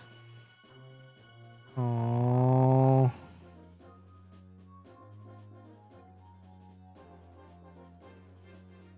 Fuck. That's the thing, there was no reset window. If I had reset, then there was no opportunity. I wouldn't have even been here. Yeah. It sucks. It sucks to miss out on the kill, but just that. Oh, God.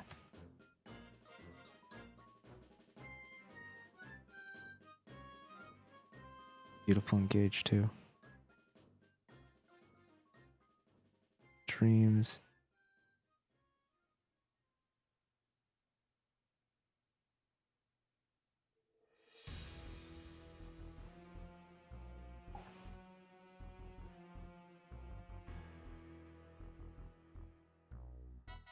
God, how she lived that.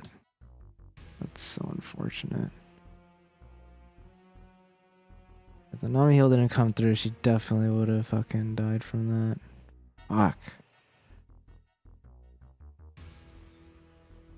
So yeah, my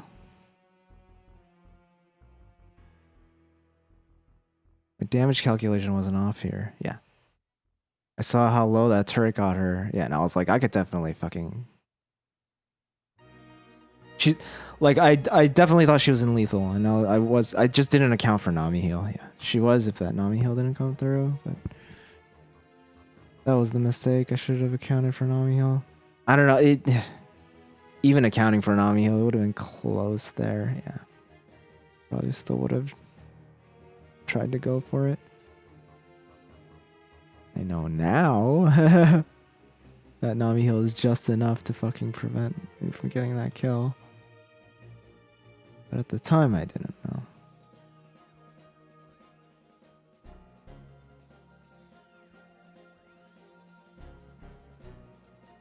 credit to this Aatrox. He played out his lead like fucking properly. Grouped with us on these objectives, just fucking ran at the enemy team and just look at this shit. He's like, you can't fucking be here. And he just fucking runs at them. You love to see it.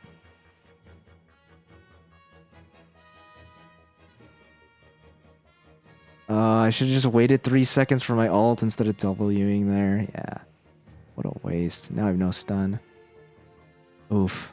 Gross. Yeah, if I just waited for ult here, I could just throw ult over the wall on the two of them. But I mean, we didn't need it. We fucking won the whole fight without it. He didn't get assists on any of those fucking kills. Yeah.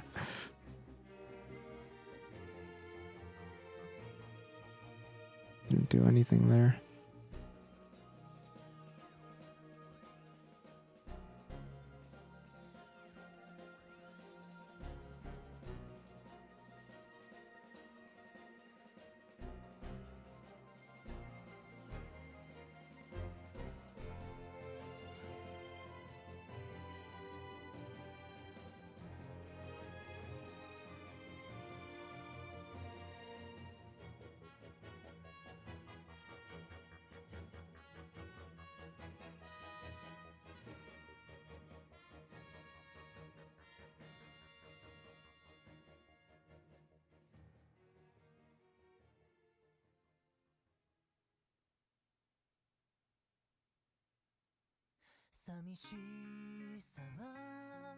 Don't think I should have popped Sirrxiny here. Already had the jump on the Riven. Yep. Should have just taken care of the Riven, saved the Sirrxiny, and then, yep, should have used it up here. Yep, to engage under these fools. Dude, we need a Sirrxiny here. Yeah, that was not a good use of Sirrxiny. Completely unnecessary. Like, the Riven didn't have vision of us, so yeah. So it's just like, you just walk up and Q her. You don't need to use the Sirrxiny there.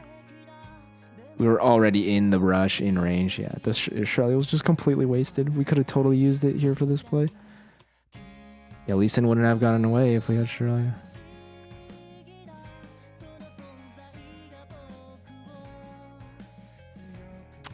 What happens here? The fucking Victor.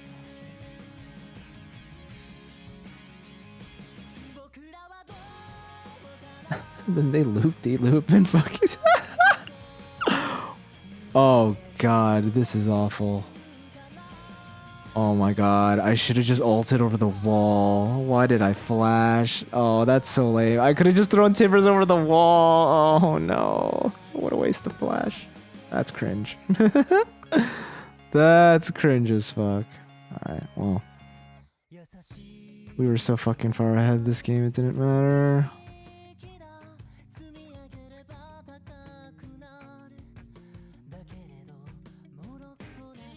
Burn.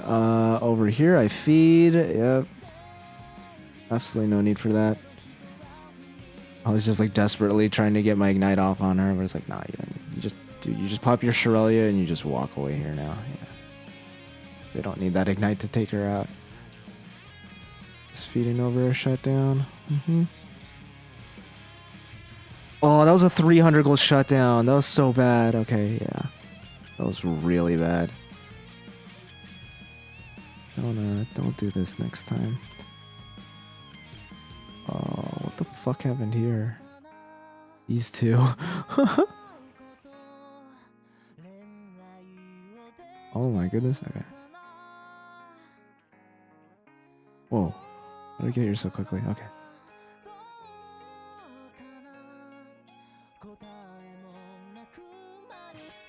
Get the jungle.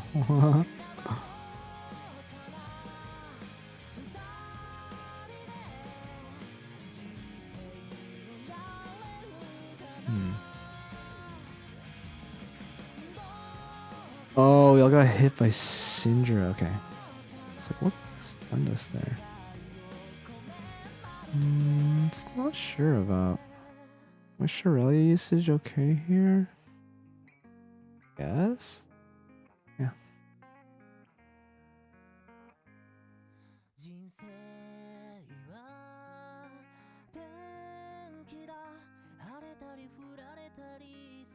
Dude, I like got turret aggro here for some reason.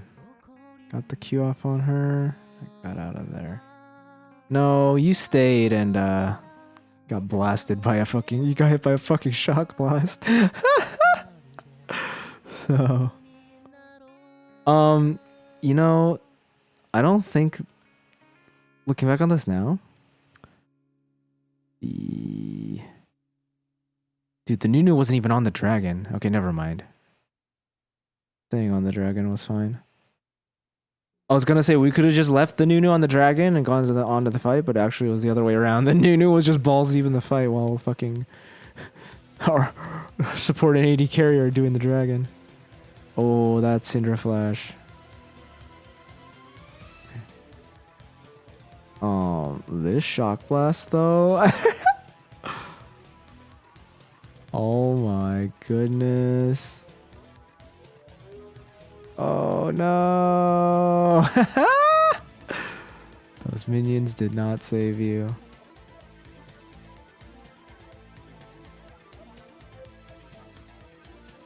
Alright, he gets out somehow.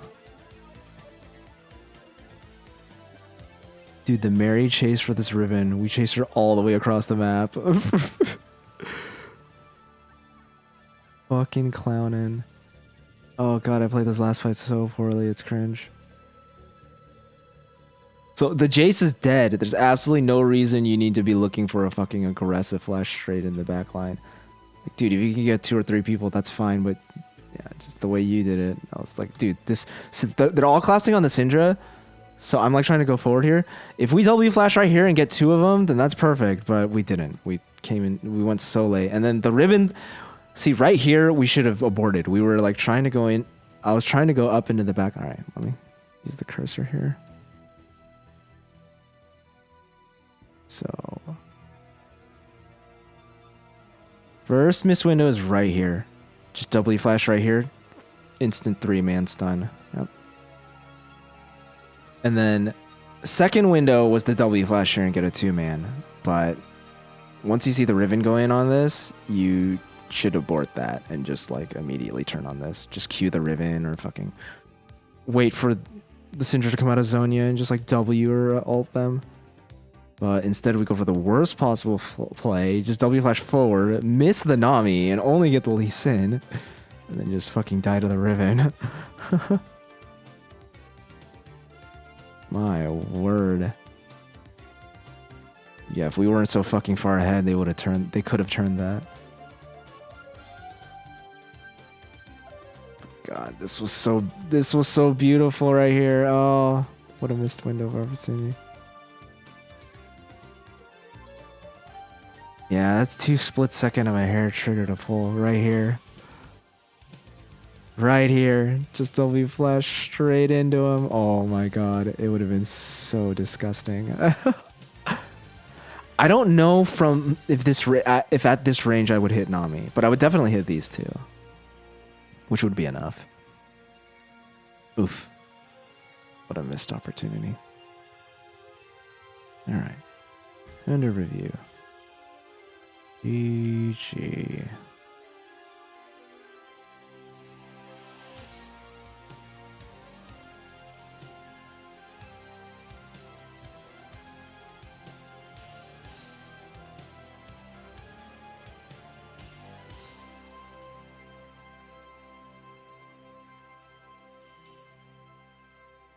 Cool. We went 2-1 today. I'll take it. Oh, this game from last night.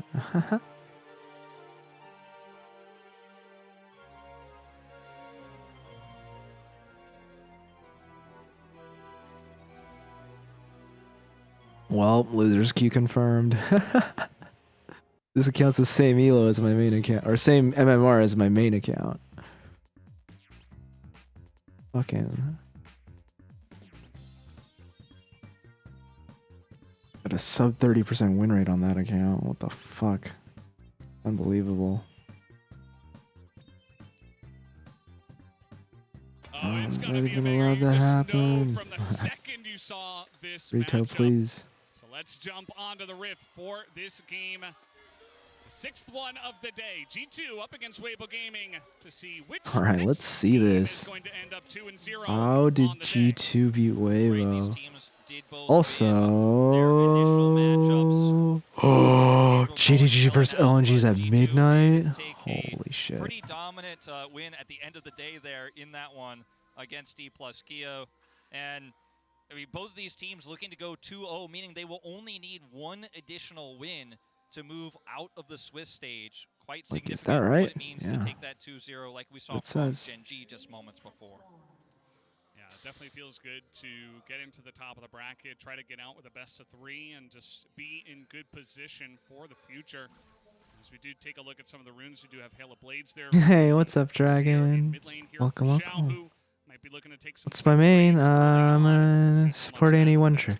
I just finished my last game though. You missed. Big wins in the solo 1v1 matchup so far. Broken Blade going to come over here and look to disrupt Weiwei here on his red buff start.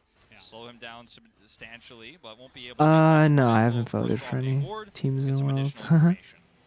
Yeah, I think it's a pretty good idea, just in general. I mean, Weiwei has been such a immense force in these early games, and just trying to get a read on exactly where he's starting is going to be good. Now, we'll have to wait and see how much this affects this top lane, as Broken Blade is already getting bullied a bit here by the Shy on this Cassante, which has been a big success pick so far here at Worlds.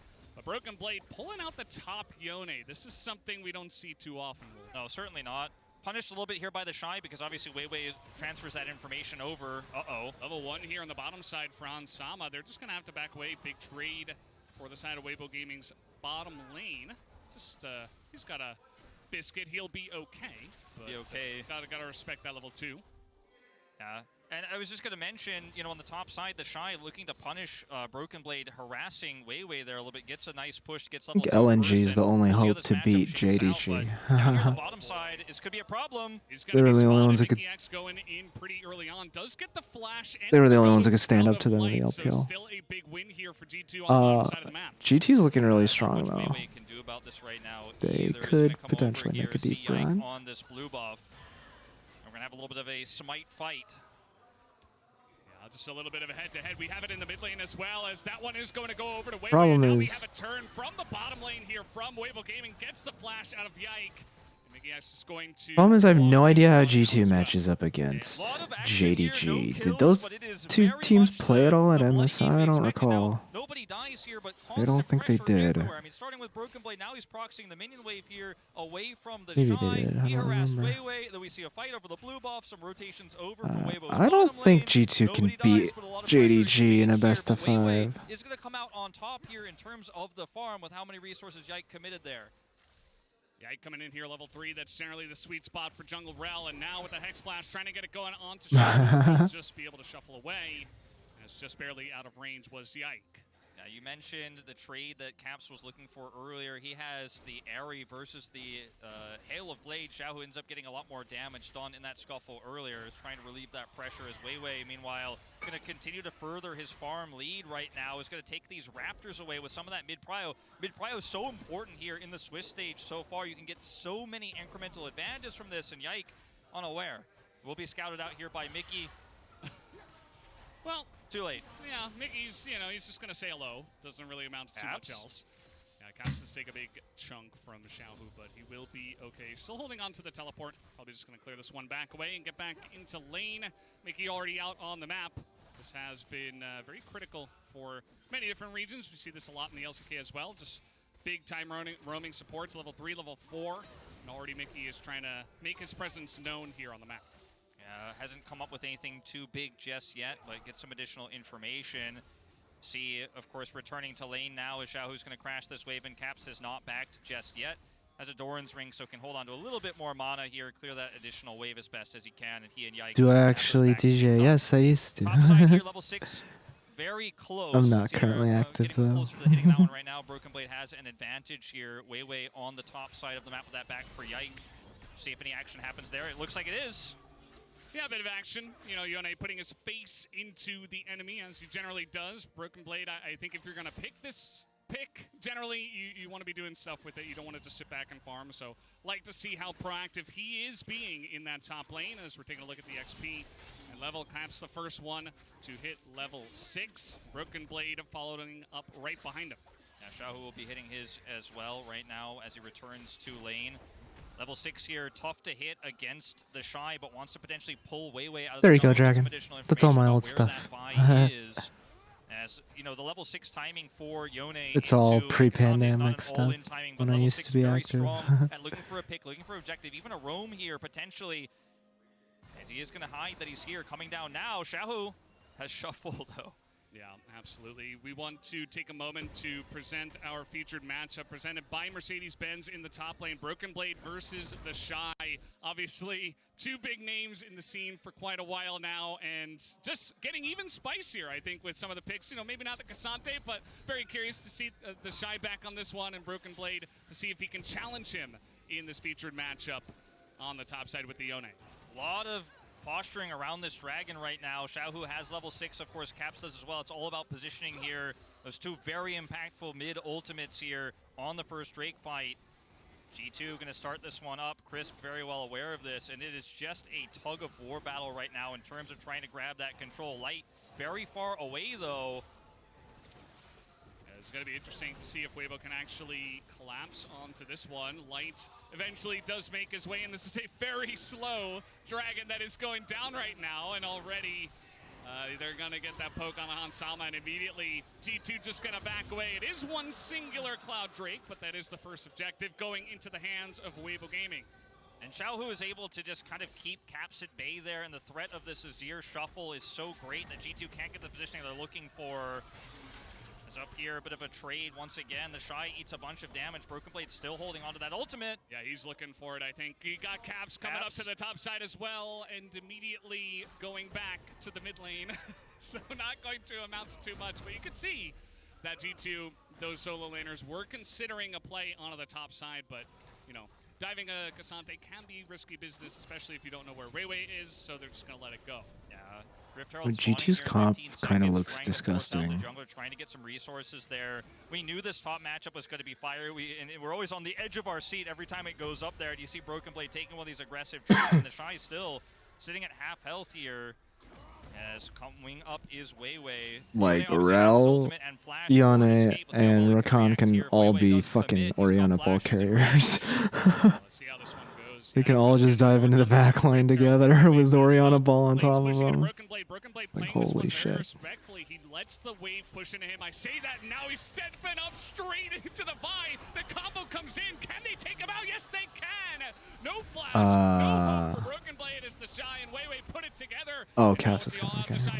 What the? Coming on in here, looking to get punished by Weiwei as a huge. Oh. Does come out from G2 though. They turn it around, but Xiaohu says no. He will turn it back, but he doesn't get too much damage, and G2 will end up with the win in this fight. What is this? There, you've got the win. You've got that pick on the Broken Blade. Set up for a reset there and control around the Herald. They commit too far there and ultimately end up getting turned on. Caps with a very fantastic ultimate there as the engage comes through, and Xiaohu can engage from so far away. He's got Shuffle, he's got Flash, right, and he's got his ultimate, but they don't have enough damage in this early game, and it backfires in a big way. As the dust settles, G2, 1,000 gold ahead.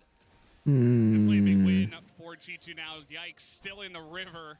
As Xiaohu flashless could look for something on the top side, but it doesn't look like they want that. G2, they're going to be the ones that settle it down. They're going to be the ones that get that early lead, and they say, hey, there's a free Rift Herald right here. We can just take it. As you were saying, Wolf, maybe Weibo could have looked that direction as well. Oh, you like it, Dragon? Well, thanks. I appreciate that. With a couple of nice plays. Yeah, just a little bit of greed there will backfire. The initial play around that control ward was so smart. As the Shy drops a ward and sees the bad news, they, of course, do not have control of the scuttle, so that's the only idea he is going to have to confirm that is being taken. We'll see it before his very eyes, and we'll just return to lane. So objective goes over to G2 on top of the now 1,200 gold lead they have, sitting very pretty in this game. Yeah, absolutely. Let's see if they can continue with this pressure. Just a 1,000 gold lead, but with the Rift Herald in their hands, might look to extend it even further. It's bottom lane going very well for G2. We haven't seen too much action down here. Man, don't tell me don't tell me Weibo just like lost this game at like fucking level 7, and that's just that. Yeah, this play right here. How did you feel about this one, EU? You know, I get the suspicion that that's exactly what happens this game. I don't know if my mic is on G2 yet. just Can you hear me? snowballs it from here. Excellent, great. I hope I'm wrong Let's though. break this replay down because, oh, what an immaculate play here from Caps. We saw Broken Blade getting attacked by 2 members of Weibo. Really great gang setup on the top side. Xiaohu with what looked like a great Holy shit. Weiwei, giving G2 the opportunity to turn things around. Now they Wow. find themselves with a pretty They saved their healthy gold flashes lead. till the very end. I saw this as an That's opportunity to get impressive. involved in the cast. So welcome, gentlemen. It's a pleasure to cast with you both. Yeah, I'm really excited to have you up here. You're our G2 person, and every time G2 starts to win in a matchup that people are a little bit nervous about, you appear, and here we go, another fight. Vedius just appears right at the right time. G2 are winning, Vedius is here, and now G2 is here in the bottom side. Wow, so clean. G2 dive and pick up the easy pickings underneath this turret. Weibo Gaming trying to get something up on the top side with some pressure. Holy shit. Proactive play. G2 just G2 really is just smashing them in the early game. and they're starting to take more and more off of the map, grabbing plates here bottom side, grabbing Dude, they snowball that one play top to fucking tower bottom. Holy shit. But look at the CS difference here between Hansama and G2 macro is real. Yeah, I mean, G2 doing a great job so far of finding these small advantages. Of course, it's not ballooned anything into anything too extreme, but the Dragon spawning in 10 seconds, a lot of resets coming through from them, meaning that the next objective that they're likely looking to contest is I mean, this it is Dragon. Weibo, You can though. already see Weibo back on the map, ready to set up that vision. Xiaohu with the push in mids. Caps does, of course, have the teleport. 1 CS off that level 10, but Weibo in a much better position for the time being. And the Kraken Slayer's picked up here for Hansama, so he was able to, with that additional gold, he picked up bottom side. Shy is looking for something here, or at least the Shy is looking to punish perhaps. Who's going to win out in this one? Broken Blade has to go back, and meanwhile that Dragon G2 plays Gen G tonight, right? Jesus, that's gonna be an insane matchup. The Shy does have teleport, of course. If they want to hard commit to this fight, he can just back and teleport, but it's going to come at the cost of some plate gold here. Does pick up some items. This is going to come up here to the top. These are best of 3s. I believe winner gets a spot into the playoffs, right? I'm reading the bracket correctly. It's looking pretty good for G2 with no major objectives on the map to play for. You're starting to look for these outer towers. You can see G2 with Yike. I don't fucking know how Swiss works. side of the map, wanting to try and secure this outer objective so that they can actually unlock that bot lane and maybe even move them top, move them mid. If an opportunity arises to get more plates, those will be falling off within the next minute. Caps with his TP in mid, maybe uses that pressure to then rotate down towards the bot side. They've kind of abandoned top at this point, but they know that Broken Blade is just going to continue to pick up farm and be this kind of split push threat later on. Domestically, we often saw him go for the hull breaker and be this split pushing identity. Ooh, Hansama caught out a bit here. He's stunned nearly 100-0. Finally goes into the Featherstorm. He's Okay, I was like, there's no way he lives. close to him getting away, but Weibo will be able to punish in the end. Not able to respond on time. Alright, G2 fed it back. Caps will pick up 175 gold here on the plates that are falling off. You just mentioned Vedius. Yeah, I'd much prefer they go blow for blow rather than it just being a fucking one-sided blowout. He has ultimate. He's got neither now, and he is in the death chamber because he overextends into this very aggressive Crisp. Really nice ult from Crisp. Caught Hansama completely unawares. Doesn't have The fuck? Why would you even? He should have just ulted that Why out would you even instead. try to hit tower With there? Weiwei in the area. The fact that he was able to survive this long is very surprising. Mickey with a really good 3-man Yeah, charm. I But it's agree. not quite enough. The flash commit from Weibo. They find themselves 2 kills. Yeah, Mickey here just kind of an additional casualty as well. Double goes over to the Kaisa. That lethality build has so much damage, and it's going to get even worse here. The game is evened up now quite substantially. Second Rift Herald spawns at 70, and Weibo are looking to take out this top side turret. You can see the Shy, currently the biggest lead they hold, and the MasterCard lane economy snapshot. Yeah, pretty interesting to see that even after that duo kill down on the bottom side. G2's bottom lane have just gotten too many advantages earlier on, besides, you know, going down eventually to light, that they're just ahead. They take down that full turret down there, and they're going to be feeling pretty good about their chances moving into the mid-game. I mean, it's important to remember that that gold lead is a little deceptive, given that 700 of it is sitting on Mickey. But still, as you rightly said, G2 find themselves with a small gold lead for now. As we enter the mid-game, we're looking at this next Rift Herald spawning. This is going to be really important for breaking open this mid-tier 1. Both Orianna and Azir, very difficult champions to siege against. And when you kind of look at the AD carries, they don't have the longest range. They have to get quite up close and personal to take those towers down. So Herald is going to be really important to unlock the mid lane and then unlock the enemy jungle to really start being more proactive on the map. And in order to win this Rift Herald fight, I think G2 need to group here quickly as fast as they can to set up for those combos we were talking about in the draft. You've got an Orianna, you have a Yone, you obviously have the Rel, and if you can control the choke points, it becomes very difficult for Weibo to actually fight through. They've got decent range, but only if they can actually get through a choke point and use it, as right now Vision going in favor of G2 here as well with that control ward. This Rift Herald fight is going to be so difficult for Weibo to break through since they don't currently have Prio there. A bit of vision here in the pit for now. Yike gonna get this one started, but immediately Crisp and the Shy looking to collapse. Yike in a little bit of trouble. He has to flash the ult even with the teleport behind him, so immediately just evacuating out of there as fast as he possibly could. Really nice play from Weibo. Their collapse was so fast. A good TP from Jiahu to cut off the escape route from Yike, forcing his flash. But G2, they still want to contest this. Caps is on his way. But I don't think they're really in a great position to do so. They have to walk through so much vision. Wait, why is Vedi's casting this game? Do they not have any LPL casters there? The fuck? Can't we at least get an ex-LPL caster? Like fucking Dagda or Atlas or someone? Well, I say that, immediately Weibo able to rotate on Ah, over. no. Caps. He's gonna get caught Ah, in a little no. bit of trouble here as the One's on top of him, and he's just trying to get to Well, safety here, but there's just too many G2 members. we can check off the Shy randomly inting off of our bingo cards. Jesus Christ. My word. Does go over to Weibo Gaming. They couldn't crack that mid turret in trade, which is essentially, as you were mentioning, Vedius, what they wanted to do with the Herald in the first place. So yes, a small casualty here for the Shy, but I loved how Weibo Gaming wrapped around the backside, completely avoided going to the choke point where G2 was set up, and now the ball is in their court. This felt very much like a classic The Shy play. You kind of look at the map and Weiwei saying, hey, can we look for something here? He started walking away. Xiaohu is literally going top, and The Shy's like, I'm making a play, guys. The rest of Weibo weren't really on the same page.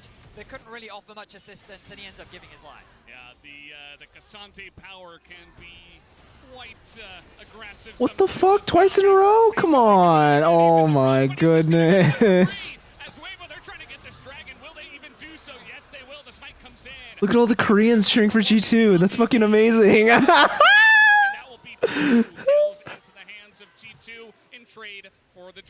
You want to put a positive spin on it? The Shy dies in mid. They save the turret. I mean, it makes sense. They are able to secure the Drake, which is sole point here for Mountain. Which The Koreans want China to lose because Korea versus China. Oh boy. Well, Xiaohu, he's been caught out. He's been found out. And it looks like eventually. And the Koreans just like, the Koreans just like G2 because G2 are the Korean killers, so they respect them. That goal advantage is just ballooning for Mickey right now. The support gap is astronomical, but Hansama looking to finally take this tower down. Nice flash. Oh yeah, he's gonna get flashed on and finally goes for the late ult once again. And this time it looks like he might just get out, but no, the residual damage comes in. From the AoE from the Vi attack. Didn't G2 win an MSI or something like that? I don't recall. I don't remember. Love that play from Weiwei, using Mickey as a means to get the execution onto Hansama. Mickey, he could have potentially given the heal to Hans, but he wanted to make sure that there was enough space between him and the jungler. But let's have a look at some could say fraudulent behavior from the Shy. Yeah, I mean, this is an argument that you could make. Why that this would actually you ends do up that? keeping G2 at bay long enough for this dragon to go down. And I think ultimately that's the plan here. He doesn't want to die, of course, but he's just tanky enough to where he could buy time. Of course, they will lose Crisp on the backside of this as well. That gold lead is mounting, but at least they have that objective advantage. And you can see how desperate G2 are to get this mid turret because they don't have a lot of range. Finally, they have a wave here, but they're just not quite able to do it. I mean, I will say, that's the second time now we've seen Hansama not really respecting his opponents there. We saw it in the bot lane getting ulted by Crisp. We see it again here with a great initiation from Weiwei. They got semis one year, but lost to an LPL team. Ah. But 3 dragons in the back pocket of Weibo mean that I feel like in terms of map state, they're in a very confident position because now the Baron becomes a difficult thing to play around. Oh, you want to contest this for the 3rd dragon? Well, maybe we just give it up in favor of securing a Baron for ourselves. And Xiaohu having teleport is really important here coming into these upcoming objective fights because as we've seen before, Weibo do love to flank using their teleports to get around G2's choke point control when they do have that prio, when they do have that vision set up here. You can see right now Weibo having a ton of control over the Baron pit itself. 2.5 minutes to go on that next dragon. Xiaohu, he's still sitting on 1 item, doesn't have that Gnasher's Tooth just yet, so they don't have the damage to rush this down. And they're going to look elsewhere on the map as G2 come over here just to secure a little bit more vision. Yeah, this is kind of exactly what we expected coming into this matchup. G2 and Weibo Gaming to be very evenly matched up, and it's been a bit back and forth, but as you said, Vedius the gold pretty much even here, under 1,000 the difference, so it could be anybody's game. We'll have to wait and see if Weibo can utilize those Drakes and that pressure on the map to actually move on to a lead here as we move into the later stages of the game. Yeah, I think when we look at later stages of the game, these mid laners are going to be the most important part, right? Azir versus Orianna, their impact can't be underestimated. The Baron is being started by G2. Ward's missed. They know. Yeah, and this blue ward is going to come down as well, so G2 know that they are spotted in some sense, even if it's a bit late. They're still going to go for this, so they have the rel. Please don't flip this. They have the rel. We'll see if they still want to flip it with this extra damage. Vedius, please don't flip this. There, the ult comes out, and Hansama is going to respect this one. Yike is getting pretty low in the pit, though. G2 find themselves against the wall here as Weiwei is trying to threaten up to the Oh my goodness. Oh shit.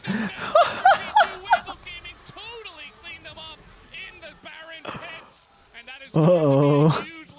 What a shit show. The throws in the pit. The throws in the pit, Vedius. Those 2 ultimates, Caps and Broken Blade, they're sitting on them. Caps uses it at the end. He is, of course, going to escape. It looks very likely to escape here. Yeah, he's going to get out, but I mean, those ultimates are what you need to turn, and that's the idea with this composition. You feel confident, you can start the Baron, you have that much control, you're looking to turn, but unfortunately, Weibo wrap around faster here, and they just do not pull the trigger. Just keep your eyes on Weiwei here. He's in the pit, and Broken Blade and Yike think that they can either force him out or get a pick, but it's Light that's going to team up with Weiwei to actually dive onto the backline, and then Crisp is quick to follow. Meanwhile, you see Hansama taken out of the fight by the Shy, creating a 2 versus 1 situation, completely spinning up G2. I think their goal was to just get the TP out What of a the call. Shy, but Why would you? it spent so long before Why would you even attempt that? Why would you even try to do Baron there? And now Weibo Gaming looking for that Mountain Soul. We talked about those dragon objectives, so important. You know, despite the gold deficit that Weibo had earlier on in the game, I mean, this is really going to be the most important fight right now because Weibo has 3 dragon stacks. How did they throw this game? About 4,000 gold already into the hands of Weibo Gaming, and now look at G2. They're all in the river. They want to challenge this one. Hansama has the cleanse this time around, but now he is down that for the ensuing team fight. Let's see if Weibo Gaming look for the turn, or if they just want to get this Mountain Soul. G2 making their way into the pit. They go for the engage and totally whiffs, and now Yike is alone. As in the frontier, Crisp is taking a huge amount of damage. Caps gets isolated on the bottom side, and he's going to go down. The assassination potential of this Weibo Gaming composition. They're looking for more. They want Hansama. The feathers do nothing, and Weibo Gaming are totally going to wipe them up in the bottom river. They will take the Mountain Soul, and now they are sitting on the throne of this game. It's over. It's done. Weibo just dismantled G2. They feel forced into this fight because of the Soul, and G2, it was around the Baron again, but unlike D+, there is no window, there is no opportunity, and Crisp just makes it impossible for Hans to play. The engage from Yike does not come the way that they want it to. G2 again find themselves so spread apart. G2 are no longer as strong as I thought. After watching this fucking footage, what the hell? They looked really good against Damon, but Damon was a much weaker opponent. The fight is over. There's nothing he can do. And Leona is going to buy so much time, of course. Even if you kill her, the fight is lost. Poor Deft. Damwon looks so bad this year. Korea in general looks really bad this year. Overall. AWS is not looking so great for G2 now. You have to fight together. You have to all be on the same page, but you can't just give up a dragon. They didn't have prio. It was always going to be forced. Yeah, definitely a rough position for them, and Weibo Gaming, they were born in this kind of scrappy style of gameplay, and they are just going to thrive in it here at the end of this game. So this is going to get pretty interesting. I mean, Broken Blade, he's down here on the bottom side trying to get something done. We even have objective bounties in this game, something you don't often see, but it is that one-sided so far after the huge turnaround from Weibo Gaming in the last couple of fights. I mean, there's so many things to factor in. When we looked at how the early game I think both Monte Cristo and Dominate, if I'm remembering correctly. It was either Dominate or Thorn, one of the two of them. But they both picked G2 as a slight favorite over Damwon in that matchup, and I agreed with that prediction before the match. It wasn't surprising to see them win that, but they won that pretty cleanly. This match is how do they come back from this? Weibo's just executing better. And the Shy is out-damaged. Hansama in this game on this Cassante pick is most played. He's been so good at this pick. It's been so relevant, obviously, this year. And Broken Blade also someone who can start fights off, but he's often the one who's targeted first here. Just going to be blown up before he can ult, before he can work with Caps, because they're not able to group together. It's an 8,000 deficit right now. They have Mountain Soul. And again, at this kind of moment in a game like this where you're 7,000, 8,000 gold behind, it's hard to criticize G2's choices they can make from here because there aren't really any good ones. Like, there has to be some kind of giga throw that fucking happens here for Weibo. Weibo Gaming are going to try to put the nail in the coffin on this one. We got Baron in about a minute 15. Definitely going to be the next one to look towards, and pretty early Elder Dragon that is going to be spawning just because of the 4 Drakes that have been picked up in pretty quick succession here by our LPL's 4th seed. Yeah, I think you hit the nail on the head. Baron is what Weibo is waiting for, and you look at the minimap and you can already see that deep vision being swept out by Mickey, but he now has to use those resources to cleanse this vision, which means that when they try to approach the river, they're not going to have those tools available. Weibo already in a great map state. The resets have now come through. Gold has been spent, and with the Baron spawning in 40 seconds, this is going to be G2's last chance to turn this game around. And it's going to have to be a big Rel ultimate, a big ultimate from Broken Blade, some type of combo here, but with no vision, no entry into this pit. I mean, you mentioned they were clearing some vision, but it's already replaced, and that was on their side of the map, not in the river, as you mentioned, not in these choke points, and Broken Blade down here 2 levels behind the Shy does finally have that Infinity Edge online, but it is just too little too late. And if you can't see, you can't fight. And that's the problem here for G2 approaching this Baron. 12 seconds to go. Weibo, they get this, and it's going to guarantee them Elder if the game goes that long. Well, the Infinity Edge is now finished for Broken Blade, so at the very least he does have a second major item. Caps now completed 3rd, level 16 for him. Mickey. They're trying to go for something here as, just going to be Wombo combo. They finally found What the fuck? They take down one of the most important members. That's a double kill now for G2. They find a miracle engage, and this is right when the Baron is spawning. G2, let's see what they do with this now. Whoa, that was so fast and miss. How did this even happen? And if you can't see, you can't fight, and that's the problem here for G2 approaching this Baron. 12 seconds. What the fuck even led to this? How was this even allowed to happen? Like, how do you even get yourself into this position as Weibo? He does have a second major item. Caps now completed 3rd, level 16 for him. Mickey. What the fuck? The Edge is now finished for Broken Blade, so at the very least he does have a Yo, second Mickey major X with the balls of steel. 3rd, level 16 for him. Mickey. They're trying to go for something. Oh my god, Crispy even flashed to try to make some kind of play. At the very least he does have a second major item. That's a disaster. 3rd, level 16 for him. Mickey. They're trying to go for something here. Oh my, What a play. For Broken Blade, so at the very least he does have a second major item. Dude, that's blind too without vision because they have a controller right there. So he just sees Xiaohu pop out of the brush, he just immediately engages. That's insane. What balls of steel.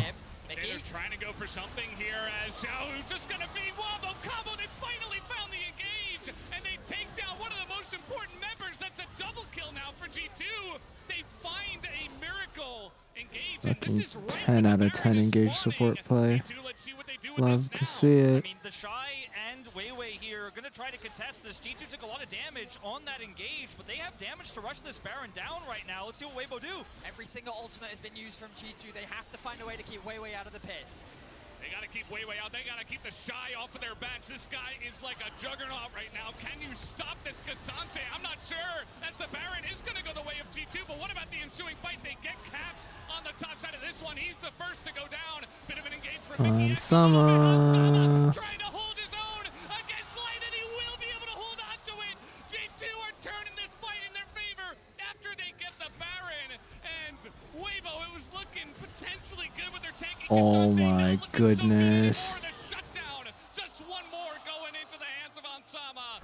As Weiwei still on the chase, maybe just a bit of desperation. The rest of them are getting out as Yike might have to give his life for it, but man, G2 took a huge step in the right direction. That's 2 kills for Xiaohu on the backside of it, though. This is the chaos we expected from this game. I told you guys it was going to be bloody. What a fiesta.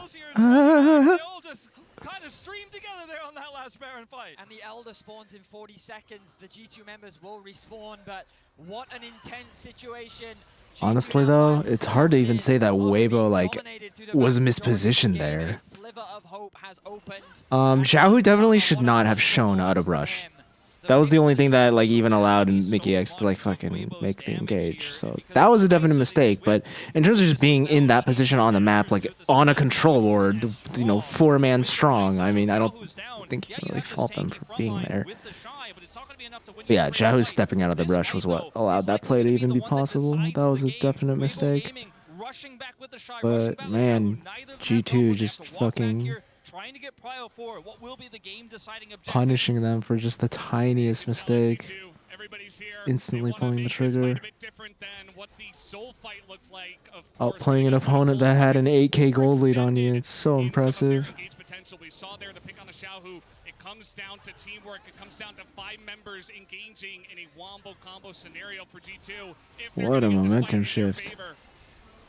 Let's see if they can do exactly that. The Shy this time on the front lines, but Yike is right there, just waiting for it. But they might just have the damage. The engage comes in. Hansama gets that ultimate off, and the wombo comes in such a huge way for the side of G2. So many low health bars. Cap's still alive, but Light has to go 1v3 right at the end. Can he do it is the question. The knockup from Mickey is just barely enough. Amazing. The ball is in the front here. Caps will be able to take him down. The triple kill for Caps as G2 win the fight. They actually managed to do it.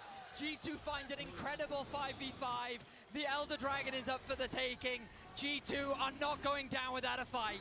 And Weibo opted into that fight. They cleared vision in the Elder pit. They didn't just opt into it, they engaged that fight. Further back. Now, this was a really game-defining moment, though, because this pick was what allowed G2 to win the Baron fight and get control of the map to even have the opportunity to contest this. But blowing up Xiaohu means that you can see Light is trying to offer damage here, but it is so little. And ultimately, in this follow-up here, they just don't have the numbers they need. Caps here on the backside of this fight, and there's no damage, there's no follow-up. Caps goes low, he is taken out here, but Hansama is just gonna rip through those health bars you give him enough time.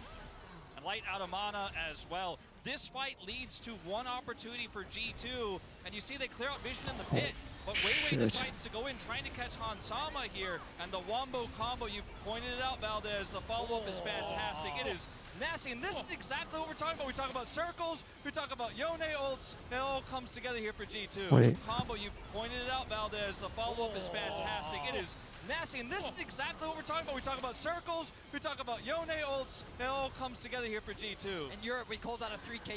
Fight leads to one opportunity for G2, and you see they clear out vision in the pit, but Weiwei decides to go in trying to catch Hansama here, and the wombo combo, you pointed it out, Valdez, the follow-up is fantastic. It is nasty, and this is exactly what we're talking about. We talk about circles, we talk about Yone ults, it all comes together here for G2. In Europe, we call What a that crazy game. Spectacular from Caps. He finds so many members. A triple kill for him. Coming up absolutely That's clutch for the nutty. team. Fantastic from G2. You guys talked about the wombo combo in draft. The Elder is secured. 17 to 17 is the kills. The gold is even. What is this game? It's a great one.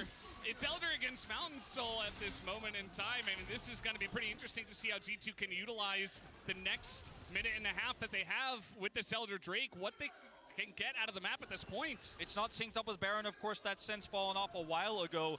A minute 20, as you mentioned, but there's still so many turrets up here to break through. They can't threaten any inhibitors, so as long as Weibo Gaming just group together here, they will sustain some damage, but it doesn't look like G2 is going to be able to end the game off of this alone. Despite getting a massive swing in gold as well, they're still just a little bit behind. You can see how crazy this game has been. I don't know who I want to win this tournament. It's been just insanity. And at this point, G2, they're trying to get as much out of this Elder Drake push as possible. If you get a pick, if you get a pick, I mean, you can end this game. Korea doesn't look strong this year. Or else I'd want a Korean team to win. It doesn't really feel like they deserve it. Unless they just like overperform or something. Oh my god.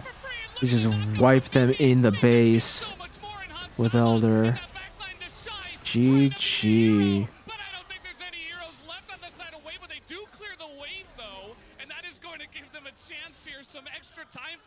Gen G's definitely a contender. They could win. But it would feel boring if they win. I don't find them to be a particularly interesting team. Despite all winning all the titles.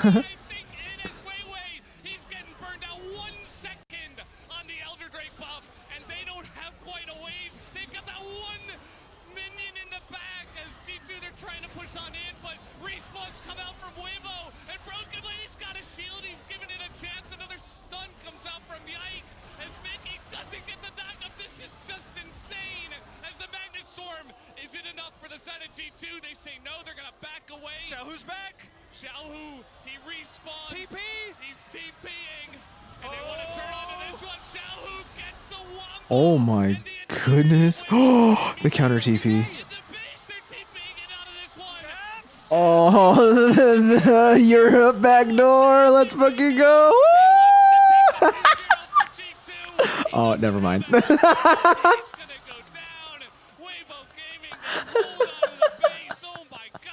What a game.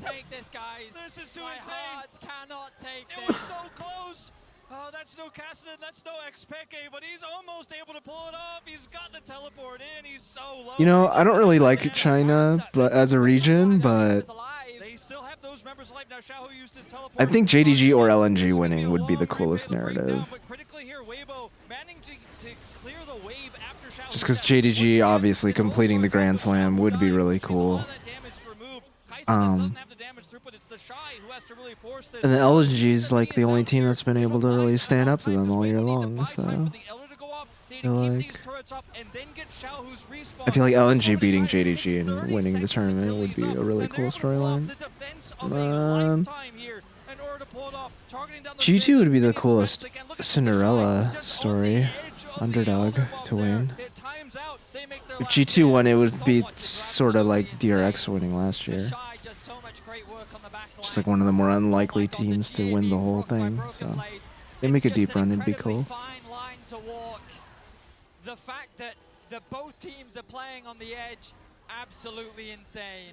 I mean, we knew this one was going to be crazy. I wasn't expecting this. This is like next level, man. I mean, Weibo Gaming holding on, just barely clearing. Although with what they're showing in this game, stop the teleport of Broken Blade as well. If he actually gets that teleport off, maybe he and Caps will have enough to burn the Nexus down. Nice. I mean, like the last 10 minutes of this has been really impressive, but he tried his best, gets it down to a third health. But yeah, the back and forth before that. Look at their coaching staff right now.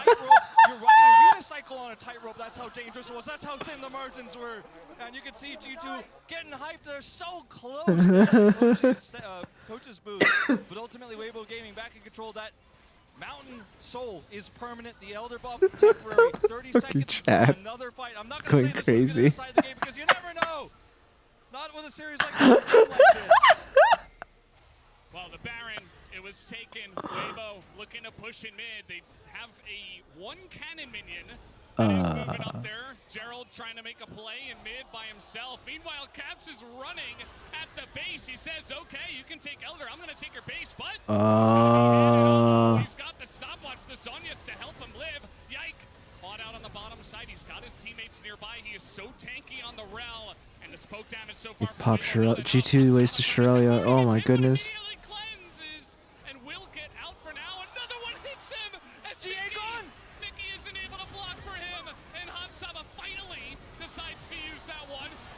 What the fuck?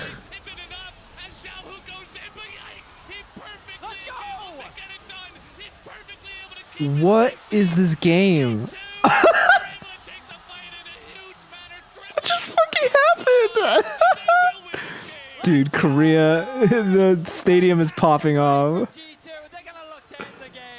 What an amazing turnaround. It may be Hansama who falls early, loses GA, but he's able to buy enough time, and Broken Blade finds the engage. Inhibitor. Holy shit. The fuck was that? It's a fanfare on the stage now. People going insane in this arena after that one. What a game we just had, gifted to us by G2 and Weibo. And I have to say, Vedius, I was a little worried there in the mid game. You know, I thought maybe you cursed them, but it turns out Vedius comes in and they win. Boys, my job here is done. Thank you so much for joining us, Vedius. If he didn't join, I don't know if G2 could have gotten it done, but you know what? At the thinnest of margins, they pulled it off. Weren't able to kill the Nexus with Caps, but in the follow-up fight before the Elder... Hey, Caps is dead. Caps is dead. You gotta be hyped about this one. This may be the best game of Worlds so far, and nearly 50 kills across these two teams. What an insane nail-biter, because if Weibo, they defend that, they win that follow-up fight on Elder, the game was opened up in their favor as well. And it was these really clutch engages from Broken Blade in the fights they won. Caps as well with that massive Orianna ult to set up the Wombo next to Elder. I mean, the coaching staff as well exhausted because you're gonna be on the edge of your seat that entire game. I mean, that was, like you said before. Oh, they're so cute. Game. I didn't expect it to be one of the best I've ever cast. I mean, that was insane. Some of those team fights were on such a knife's edge. You really didn't know. I mean, G2, one false maneuver in the base. Maybe Weibo able to get not meant to be. And Hansama able to beat it out there at the end. He waits until the exact moment, and G2 are able to turn it around. This team is something special. It's got fantastic fans. Very popular, always in Korea. Let's Always have in fucking the crowd. go. Very excited to see them take the win here. It's just, there's something about the stage atmosphere here, the coaching that you love to see. This is what Worlds is all about. Jumping up and down in the W, embracing, because this is going to push you to 2-0 here in Swiss. Yes. He's pulling off the One as well. Oh, man. Just the emotions running super high on the side of G2. Understandably, I mean, that was just fantastic. And like you mentioned, Wolf, 2-0, so now G2 in a great spot. They got to face off against some strong teams, potentially in best of threes, but if you win those, who knows? The sky's the limit for this team. They're able to take out Weibo. We'll have to see what else they have in store. I mean, that series absolutely lived up to the hype. I don't know if anything Really for the rest of the night's going to match that. That was such a great game. Yeah, absolutely. Well, that was insane. And guys, we have even more on the way, but we're going to toss to a break. And when we come back, we will be talking with Broken Blade afterwards to see his thoughts on how that game did go. We'll see you afterwards. Oh. No post-game analysis.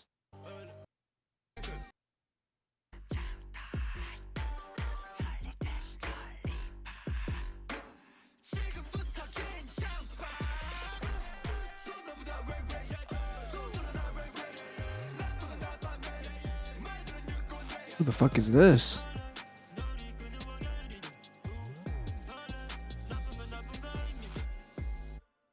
Fucking slaps whoever it is. World's title. Will they be able to take down BLG once again? Get the revenge in a best of one, Wolf. I mean, it is the question that everyone is looking to have answered tonight. Will BLG finally do it? Because we talked about the lack of best of ones between these two teams, but this is their 8th meeting, and JDG has gotten the better of them in every single series. Do I want to? I kind of do want to watch the first game of this, though. This is going to be so 5 lit. games against JDG of the 24 they've played. And people say this is a rivalry, but it really has just been a big brother picking on a little brother in a lot of ways, as JDG has always gotten the better of them. Let's talk about this draft a little bit here. Watch JDG versus BLG or Down versus KT. Yeah, that's a pretty easy decision. They're going to deny it. He's 10-0 on this pick.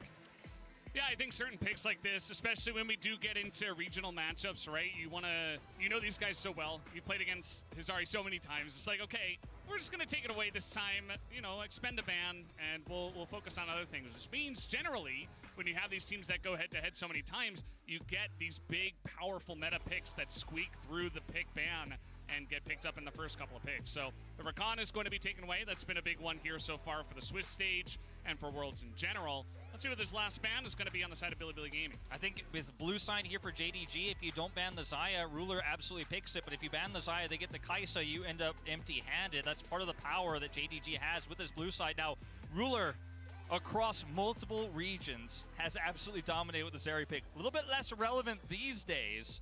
You look back to the LCK finals, the last one he played in our region, he absolutely dominated on the pick. But it looks like an old favorite of his, the Kalista, will be the lock-in here instead. Yeah, I mean, the Kalista is one that has been focused so many times in the draft, but hasn't really seen that much success so far. And I think if there is going to be an AD carry that can pilot this to a high level, obviously Ruler is on that list, but there's so much available, like you were saying, and to go for the Kalista this early on, you've got the Poppy still up, you've got the Talia as well, which has been picked into this many times. There are a lot of ways to handle this first pick Kalista from Ruler, and I'm very curious to see, what is the game plan here going forward after this first pick? Now, Talia obviously very good into Kalista because she's low First range. pick Kalista? She's constantly dashing The and hopping fuck? around through your rocks. So the Talia priority quite high if you think about the tournament meta, but into the Kalista, a fantastic pick here for Yagao or potentially Shun if they want to flex it. We'll see what they're going to get here alongside it right now. The Rakan was banned away. Alistair, if they want to have a duo with that, very strong. But the Vi-Talia duo is going to be what they opt into. So they show that this is not a flex early, but it's extremely strong mid-jungle trio, or mid-jungle duo, excuse me. Yeah, so the Jarvan going to be picked up here, and immediately the Renata Glass covered as well. So looking to create space on the side of JDG with some of these picks into what we've seen from BLG. And it can be sometimes a little bit confusing as to why you'd see Renata paired with Kalista, because normally you think about a strong tanky support that's going to get Fates called into a fight for engage. But the synergy between Kalista and the Renata comes down to bailout, because she does such an insane amount of damage, Kalista does. When she starts stacking up that Rend, you have the Rend to trigger the bailout and survive, so it makes an incredibly strong 2v2. And with no support locked in here, I mean, it looks like they're looking for the Blitzcrank right now, you can start to actually limit Elk's champion pool to make sure you get a 2v2 you want to dominate. Okay, there it is. It's going to be locked in. I mean, the Rakan is gone, so missing an honor. Like, well, we got to dig for some other picks in our champion pool. Obviously, both of those players loving the Rakan. But yeah, the Blitzcrank is going to be picked up, and definitely going to be pretty nice into just trying to blow up one of those squishy targets on the bottom side of the map. Will be interesting to see what gets played alongside that Blitzcrank. Yeah, that is the question, and I think JDG will be looking Blitz into JDG? quite heavily, as we do see Syndra is taken away a from really Knight. Syndra has bad not had decision. really any success here in Worlds thus far, but is removed just the same. Works well, obviously, with that Kalista. Gwen going to be taken off the board here, so taking away some of these carries potentially for Bin. And of course, that Cassante still on the table here if they'd like to take it. Yeah, I mean, just like Sirrx was saying on the desk, you maybe want to get one of these carry picks for the side of Bin, but with still a lot available, and if you're taking away Cassante counter picks when the Cassante is available, Bin could easily just play Cassante, right? Like, that is still an option they could go for, as the Ornn, one of 369's big picks, is going to also be taken off the board. So definitely BLG saying, okay, the cards are in your hand right now, you got to make the decision for us. I mean, Bin has, been known for such a wide champion pool. He likes to play carries, but 369, I think, obviously much more known for his tanks. He's 14-1 on the Ornn. It's one of his best picks, one that you, again, because of the regional rivalry and experience of these two teams, you want to take away from this guy. It's not a shocker here. Let's see if that Cassante that's left open with the Gwen ban is going to be what's locked in. They're a little bit suspicious about potentially something weird coming out here, so they're going to save counter pick, while also looking for either the Ashe or the Kai'Sa here, both going to be great at following up on this Vi, or setting up the Vi with the Ashe Arrow, but Elk will ultimately decide on the Kai'Sa. Yeah, and if you go for this lethality Kai'Sa builds, you get a hook, somebody's going to die, right? Like, they're going to try to blow this up. They have incredible follow-up, as you already mentioned, with the Talia and the Vi. Now, the Renekton, in terms of, okay, there have been a couple of top lane picks that have been focused. This is something you can blind in this current meta, but I'd be curious to see what Bin has in response to this one. Yeah, and interestingly, the Azir is also available. Renekton and Azir always paired together, as looking for a Kali potentially here, at least teasing it into that Talia. Kind of a tough one to pick up. Vex, an old favorite. He's going to lock it in here. And this is so much backline access here. If you can hit the Vex ultimate, you have the Cataclysm, you have Kalista for Knight's Fax. Seems like it's a no-brainer to pick the Cassante here. In this composition, gives you a great front line. But this Vex is something we just simply have not seen in this tournament and hasn't really been meta for a very long time. Yeah, I mean, I'm looking at some of the stats. He didn't play it at all in summer or in playoffs, so will be interesting to see what Knight can get done on this pick, as the final pick for Bin on the side of BLG is going to be Aatrox. So that is the classic Renekton versus Aatrox matchup. Not taking any big He's chances gonna trying to pop off and fucking like that. Smurf, obviously. It's fucking Knight. The bottom lane here, I think, is going to be so pivotal in how it plays out in the 2v2 because both Renata You know for a fact he's been spamming this in Korean solo queue. positioning needs to be very crisp. And you know, Elk is a player who either dominates lane or gets. You know for a fact they've been cooking. Cost BLG major series. The difference in his gold difference in a win and in a loss is actually over 1,400 gold. So when he's winning hard. When he's losing lane, he does fall quite substantially behind, and they rely on him. With the Kalista Let's Renata, fucking looks like Lord missing, go. had a plan to dominate that 2v2. We'll see if the Blitzcrank can actually throw. Swiss a system wrench into fucking those sucks, gears. by the way. I like where you're going with this one. The gears and the wrench with the Blitzcrank at all. Why the fuck are we seeing all like the fucking LPL and LCK teams playing each other in the first like fucking the second fucking round? Bullshit. We've seen so many times in the LPL and even internationally. We'll have to wait and see. Will BLG finally be able to get some Like revenge? this should Or be will a JDG fucking continue the story? quarterfinal matchup, not a fucking. We were talking about this is going to be, I hope, yet another banger that we have set up for this second half of today. I think no doubt it will be another regional rivalry. We had Gen.G versus T1. This is the LPL variant. These teams always going head-to-head in critical match. That Okay, There's some fans coming out and supporting these teams, trying to pump them Gonna up say, for how this long matchup. till we get in the game? Obviously, you know, you talk about rivalries. The LPL and the LCK is the biggest regional rivalry in Asia, and is often the matchup we see at the end of these big tournaments, or at least in the top 8s, right? And Korean fans here still coming out to watch this LPL versus LPL rivalry, but a lot of Chinese fans flying in as well to support their favorite teams. See the phase rush here picked up for this Vex pick here. Knight, Whoa, you know, both was mid very laners going popular phase on rush. release, but some changes came through as we're gonna see Bin do I some mean, phase rush is really, OP as scouting, fuck, let's say. but that's still a bit after release, surprising. Vex kind of fell off and was kind of only really used as a counter pick to Ahri in the LCK, at least very briefly, very And niche. LeBlanc too. LeBlanc sometimes as well because of the dash interaction with the Fear passive, but this is a really rare pick that Knight has pulled out here, and let's see what he's got with it. Yeah, I mean, you know, when you get into the stage, you try to win as many games as you possibly can. Every single matchup matters, and sometimes you just got to pick up the pocket picks and try to Also, give them a what's chance this? to do something Renata's not coming an out here engaged for support once again, that we see can be Vex paired and with Knight. Kalista. That don't make sense. I was watching some Vons in preparation of this one as well. No, I he's heard Larry engaged, he's talking about perfectly 21 fine. times that Knight and Yagao have gone head-to-head, and that was in the semifinals of LPL Summer. So we're just getting more and more matchups between some of the players in between these two teams, and even more of them outside on these teams as well. You know, Knight, I think, has definitely already cemented himself in terms of the top mid laners we have at this tournament. His legacy is already so great, and he, Ruler, and Kanavi, I think, really big leaders of this team, looking for that golden road. Yagao has definitely made massive appearances and does have that rivalry within Knight, but I think he hasn't quite been able to yet cement his legacy. Beating JDG tonight and going up 2-0 is the first step to making that happen in top 8. There's the handshake at level 2, just trying to get as much damage as they can here, and that's going to be a plate they grab, or looking for it. Yeah, trying to go for that very early play. We also saw On looking for a pretty early hook, trying to, you know, take out the minion, and the second it falls, you go for that one, as we do see some more pressure coming in. I mean, this is what Renata Glass offers you, especially against a Blitzcrank, like different from other melee supports that can always threaten kind of an all-in. If Blitzcrank hook is down, then Missing is just standing there. He doesn't have to micro at all. He's just hitting the turret. So you are going to have that pressure on the bottom side for JDG, and they're going to use that to pick up a Scuttle Crab here for Kanavi on the bottom side of the map for now. Just a stats update for you guys. Knight has played Vex 11 times. He's 8-3, but he hasn't played it since spring 2023. It was only once. It was probably one of those niche games I was talking about earlier. So we'll see. Again, just wanted to He's give you only guys played that it one. additional bit Knight's of only played information Vex as one other Kanavi time wants this to come over year. here and help shadow this bottom side push. They grab a plate.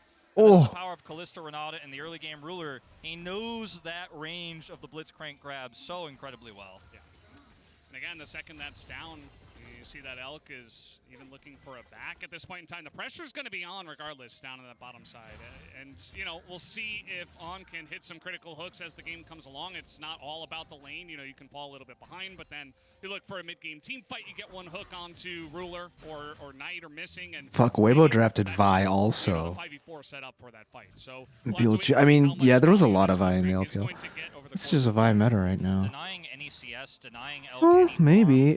I think Vi's more of an LP. Yeah, Vi is more of an LPL pick. Than what you have traditionally as I an don't think the AD carry. Koreans are really running her. Looking for a potential fight here, but they think better of it, as Shun was in the vicinity, but they're not going to actually look for that hook commitment. And Ruler just goes straight back to pushing the lane. A little handshake here onto On. The pressure once again on as he's going to get that hook on, but there is just not enough damage follow-up here from the side of Elk, and immediately Ruler is going to punish that bottom lane and say, get the hell out of here. We own this one now. And without Shun being here, he's tracked, of course, by a little bit of vision there in the jungle. They know they can actually push this advantage, and it's without bailout value even. They didn't have to force super hard. They just know they could take these aggressive trades and then go and turn this into a dragon. With the prio that Knight has mid as well. Yikes, the CS difference already. Here. And this is what Kalista early game lanes are supposed to look like. And when you have the Renata, Isn't Kalista really weak in the early lane? At least that's my experience in the game. Kind of getting bullied a lot in some of these lanes we've seen. And obviously they've been a little bit different. You mentioned the Renata coming in, the Enchanter support here on the Kaisa, side of excuse GDG, me. but you can see just how much power it can have. We even saw the Renata earlier on with Ashe Renata. That one was played by T1 on the first day of Swiss. Lethality, Definitely can have so much power in the lane. I think GDG is going to try to use that lane power to push on into the mid game. And we got one early Drake that, you know, leads towards a potentially stronger soul here, but it will be. What happened to AP Kaisa? Is that not a thing anymore? They can stack double Drakes here, but Kalista does get pushed in as we see Missing leaving the lane here. Ruler will catch this wave as we see a faster rotation up here. Elk and On potentially looking for something up here, but we're still a ways away. When we see aiming on KT play Kaisa, I think he also went with lethality. That's weird. But you're talking about Ruler and Kalista. So is the AP build dead now, or? He had banned against him even when Kalista was meta throughout his time in Gen G for the last 3 years before going to the LPL. He is one of LCK's greatest Kalista players, and now follows in Hope's footsteps here for JDG and trying. Oh! If the flash comes out from Ruler, he is going to be fine, but that's flash immediately burned. And that is the power of Blitzcrank just put on display. Even Ruler with 10 out of 10 hook. Kalista one hook, and all of a sudden he's flashless. Yeah, flashless, loses a ton of health here. Using Fog of War to perfection. To get back up. It's not going to be exactly Chef's kiss. For that hook. Elk is now going to be shored up quite substantially. They see a rotation down from Knight. He's got ult, of course, and can engage. It warms my heart anytime a support uses walls and uses Fog of War like that to create a play, because I do that on Annie as often as I possibly can, because her range is so fucking short. You have to use every possible. I would run Hex Flash if I didn't run fucking precision secondary. Presence of Mind is too OP. Some of the other games so far, but I highly expect that to change. You know, you don't get a little bit sleepy just yet. These two teams are going to be butting heads in no time. That first Drake, as you mentioned, just immense lane control allowed JDG to just get that without BLG even challenging them. But once the Rift Herald starts spawning, once we get more objectives, BLG is going to be fighting over them. And now Shun, level 6. This is the Vi Spike looking to get onto Ruler, no doubt, without his flash. Both Yagao and Knight can roam globally. Oh. So close. Uh-oh. He's just going to face chicken tonight. He was looking for more as a huge one comes out from Yagao, and they just combo on a Kanavi, who gets the bailout and will get the first blood here for the team. Oh my goodness. Holy shit. Ruler going to pick up that kill, and On can't land the hook. JDG turned it out in a huge way in the bottom lane. So you have the Talia wall, you have the Vex ult, both of these champions semi-global in their ability to roam down, but the start off here, not so great for BLG. Ultimately, when they decide to go in, they just don't have the numbers to back it up, and bailout means you kind of always have an extra man in the fight as long as you can get that. It's tough to judge either team's baseline level of skill based off this matchup, just because BLG traditionally matches up so poorly against them. It's hard to tell if this is just their actual level of play or if this is just each team's respective level of play against each other, specifically only in this matchup. Which hand shook as well, just pulled off of that one. Ruler's super hyped. He's hand shook off the wall is blocking him from retreating, and this is now going to be a massive lead for the side of JDG. Yeah, Ruler very happy with his support, and feels like it's the latter, yeah. I think that BLG had a huge chance, right? It's flashless Ruler, it's Blitzcrank, it's level 6 Vi. Speaking of Blitzcrank, okay, we get the combo in, but this is Kanavi. Remember that he was able to, he does go down, but he picks up 3 assists, and he's in a pretty good spot in this game so far. So with only Talia at this point in time, you're not going to be able to burst him down just yet. Not to mention, of course, he has a great escape. He is Jarvan, so really difficult to actually keep him in position to do enough damage at this early state of the game, as you say. And JDG are going to turn that early lead into an even bigger one here now, taking Rift Herald. 20 seconds to go until this Dragon. They're trying to get a little bit of deep vision and look for a dive here, potentially, to turn this into, okay, you got Herald, we got Dragon. What Missing is able to Yikes, what a rough game for BLG. Very respectfully, and BLG not going to be able to secure a kill here before that Dragon spawns. On just hanging out here. They know he's in this bush. I mean, there's only one spot. He just walked over a ward, and this Blitzcrank, it looks like he is down for the count. That's another kill given over to Ruler. As now he's just sitting at 2-0-2. Knights 2-0-1. They've got bounties on both. Well, this game already looks very over. And it was just really transparent what BLG were trying to do. Look for a dive there, and then they punish the Blitzcrank, looking to stop his back, but get the full handshake there, and that's a pick. Well, 369 going in, looking to skirmish with Ben here on this And again, I only say that because the Infernal Chains, and Ben will just run away or fly away from that one as another Drake. So this historically, BLG just matches up so poorly against JDG. Two Drakes early, Rift Heralds, and both their carries are fed. JDG are off to the races. It doesn't get much worse than this, but I did see the Wombo combo to come back from 9,000 gold deficit in our previous game. So, nothing is impossible, but a fed Kalista. That is true. G2 coming back from a 9,000 gold deficit. Holy shit. It's just like, all right, we're not going to go for the dive, just go for the back. And then On doesn't realize that in this bush, he is absolutely exactly where JDG know where he is. They can turn it not only into a deny on the dive, but a kill. That turns into Dragon. They've got Herald. And it's 2,000 gold the lead. History looks like it might repeat itself in this series if BLG can't change. But remember, this is a composition that excels in early game, and Ruler has absolutely put the pressure on. Yeah, I mean, this is a team that if you give them a win condition, they're going to say, okay, we know exactly what our win condition is, and we're going to play to that perfectly. Now, On is looking for this hook, is going to miss onto Ruler. So that's not going to come through. Keep in mind, Kanavi talked about the Rift Herald. He's down here looking to potentially get this early first turret blood for the team, as already that pressure from the JDG bottom lane has done a number to the turret. Yeah, like I was saying in Champ Select, I really don't know about picking Blitzcrank here if you can't land the hooks. Really kind of no point in picking the champion then. Mid to pull Yagao's attention and start to look for a potential dive setup here, but it's not exactly the value I think JDG was looking for. Now Missing, potentially in danger. Close again, very close. You look at some of these hooks, and I don't think that one would have necessarily led to a kill, but some of the ones in the lane, if they were just a little bit closer, they could have made all the difference. And that's the feast or famine of Blitzcrank, right? It's not that consistency. You get a hook, it can change the game. Again, waiting for that game-changing moment outside of that one hook that did get the flash out of Ruler. And this is, the Herald crashes through. Gold lead has maintained about the same here for JDG, still hovering around 2,000. The real question becomes, when can BLG actually start to contest for objectives? Because the lead is massive, the Kalista is big, you already have Vex with that Ludens online as well, and in 2.5 minutes time, you're going to have to hope that Shun can find a pick. He needs to hold on to his flash, he's got his Divine Sunderer here. there's still hope for BLG, but it is going to be based off a great Blitzcrank hook or a Talia wall from Yagao that cuts the team in half, and they can maybe blow up one of those frontliners. Because if you don't win this next fight, it's Hextech Soul Point, and JDG have all the options in the world when we get to start talking about Baron. They've got great Baron damage with Callista, so Holy shit, Vex already has Ludens. not easy for BLG to win. That's terrifying. Yeah, they definitely have the onus on them. Oh my.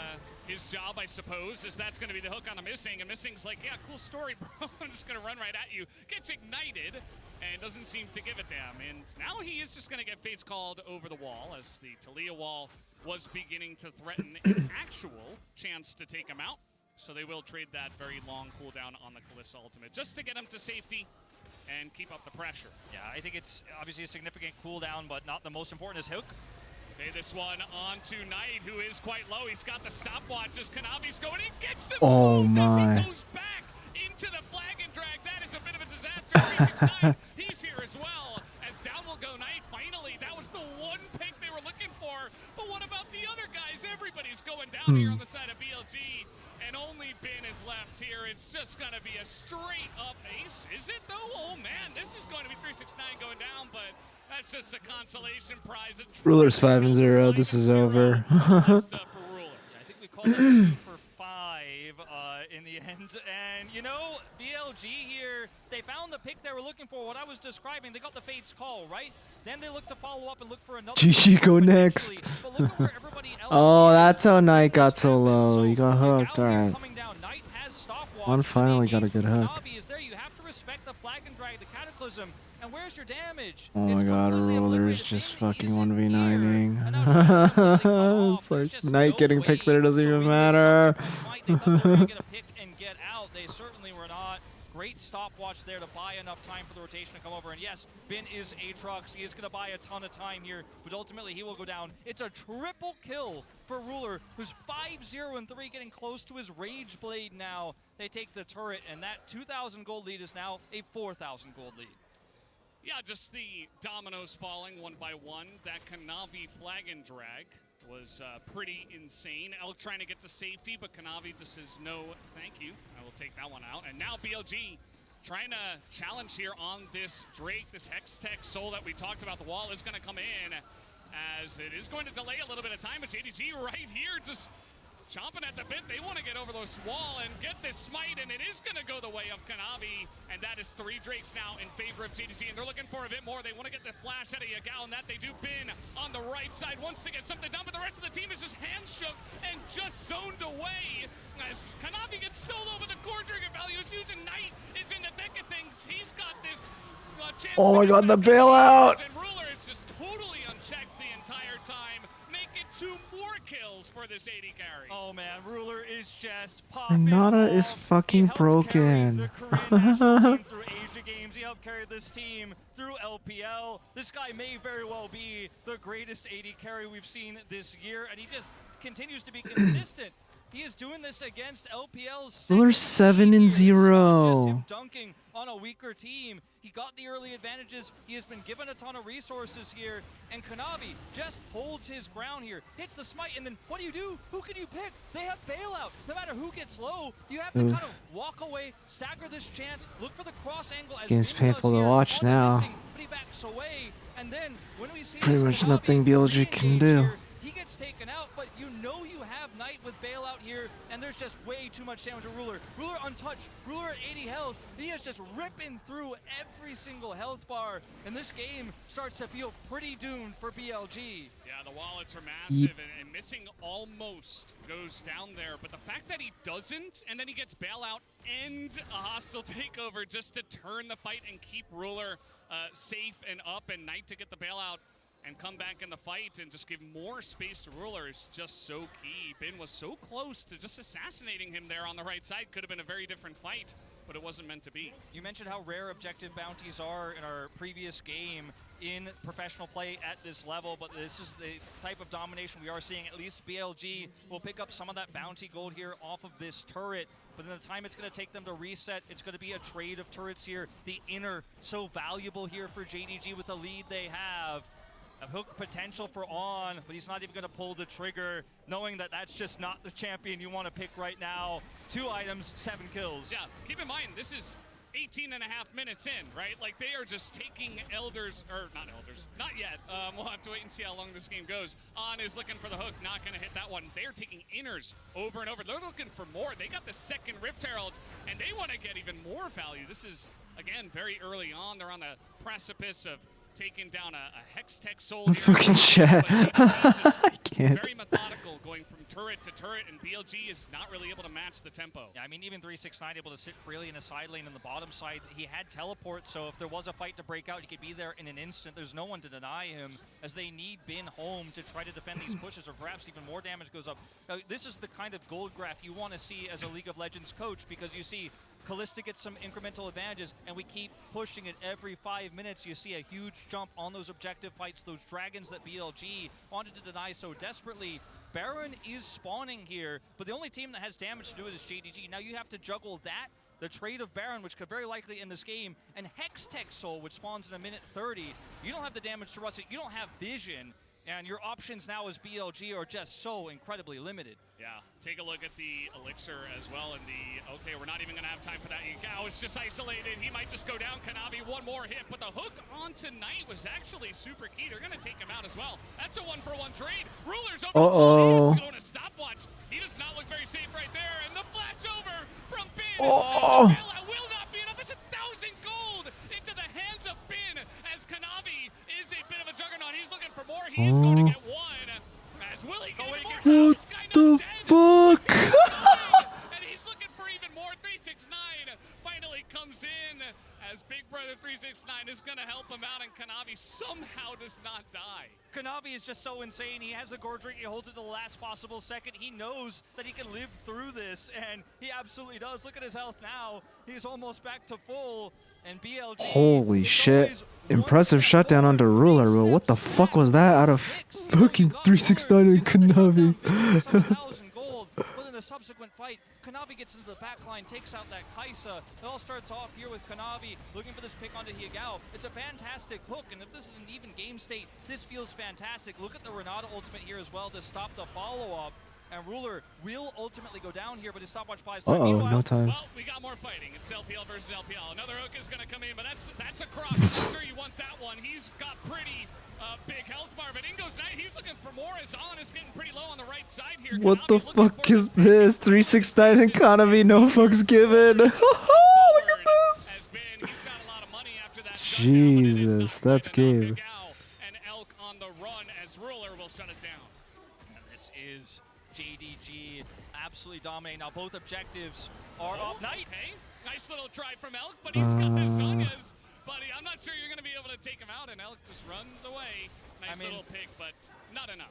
You could call it a consolation prize, I suppose. You got the Zhonya's cooldown. That's all you're going to get here. And JDG, they have so much damage to rush this Baron down. They absolutely will. I'm going to go back to this moment here. We did come into this a little bit late. Shun just getting caught by Cataclysm way too far forward. Is tracked by that ward in the mid lane. And Kanavi going to take him out here. And then, yeah, you get the flip back onto 369. But these players are just too far behind. The damage isn't there. And Kanavi could just carry this game on his own. And Ruler's just like, all right, if you're putting the attention on Kanavi, I'm just going to dash forward and eliminate the person who just shut me down for 1,000. I'll take some of that gold back.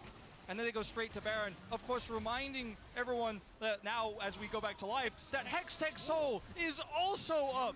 It doesn't get worse than this. 10,000 gold up. Hextech Soul, Baron. Good luck, Billy Gaming. Yeah, good luck. Red Bull Baron power play, I think, is going to balloon out of control in this one. Let's see what JDG have in their pocket. But yeah, now a Frozen Heart. By the way, Spear Shojin was finished for the last 2 fights for Kanavi as well. That's why he's just flagging, dragging all over the place. You can't lock him down.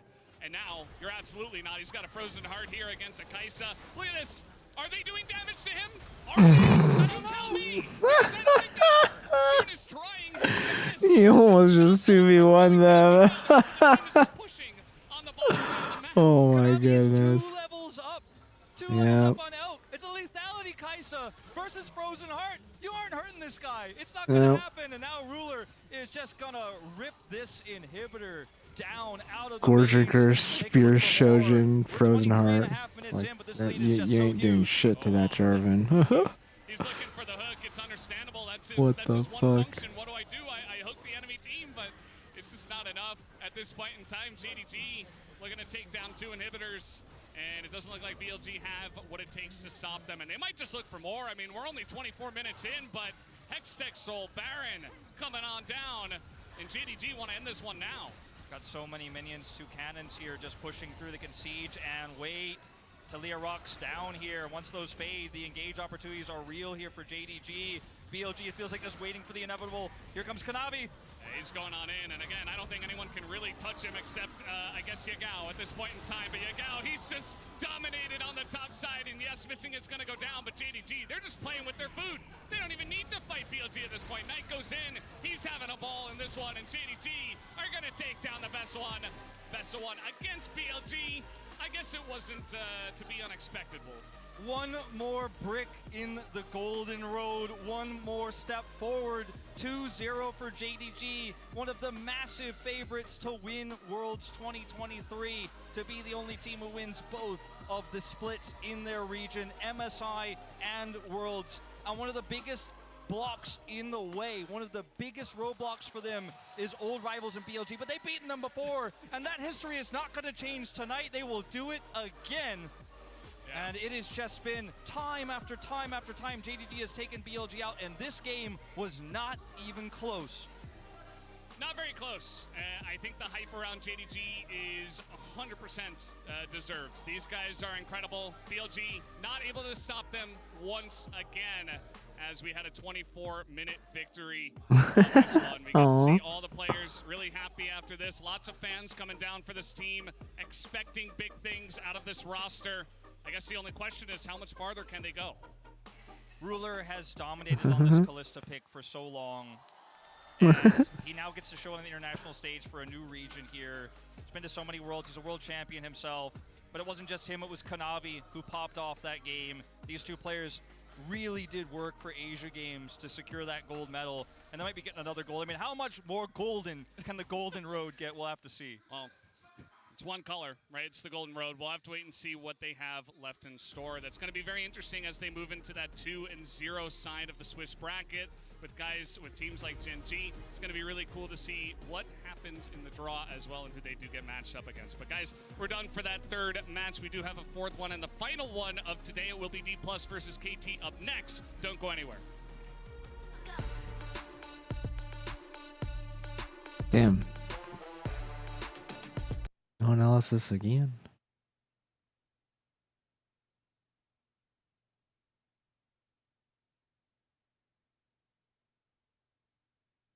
能够达成这个目标，以及说如果真的达成了这一切的话，那对你来讲意义又是什么呢？我觉得今年也是特别有希望的一年吧，因为队友都非常强，然后到现在大家状态都比较好。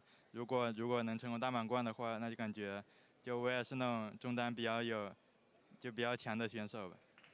I would say it's a very hopeful year for us. 5 of us, we're all very strong, and our performance so far are really good. So if I really hit that goal, probably I can say that I'm one of the best mid laners as well. Well, wishing you the best of luck in the tournament, Knight. Xie, thank you so much for the interview. And Iris, thank you so much for the translation. Yes, thank you so much for that. That was a few days ago, of course. Lovely to hear from Knight. And such a one-track focus. I mean, this is what the team was built for, and they haven't dropped the ball yet. Who did, though, was Jad. Because according to the stats, I won the Twitch poll. I drafted the best team. 48% to 39% to 13%. Wait, I got 13%. I had the all-star team. That was invalid. Invalid. So 13% of people are wrong. Yeah. Or maybe you'll just like me more. 39% people voted for the triple mid laner team. Yeah. Actually, that is very impressive. Regardless, though, no longer about this draft. We're going to see all these amazing players today, starting with 2 amazing players in the mid lane in LNG versus JDG. We heard from Knight. We got to talk about Scout. He was your first pick, Azael, and, you know, I think we can easily say that he has been the best player at Worlds so far. He has been been really incredible. Got us this year in back-to-back games, only died once, really was the carrying force for LNG across both these games. And this All right, guy, fam. I gotta get so up in the morning, consistent, so he's so just gonna watch the flexible. first That's game. why And he then was the MVP in the LPL regular I season. did better after that. Largely in part, his team was able to push JDG to 10 games. Oh my across God, go LNG! 2021 world champion as well, so no sign of world jitters or lack of confidence to go for big plays. He's been all in on pretty much any opportunity. Only died literally that one time directly after the pause in the C9 game when they picked him over the Baron pit. So he has been an absolute force. Speaking of that death, he is getting cheeky in interviews, Scout. I'm here for it. On Instagram. Yeah. I love it. Yeah, he put out on Instagram, tactical pause, LOL, after the game, which is definitely pretty funny, but tactical pause or not, it was not enough to take down LNG. They're able to beat Cloud9. You know, that was a pretty competitive game, but LNG, you know, really showcased their strength in late game, and that has kind of been the difference for me in a lot of these series, is how good these top Eastern teams are. Exactly. Zale, do you want to dive a bit deeper into Excuse it, maybe into JDG and their team fighting? Absolutely, I'd love to. I mean, so many people are talking about, you know, JDG on the Golden Road, their ability to team fight. What really makes them special is that team fighting. So I want to go back to the semifinals in the LPL. It's game 1 here against BLG. I'm gonna highlight some things. So 369 is pushing bot. You know, he was seen down bot, pushing that up. So BLG are going to be looking to start up the Baron. They're going to be looking for a turn. You can look at the initial positioning. There's a ward over here. So Missing and Ruler, who have actually just come from mid lane, you know, have been spotted there.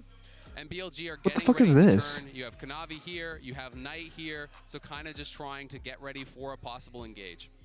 With that team This is being LPL spotted on the playoffs? top side, BLG elect to actually turn away quickly and try to preempt the engage. They're What are they showing this looking for? a fight here immediately. So keep your eyes over here. You're going to see the engage coming out from this side over onto Ruler as BLG are going to look to turn. Shun finds the ultimate down here onto Ruler.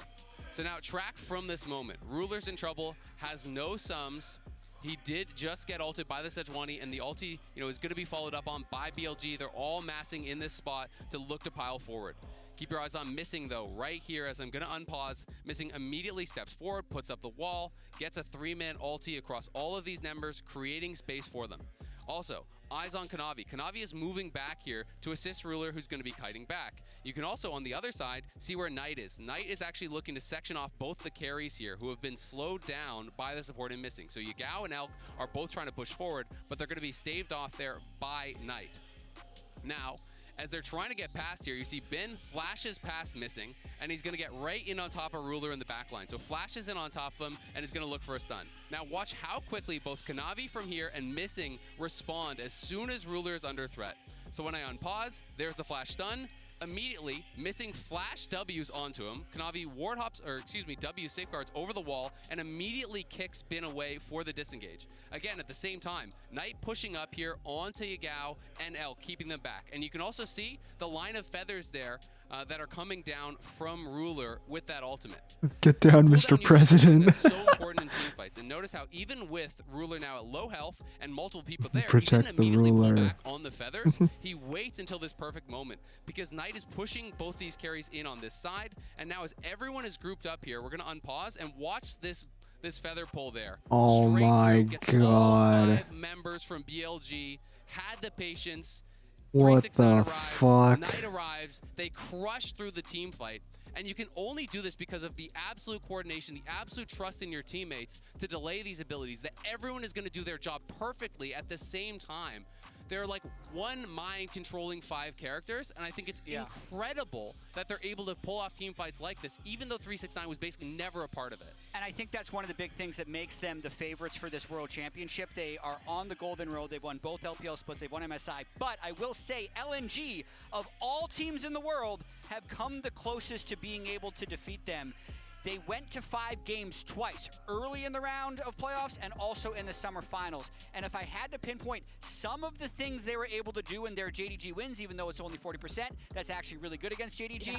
One thing is Tarzan ganks a lot, and the individual laning skills of Scout and Gala limit the amount of lead that Ruler and Knight can individually get in the laning phase so they can stay close enough in the game and then still win the team fights about 40% of the time. And something that really impresses me about LNG is their patience. They're so good at actually pouncing on mistakes and punishing any individual errors. So if JDG does get a little bit over-aggressive, as you know, that's one of the things that they do sometimes fall in the trap of, is being maybe a little bit overconfident. LNG always feels like they're in the perfect spot to punish. But it did come very close between these two teams, and especially in the best of threes, I think LNG can feel confident. Maybe it's them that booked their ticket to the quarterfinal. It's going to be difficult, but it's time for the first qualification matches of the World's 2023 Swiss stage. 2 spots in the quarterfinals are on the line. Let's kick off the LPL Finals rematch between JDG and LNG.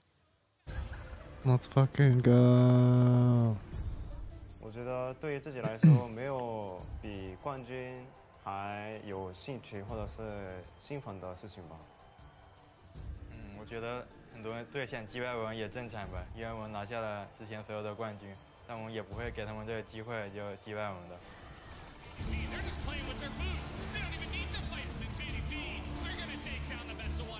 我觉得虽然可能直接3杠0会比较好看一些，但是我觉得我们队友需要更多的进步。想要变成最厉害的选手的话，需要不停的努力坚持吧。面对Scott的话，就在LPL也和他交手过很多次，我也非常了解他。这次面对他，我也会击败他的。 I've always wanted to win Worlds. Ever since I became a pro player, that was just my sole focus. After a lot of failures at Worlds, I felt like maybe we just weren't good enough. 흔들리지 않았고요. 한 번도 저를 의심한 적 없고.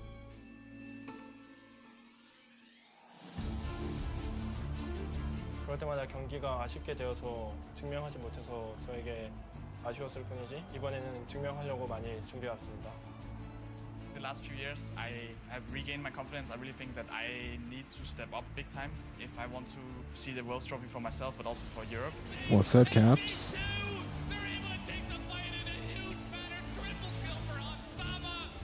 I know that I need to just shoot my shot and aim for the throne. 저에게 왕관이 씌워진다면 그 무게를 버틸 준비가 충분히 되어 있습니다.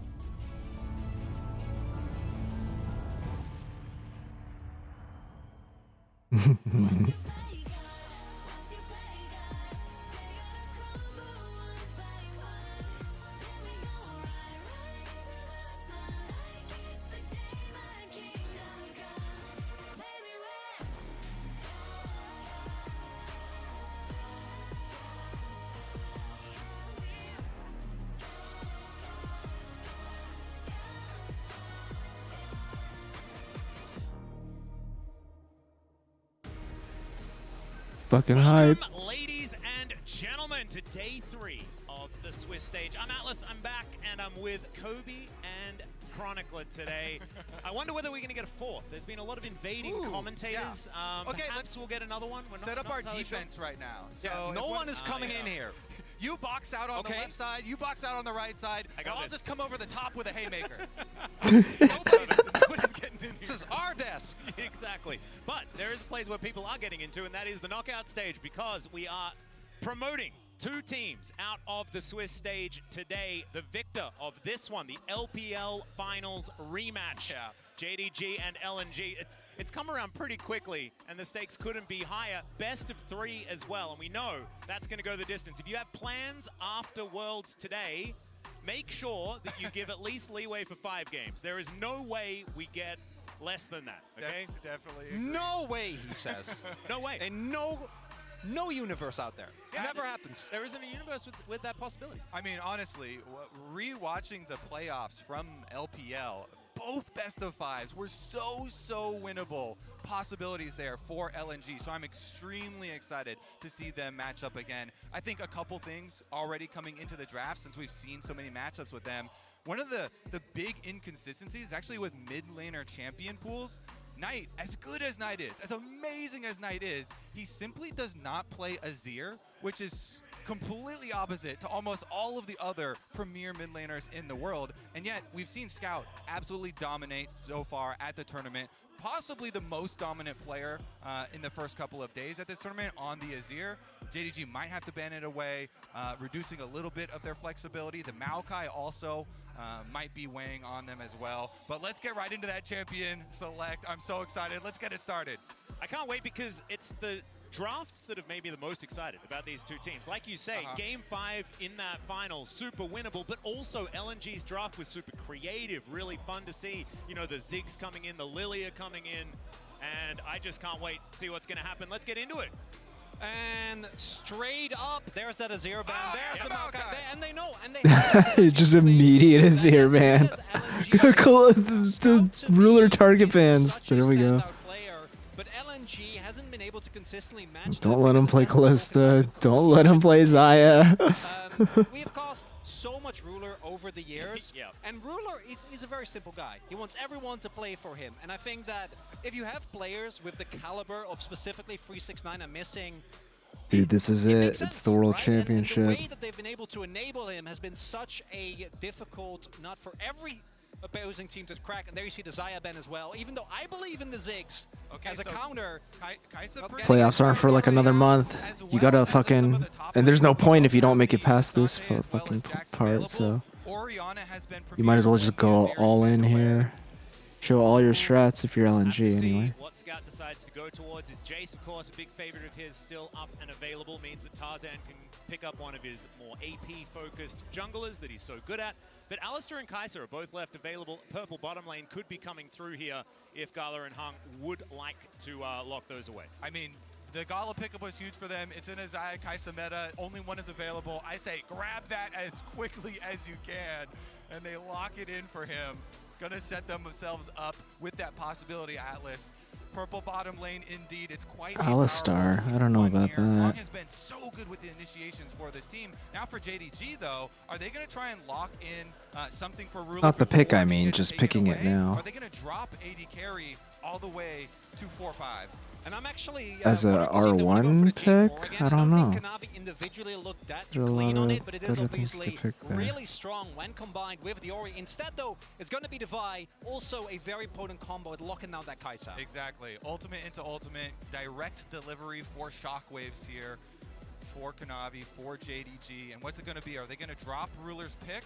They could go for support here, unless they really need to get the king. You mentioned Ruler wants them to play for him. They're going to get something here quick. And it's looking like a Zeri angle potentially, leaving the support pick up in the air as well. Of course, Ruler, an absolutely exceptional Zeri player. We've seen Zeri on this patch has been less oppressive. It's been less of that pick Zeri, get very upset in Twitch chat situation. There was a 5 base move speed nerf that's actually decently significant for the champion, but didn't drop it down too much. Still has that pentakill possibility here. Did that just happen? Okay, yes, so another one! Akali, baby. Chovy did it yesterday. Yay! I don't know whether I really liked it when Chovy picked it yesterday. That gave me a few palpitations of the heart, but Scout is going to lock it in. It could be for Zika as well. We've seen a lot of top laners practicing the Akali on this patch, but I'm very interested to see how this one's going to go because it was Akali into Orianna that Chovy played it yesterday. So obviously Akali early on never really gets CS leads, is going to get pushed in. The Orianna should have priority, but Akali has a couple of advantages. It's very, very difficult to gank because of the Shroud. Because Akali and Orianna? That sounds awful. Being able to scale into side lane advantage over Orianna, and we saw that last time around. Chovy being able to recover from the early CS deficit, being able to be a monster in those side lanes, assassinate, and make the Orianna very scared to go anywhere without the rest of the team. But I don't think JDG ever is going to go anywhere without the rest of the team. They're building for a 5-on-5 fight. And already we're seeing 4 top laners being taken away here. No actual. Jesus, all top lane bans in the fucking last round. Yeah, now they're just flashing top laners. Must have an answer as well, because the Cassante on R4, I think here is the most obvious pick that you could go for. So you're saying it's too obvious, it's a trap. Top fans low. You must have an answer, but LNG can also just not take the risk and instead have faith in Zika to go for a counter against what I assume will be Cassandra. Tarzan Lee Sin. Let's fucking go. And it's the classic Akali Lee Sin combo. It used to be a lot more powerful before, stopping the Lee Sin from being on the opposite side of the Akali, but there's been a few reworks since then. The Cassante that you were talking about being picked up here for 369, big burly top laner. Absolutely what we're expecting, especially with the fact that Ruler has the defense of the Orianna and he's on this scaling 80 carry. This is looking like a very JDG draft at this point in time. And quite a few things to look out for. I like the Rel option, add a little bit more frontline for Ruler to play around. The Renata hover was also very interesting because Renata has been so good with all of these teams that have hard initiation. Renata really good counter engage ultimate, but as well the bailout has been massive so far. They're just going to go with the tried and true though, the Lulu with the Zeri. And I think the benefit of Lulu, on level 1, you can actually be really oppressive with Zeri, particularly into Alistar, who is quite weak. The downside is this means for JDG, your only reliable engage is a Vi ultimate. If you would have picked Darrell, would have had a little bit more opportunity in the mid game to try and start up fights. Now, what is the counter going to be towards this Cassante? Personally, I really like the Camille way more than the Fiora because it really allows LNG to play side lanes here. Since JDG is going to be playing straight up 5-on-5, they've got a Lulu comp, an Orianna comp. They have massive, massive advantage in supportive skills here with all of those extra shields. For the rest of the team, LNG basically have to play side lanes. They have to make space on the map for Akali to pick people off, and Camille Ultimate is a perfect tool to try and facilitate those picks. Not only that, I think that with Kai'Sa especially, as once you hit level 2 on the Killer Instinct, the ability to set up immediate picks inside lane, particularly with the Camille or if Tarzan can get a kickoff on someone, is so hard to deal with. This is going to be a classic. JDG have constructed a fortress here, and will LNG be able to split them apart? And these are my favorite kinds of drafts. Drafts when you've got both teams with very different win conditions, right? The 1-3-1, like you were talking about, something that is a lot more difficult to pull off these days against JDG doing their favorite thing, which is get 5 people together and find an opposing team to rumble. I always feel like it is also a little bit of added extra difficulty for the team that is trying to play side lanes and play the map, that you do usually need to get an early advantage so that you can be the one opening up the space, because if the 5-on-5 team just gets the advantage and starts getting early neutral objectives, the game is set up right now that it's pretty easy to draw you to consecutive dragons, consecutive Rift Heralds, over to Baron. So let's see if LNG can do it. Yeah, if you're winning side lanes as the teamfight team, there's probably something going wrong for the 1-3-1 squad. But there are so many tools here, and it's Tarzan on his Lee Sin. He was incredible on this very, very recently. Just looked amazing. Let's jump onto Summoner's Rift here for our very first game of the day. A best of 3, remember, ladies and gentlemen. JDG up against LNG, rematch of the final. And remember, guys, you can connect your League of Legends account with Prime Gaming to grab the exclusive experimentation emote. And you can display your Heimerdinger love. And as we take a look here, both AD carries actually starting with Cole. My expectation is that both junglers want to start on top side, because to me, this bot lane is the key to victory. If you're able to build up a Drake lead as JDG, as we already mentioned, it makes it so much harder for LNG, even if you get to the point where like Zika outscales, right, is able to win the 1v1, Scout can easily kill Knight, because if you're facing a Soul, what you gonna do? Yeah, they might even go for a late invade here as Knight and 369 have come over. They just want to get the Raptor ward, but I would also like to point out it's an Ignite Cassante in topside for 369. He is not messing around. This No is a flash. champion that can go from tank to assassin pretty quickly with the press of one button, and now he's going to bring Ignite for those takedowns, try and take down Akali. Definitely does help trying to keep track of that champion as well. We'll see about the extra edge here versus Camille. And it's really interesting because I think Cassante is actually a really good champion specifically for 369, because he's playing with Ruler, there's the misconception that he cannot play carry. He can. and Cassante is both a tank and a carry, and particularly with Ignite, if Zika missteps and 369 gets an early laning lead, it can take away so much of the power of LNG's comp. I love you bringing it up because the origins of 369. Yeah, right. This is what I was going to talk about as well. They were as a carry top laner. Exactly. And it's simply because the demands of the way the game is designed now, and obviously having Knight and Ruler on his team, he has become this premier tank player. But sometimes people get carried away with the stories when you consistently play a similar style. They feel like you can only do that. Definitely not the case with him. Very versatile. Yeah, a little bit different to Cuve, who also had the ruler treatment. However, he could only play tanks, as it turned out. Hey, I remember 369 in the bottom lane on Wukong, just decimating people. As speaking of which, we've got a little bit of a battle going on here towards his bottom side. LNG taking the wrong end of that stick. Ruler pushing things in with missing, and of course the range advantage going to allow them to do so. Exactly. Every time you play against an Alistar as a double range, you had better be pushing. You're going to try and use your level 2.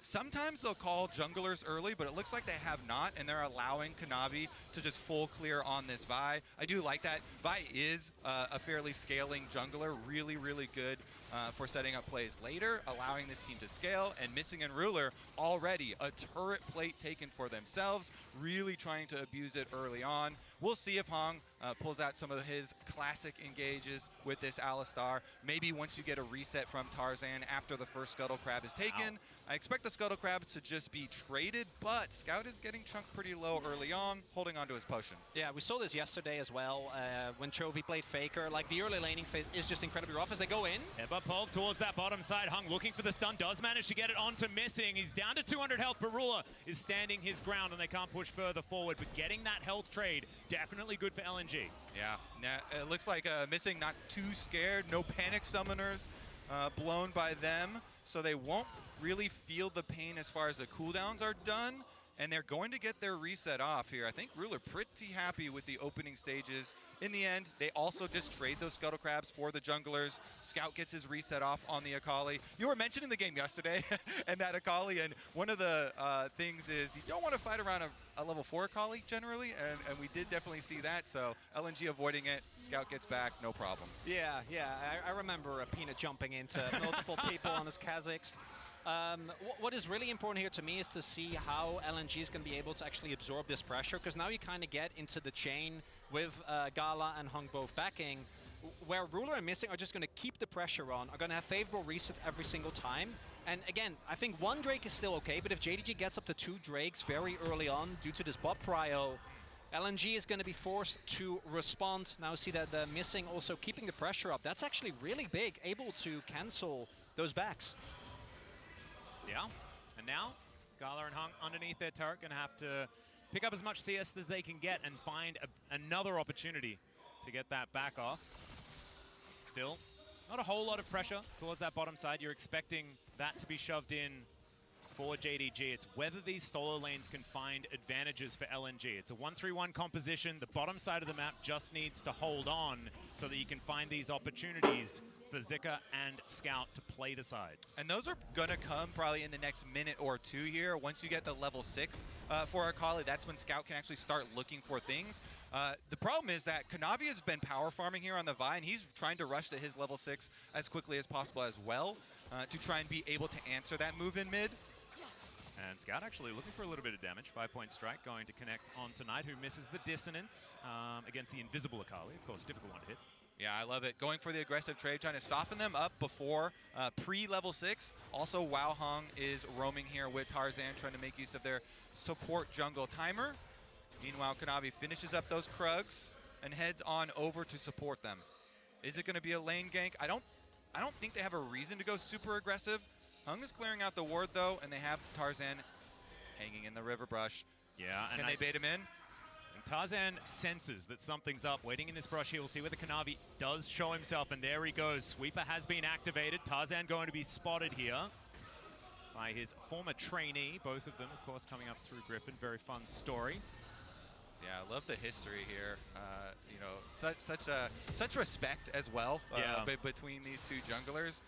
Tarzan definitely has been one of my favorite over the years just because of how creative he is, like weaving in redemption into his builds oftentimes, really playing for the team, trying to always set them up. But in this case, it is just going to be a draw on the bottom side, and we continue farming away with JDG coming out with a very nice lead with those turret plates, with the farm advantages for themselves early on. This bodes quite well for how secure their champion roster is right now. If they can get to those 5-on-5s, feels pretty good. Tarzan will take the opportunity, though, to grab themselves the first objective. Yeah, that's really big. I think as LNG, the more leeway you can buy for yourself to be able to draw JDG towards the mid-late game across the map, the happier you are going to be. Kanavi has its 6 now, though, and I think Vi, one of the few junglers that can actually reliably lock down the Akali as long as Scout is a little bit further up the lane, doesn't get to jump back to his own turret. Yeah, and the other benefit of grabbing this dragon for LNG, if they do disperse into side lanes later on, they don't have to worry too much about JDG trying to pull them into another 5-on-5. It basically buys you 5 minutes later into the game, and those are going to be a very precious 5 minutes to have. Absolutely. Of course, tempo is so much more important if you are trying to play 1-3-1. It's why we don't see it all that often, because there are so many steps that you need to take for side lanes to be a win condition for a lot of these compositions. It's why we see mainly team fight coming in. So things already working against LNG after the draft, but we'll see whether they can execute, because if there is a 1-3-1 composition that can work, it is built like this. All right, this is pretty big because Tarzan needs to finish his Raptors to get level 6. Looks like he didn't even get the level 6 off his Raptors, but Kanavi leashes the Rift Herald anyway. The small timing advantage is pushed out because Hong comes straight through mid lane. The cow rampages on through, kind of bluffs them off of it for a second, and that buys enough time for Tarzan to finish his red, get his level 6 on Lee Sin, see if they want to do anything about it. Both supports also leeching that experience in mid lane. Yeah, 4v4 potential here. Around this Rift Herald is already Zika's diving in. There's the Hextech ultimatum. Q is going to connect as Kanavi taken down to half health. 369 in trouble. As the Camille is so low that his first blood going over to Knight to start this one up. Hung should be the next one on the menu, and there it is. But Ruler is down, missing. It's so incredibly low, and there's the perfect execution from Scout. He's trying to do what he can. He finds the backflip, but now he's the last man standing for LNG. Can he get Kanavi on the way out? And yes, he can. He's looking for even more. Oh, there it is. As finally Knight finishes it off 4-3. What the heck was that? Wait, the eyeball died right before he got there. Pick it up. He was pixels away from picking up that eyeball. He did not get it. And while all of that was happening, a solo kill happened in the bot lane as well. So across the entire map, pure carnage. Gala, known for his Kaisa, catches Ruler on the Gala, let's fucking go! Just straight up solo killing Ruler. Fucking amazing. For JDG initially seems to be enough. And by the end, it's not. On Kaisa too. Red Rover, send one member over from 369. He actually uses Cassante ultimate to isolate one target away, and then Kanavi can Vi ultimate to the target to also be able to get to the rest of the team. That way JDG kind of collapses into their own jungle and gets the early lead in the fight. Scout doing his best though to try and get something back. He dies the eyeball just disappears in front of his fingers. That is just heartbreaking. That's because painful. Already, he was the hero of that team fight for LNG, and then he almost manages to get all that potential money. Oh, just a whisker. Still denying it, I guess. There's some positives as well. The main issue, I think, for LNG is that if all those kills go over, right, to Scout, it looks like a lot, but they're getting 1 kill on Tarzan, 1 kill on Scout. If he got fed, if he was able to accelerate the point of the game, although Gala might be in trouble here. Yeah, Voltbreaker going to be charged up as Gala is in trouble, and he's just dead. Ruler is going to get his revenge there towards that bottom side. Shockwave going to connect onto Scout in mid lane. He's not heading down towards that bottom lane this time around, and now Ruler, he can just wipe out these minions and look for more plates. And now it feels like LNG is somewhat flustered, right? We have the dive set up, then the teleport, which gets cancelled, which means that Scout's going to have an even harder time because, as I was saying earlier, Knight was actually the big benefactor of that fight. He is so fed, already built up a Siastic, now also 2 kills to his name. It's going to be so much harder for LNG to keep him down. Oh my, every time I watch JDG play, I'm just like, this is such a team game. So many advantages through the synergies, through the team play there. I mean, they have Gala trying to have the spotlight himself. He solo kills Ruler, and Ruler calls in the boys. That's not allowed. Time to tower dive. They got their revenge on the other side of the map, and now you see the gold lead here ballooning for JDG despite the early dragon take from LNG. Now this team that is about a 5-on-5, about a team fight, should be able to get right back on course with those objectives. Currently though, Kanavi with his ultimate ready is on top side, trying to clear out the extra vision for 369. And Zika just going to see what he can do to try and keep himself alive. Right now, Kanavi considering, and there it is. Voltbreaker going to get charged up, but Zika taking matters into his own hands. Hextech ultimatum comes down as now Scout trying to keep himself alive. Perfect execution, but he's not going to be able to get back into this battle as 369 down very, very low himself. And Knight has control of the minion wave. Q looking for the targets there from Tarzan, but not going to quite get it. And Zika will at least get some experience here. JDG in control. Pretty good attempt there from JDG. You know, good juggling of tower aggro afterwards, but I like Zika, you know, taking the initiative there. He knows Camille E, the stun is going to take priority, so he goes right at Kanavi, and that forces the early ult from Kanavi. So no kill had on the top side. LNG now should be able to secure that bottom side scuttle crab to guarantee their vision over Dragon number 2, which JDG might have some eyeballs for. It is still, though, a lot of gold going in the pockets of JDG, right? They get the crash. Zika has to wait before he can actually pick up the wave, and our plate going over tonight. So Dragon, second Dragon being set up here for LNG. They need this to keep themselves in this game. And since Kanavi uses ult on the top side dive, they know Vi without ultimate here, not going to be a huge presence. So Tarzan feels very comfortable finishing it up and grabbing themselves number 2. Also want to highlight the itemization choice here for Knight. Going for that crown, I think, is such a big boon. It is really hard for LNG to consistently proc that. We're no longer in the AP Kai'Sa meta, which I'm very happy about. That wasn't very fun. Yeah, I did not enjoy that build. But it also gives him so much extra safety and time to stall inside lane to avoid the scenario we saw yesterday. Yeah, you're looking across the line and you see Camille ultimate, Akali. Okay, we see Speaking bottom. Across the line, Ruler is going to have the Sonic Wave soaked by his support. He's now ulted, trying to get himself out of here. Down to 200, and he's executed by Gala. That is going to be the kill. LNG, they earned that one. Yeah, that plasma definitely leaves a sting. Gala gets another one for himself. And that means LNG can push on bottom side too. The turret plates just fall off though. We just hit 14 minutes. Gala can't farm extra money off that. Additionally, with the Camtech Dragon coming in, as LNG, I think you take that as a win. Even if you do end up giving up a substantial amount of Drakes, if it ended up being like an Inferno, I think the individual Drakes have so much power, but across the board, you're a 1-3-1 comp, and as we see here in the MasterCard lane economy snapshot, every member on the enemy team is ahead. They forgot to put LNG's ones. Well, they forgot to put the Dragon lane. Where's the Dragons? It's the one thing they got. All right, look at this play they though. also got this. Tarzan goes in with the ward hop, with the flash. They get him against the wall, and then Plasma is stacked up, so it's only one more auto, and Ruler stays there. He goes for the auto. Gala knows he's going to be able to get it with that one. They take him down. Shockwave here towards the top side. Scout trying to stay in the shroud. Ults to try and get himself out of there, but there is the cease and desist. And Scout, oh, the clockwork wind up, not enough, but once again, it is going to be command attack coming in. Now it's Knight's turn to fall as Tarzan picks up the kill. Another Q going to connect. As Kanavi should be able to get himself out or back in if that's where he'd like to go. Hung has turned up as well, but 369 is here. Headbutt for the disengage. Yeah, biggest thing is Gala stayed mid there, so they know that LNG are not going to continue on this fight, and he's getting a lot of damage done on this mid tower. Let's see if JDG can just rotate down, pull out this Rift Herald, and go for it. And Gala could be in a little bit of trouble here. First Q going to connect there from 369 as he misses the flash over the wall. Still, Gala going to be all right. Teleport coming in to support. LNG 4-man strong here in the mid lane. I think he went for the evolve. I think that's why he had to blow his flash. If he just walks out of the lane, it's he's an fine. ambition move. Sorry, that is a very, that's like 2013, I'm sorry. I know what you're talking about. He's not Kha'Zix. Oh, Hung!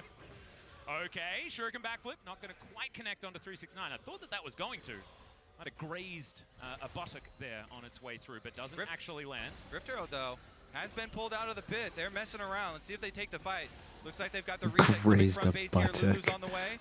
369 waiting in the brush, but is spotted on that control ward. Gala keeping his distance as Hung being the bodyguard as the cow. They should be able to take this one, and the eye is collected this time around. JDG not quite grouped up in time.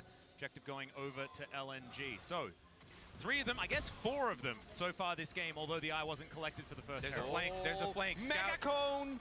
Okay, Scout is going deep. See whether he can actually catch up to them. Q did connect onto 369, but it's going to dissipate.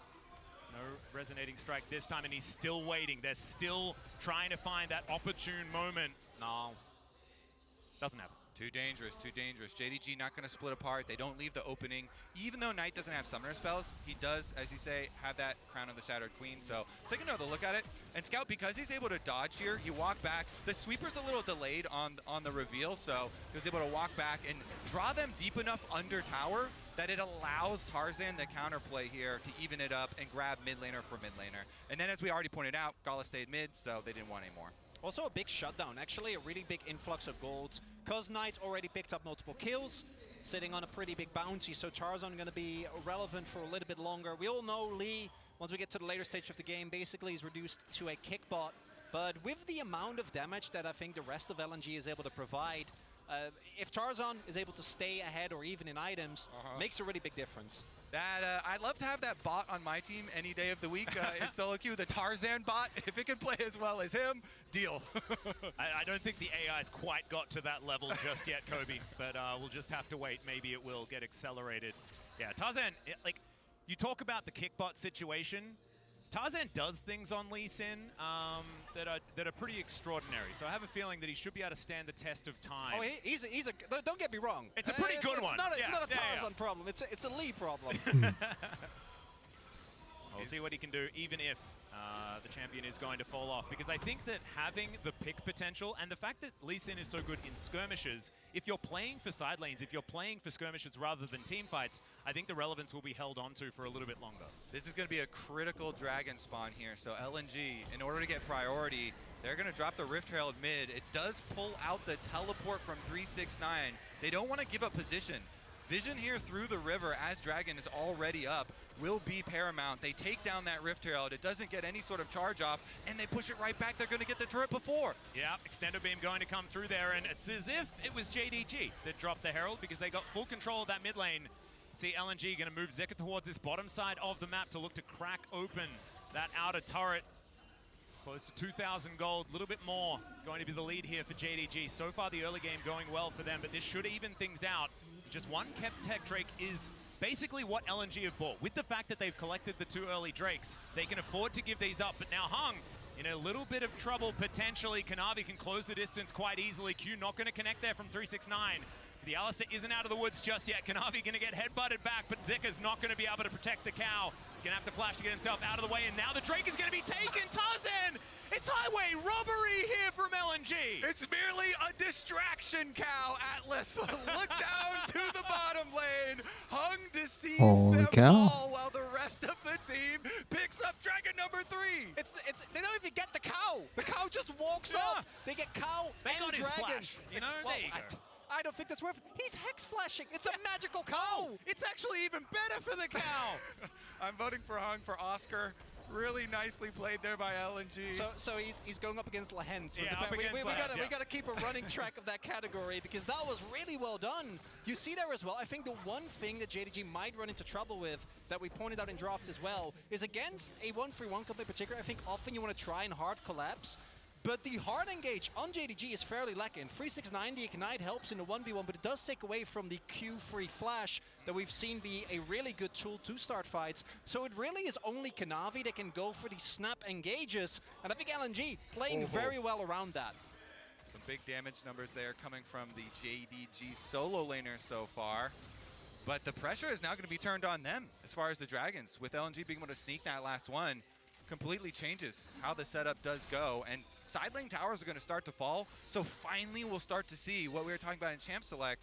If LNG can make some of these picks with the Camille ultimate, locking somebody in, Gala Killer Instinct to follow through a long distance. Or do you just let them have Chemtech Soul and team fight for Elder? Not gonna lie, I'm not kidding. I think that I'm not kidding, Kobe. LNG have now bought themselves 20 minutes. I don't think they ever go back to the Dragon Pit until it's a really big dragon. It's a trap. 100%. Because if you're flipping for Elder, the team fight team's going to be feeling pretty good about it.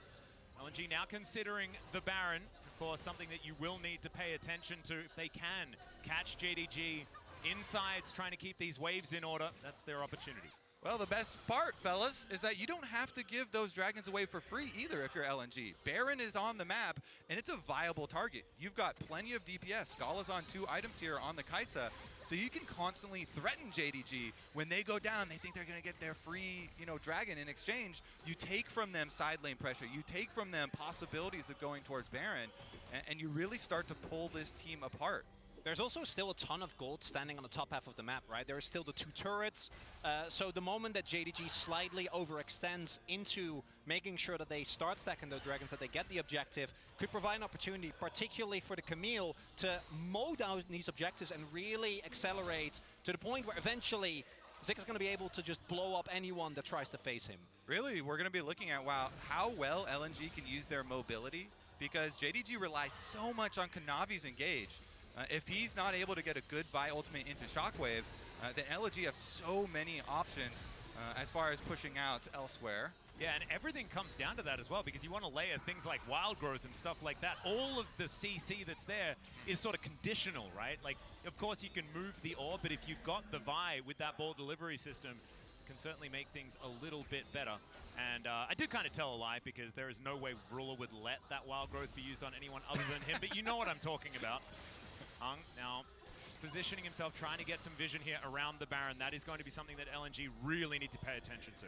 So they've got the key binding in game for target champions only, but Missing added a special one that's target ruler only. Oh, yeah. No, they've taken out target champions only. Like, it's just target ruler only for Missing. Like, that's the only one he's allowed. You can't even consider the other one. We have the one caveat, which is his ruler. If not, it's not within 2 turrets distance, right? Like, if it's the other end of the map. But maybe. It's I don't know. Knowing ruler and the way that he demands attention and his kills, wouldn't be surprised if even then he would raise a little bit of ruckus. We'll see, though. I think it's going to be really telling how JDG and LNG are going to respond to this Drake that's spawning in about a minute, right? Are we actually going to see LNG try and team fight to get themselves that, or are they going to try and get objectives on the other end of the map? Right now, Zika is in top, unmatched, trying to push down those turrets. Yeah, I mean, it's going to be hard for JDG because they have to keep track of vision around Baron at the very least. LNG, at least at the minimum, would get like topside turret if they overcommit for it, and JDG getting that vision we're talking about right now. Speaking of which, Ward not actually being spotted. So full vision for LNG, for what feels like for free. JDG not going to be sweeping in there, probably assuming that that control ward does manage to mow down the whole of the pit. And now Knight starting it up, and it is on full vision for LNG. Let's see how they respond. As you can see, Tarzan in the back of the pit. No one knows that the Lee Sin is there with full information as to what's going on. Now they do, as the Sonic Wave does fly in, but Zika is on the flank angle, and these pincer movements can work out when you have a Camille on your team. The Orb is now trying to keep them in check, but Kanavi locks down the Baron. Now Tarzan dives in, he breaks his stopwatch, but Ruler has been kicked out immediately. He pops back over, and the team fight team is popping off.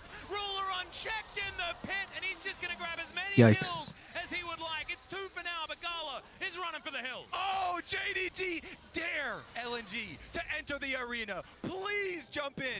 Kanavi has the confidence. Oh, they're going for Gala. They can.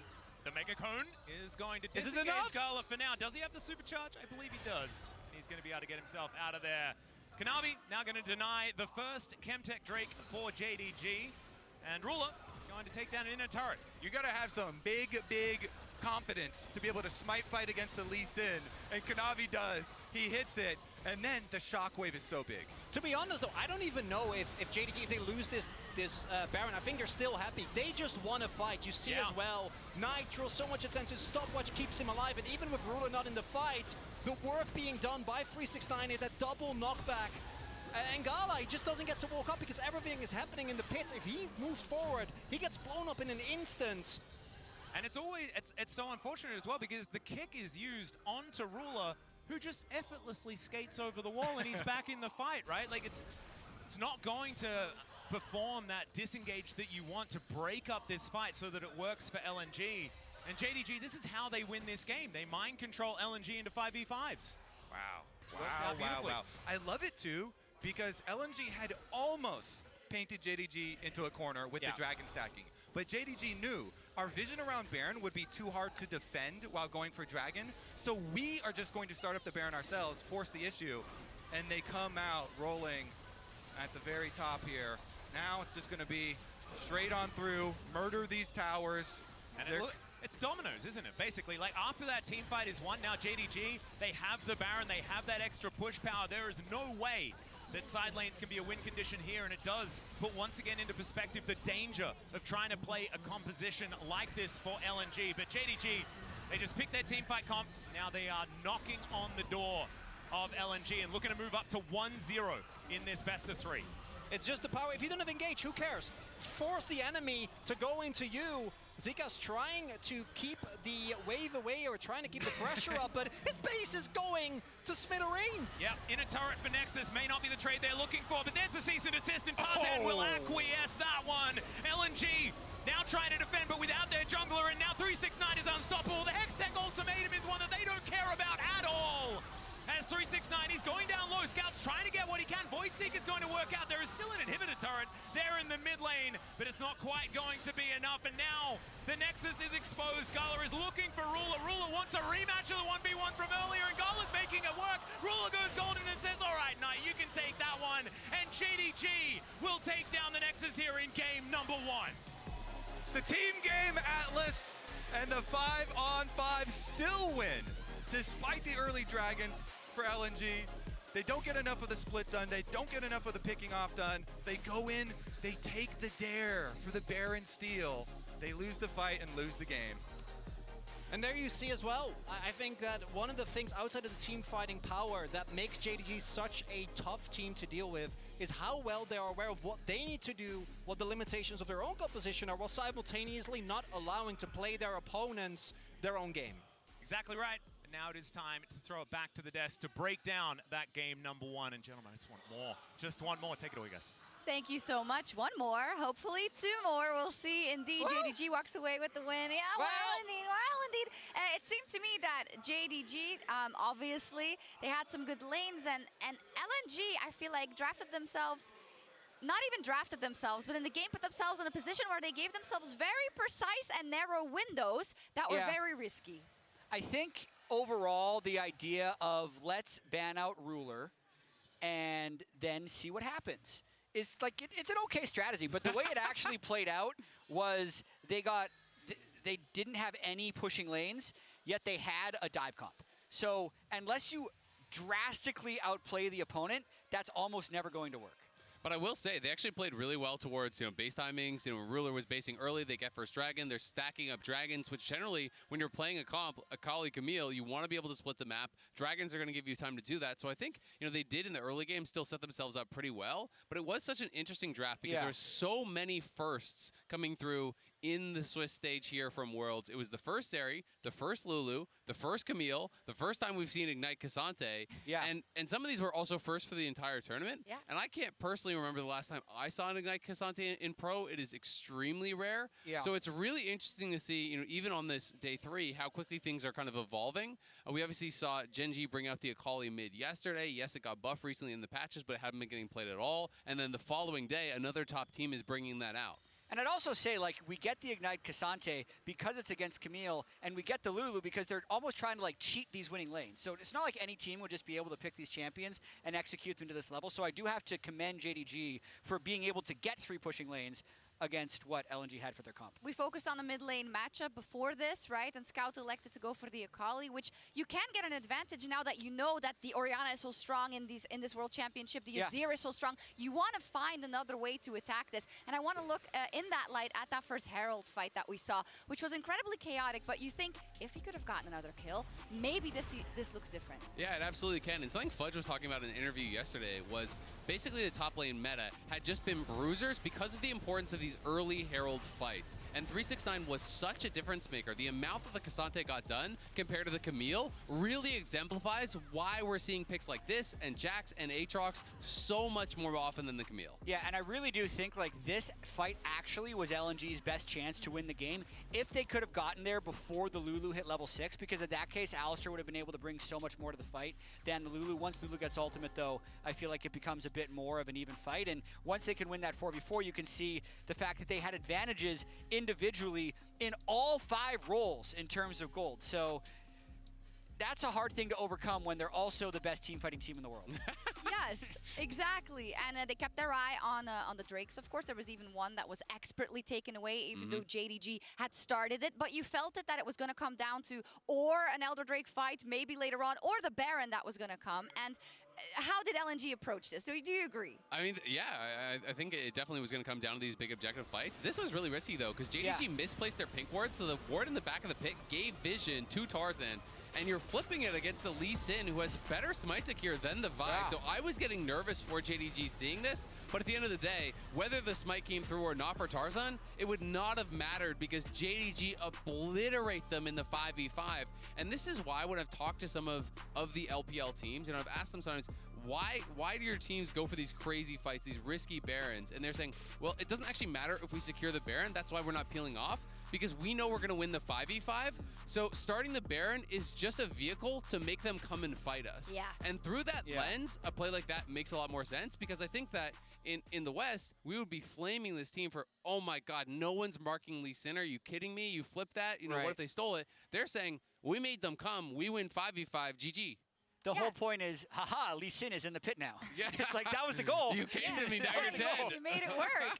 Exactly. I think it's interesting to highlight these things that we see differently. I've noticed a couple of things, actually. But, of course, this series is going to be, is going to go like usual series go. LNG knows the way this has gone. So where does their adaptation lie?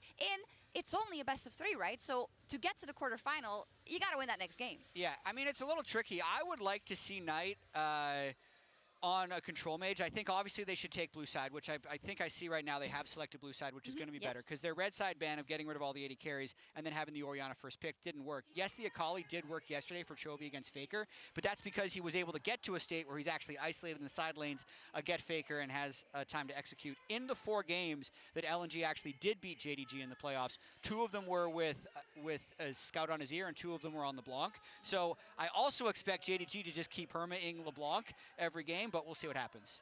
Yeah, I mean, I was going to say, I think it just depends on LNG's read on, you know, was it the fault of the picks in that game, or was it the fault of the execution? Because you're saying, hey, had they won that first fight, then maybe the game goes differently. So they may still have confidence in their picks, but they are changing over to blue side, and they are going to be able to, you know, try to draft a more standard comp if they want to. My experience, draft is rarely the problem, but usually the solution. So they're going to change it up. There we go. It is match point already for JDG. That was fast. Hope that LNG can elongate this series when we come back after this.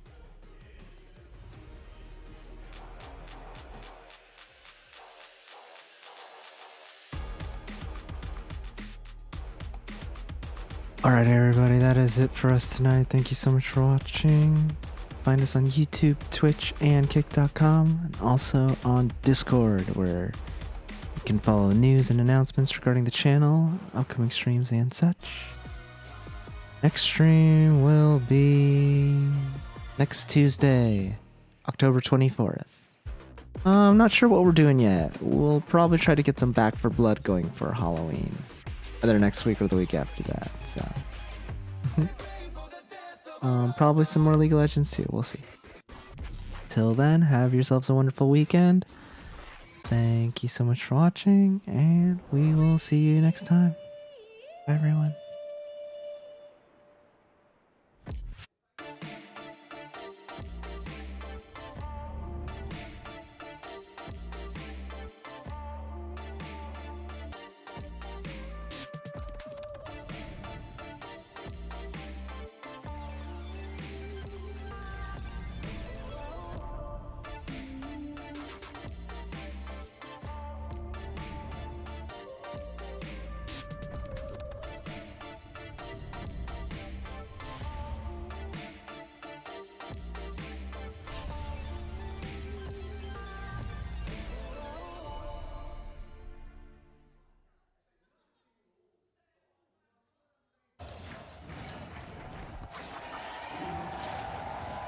Red Bull gives you wings. Tap, light it, open it.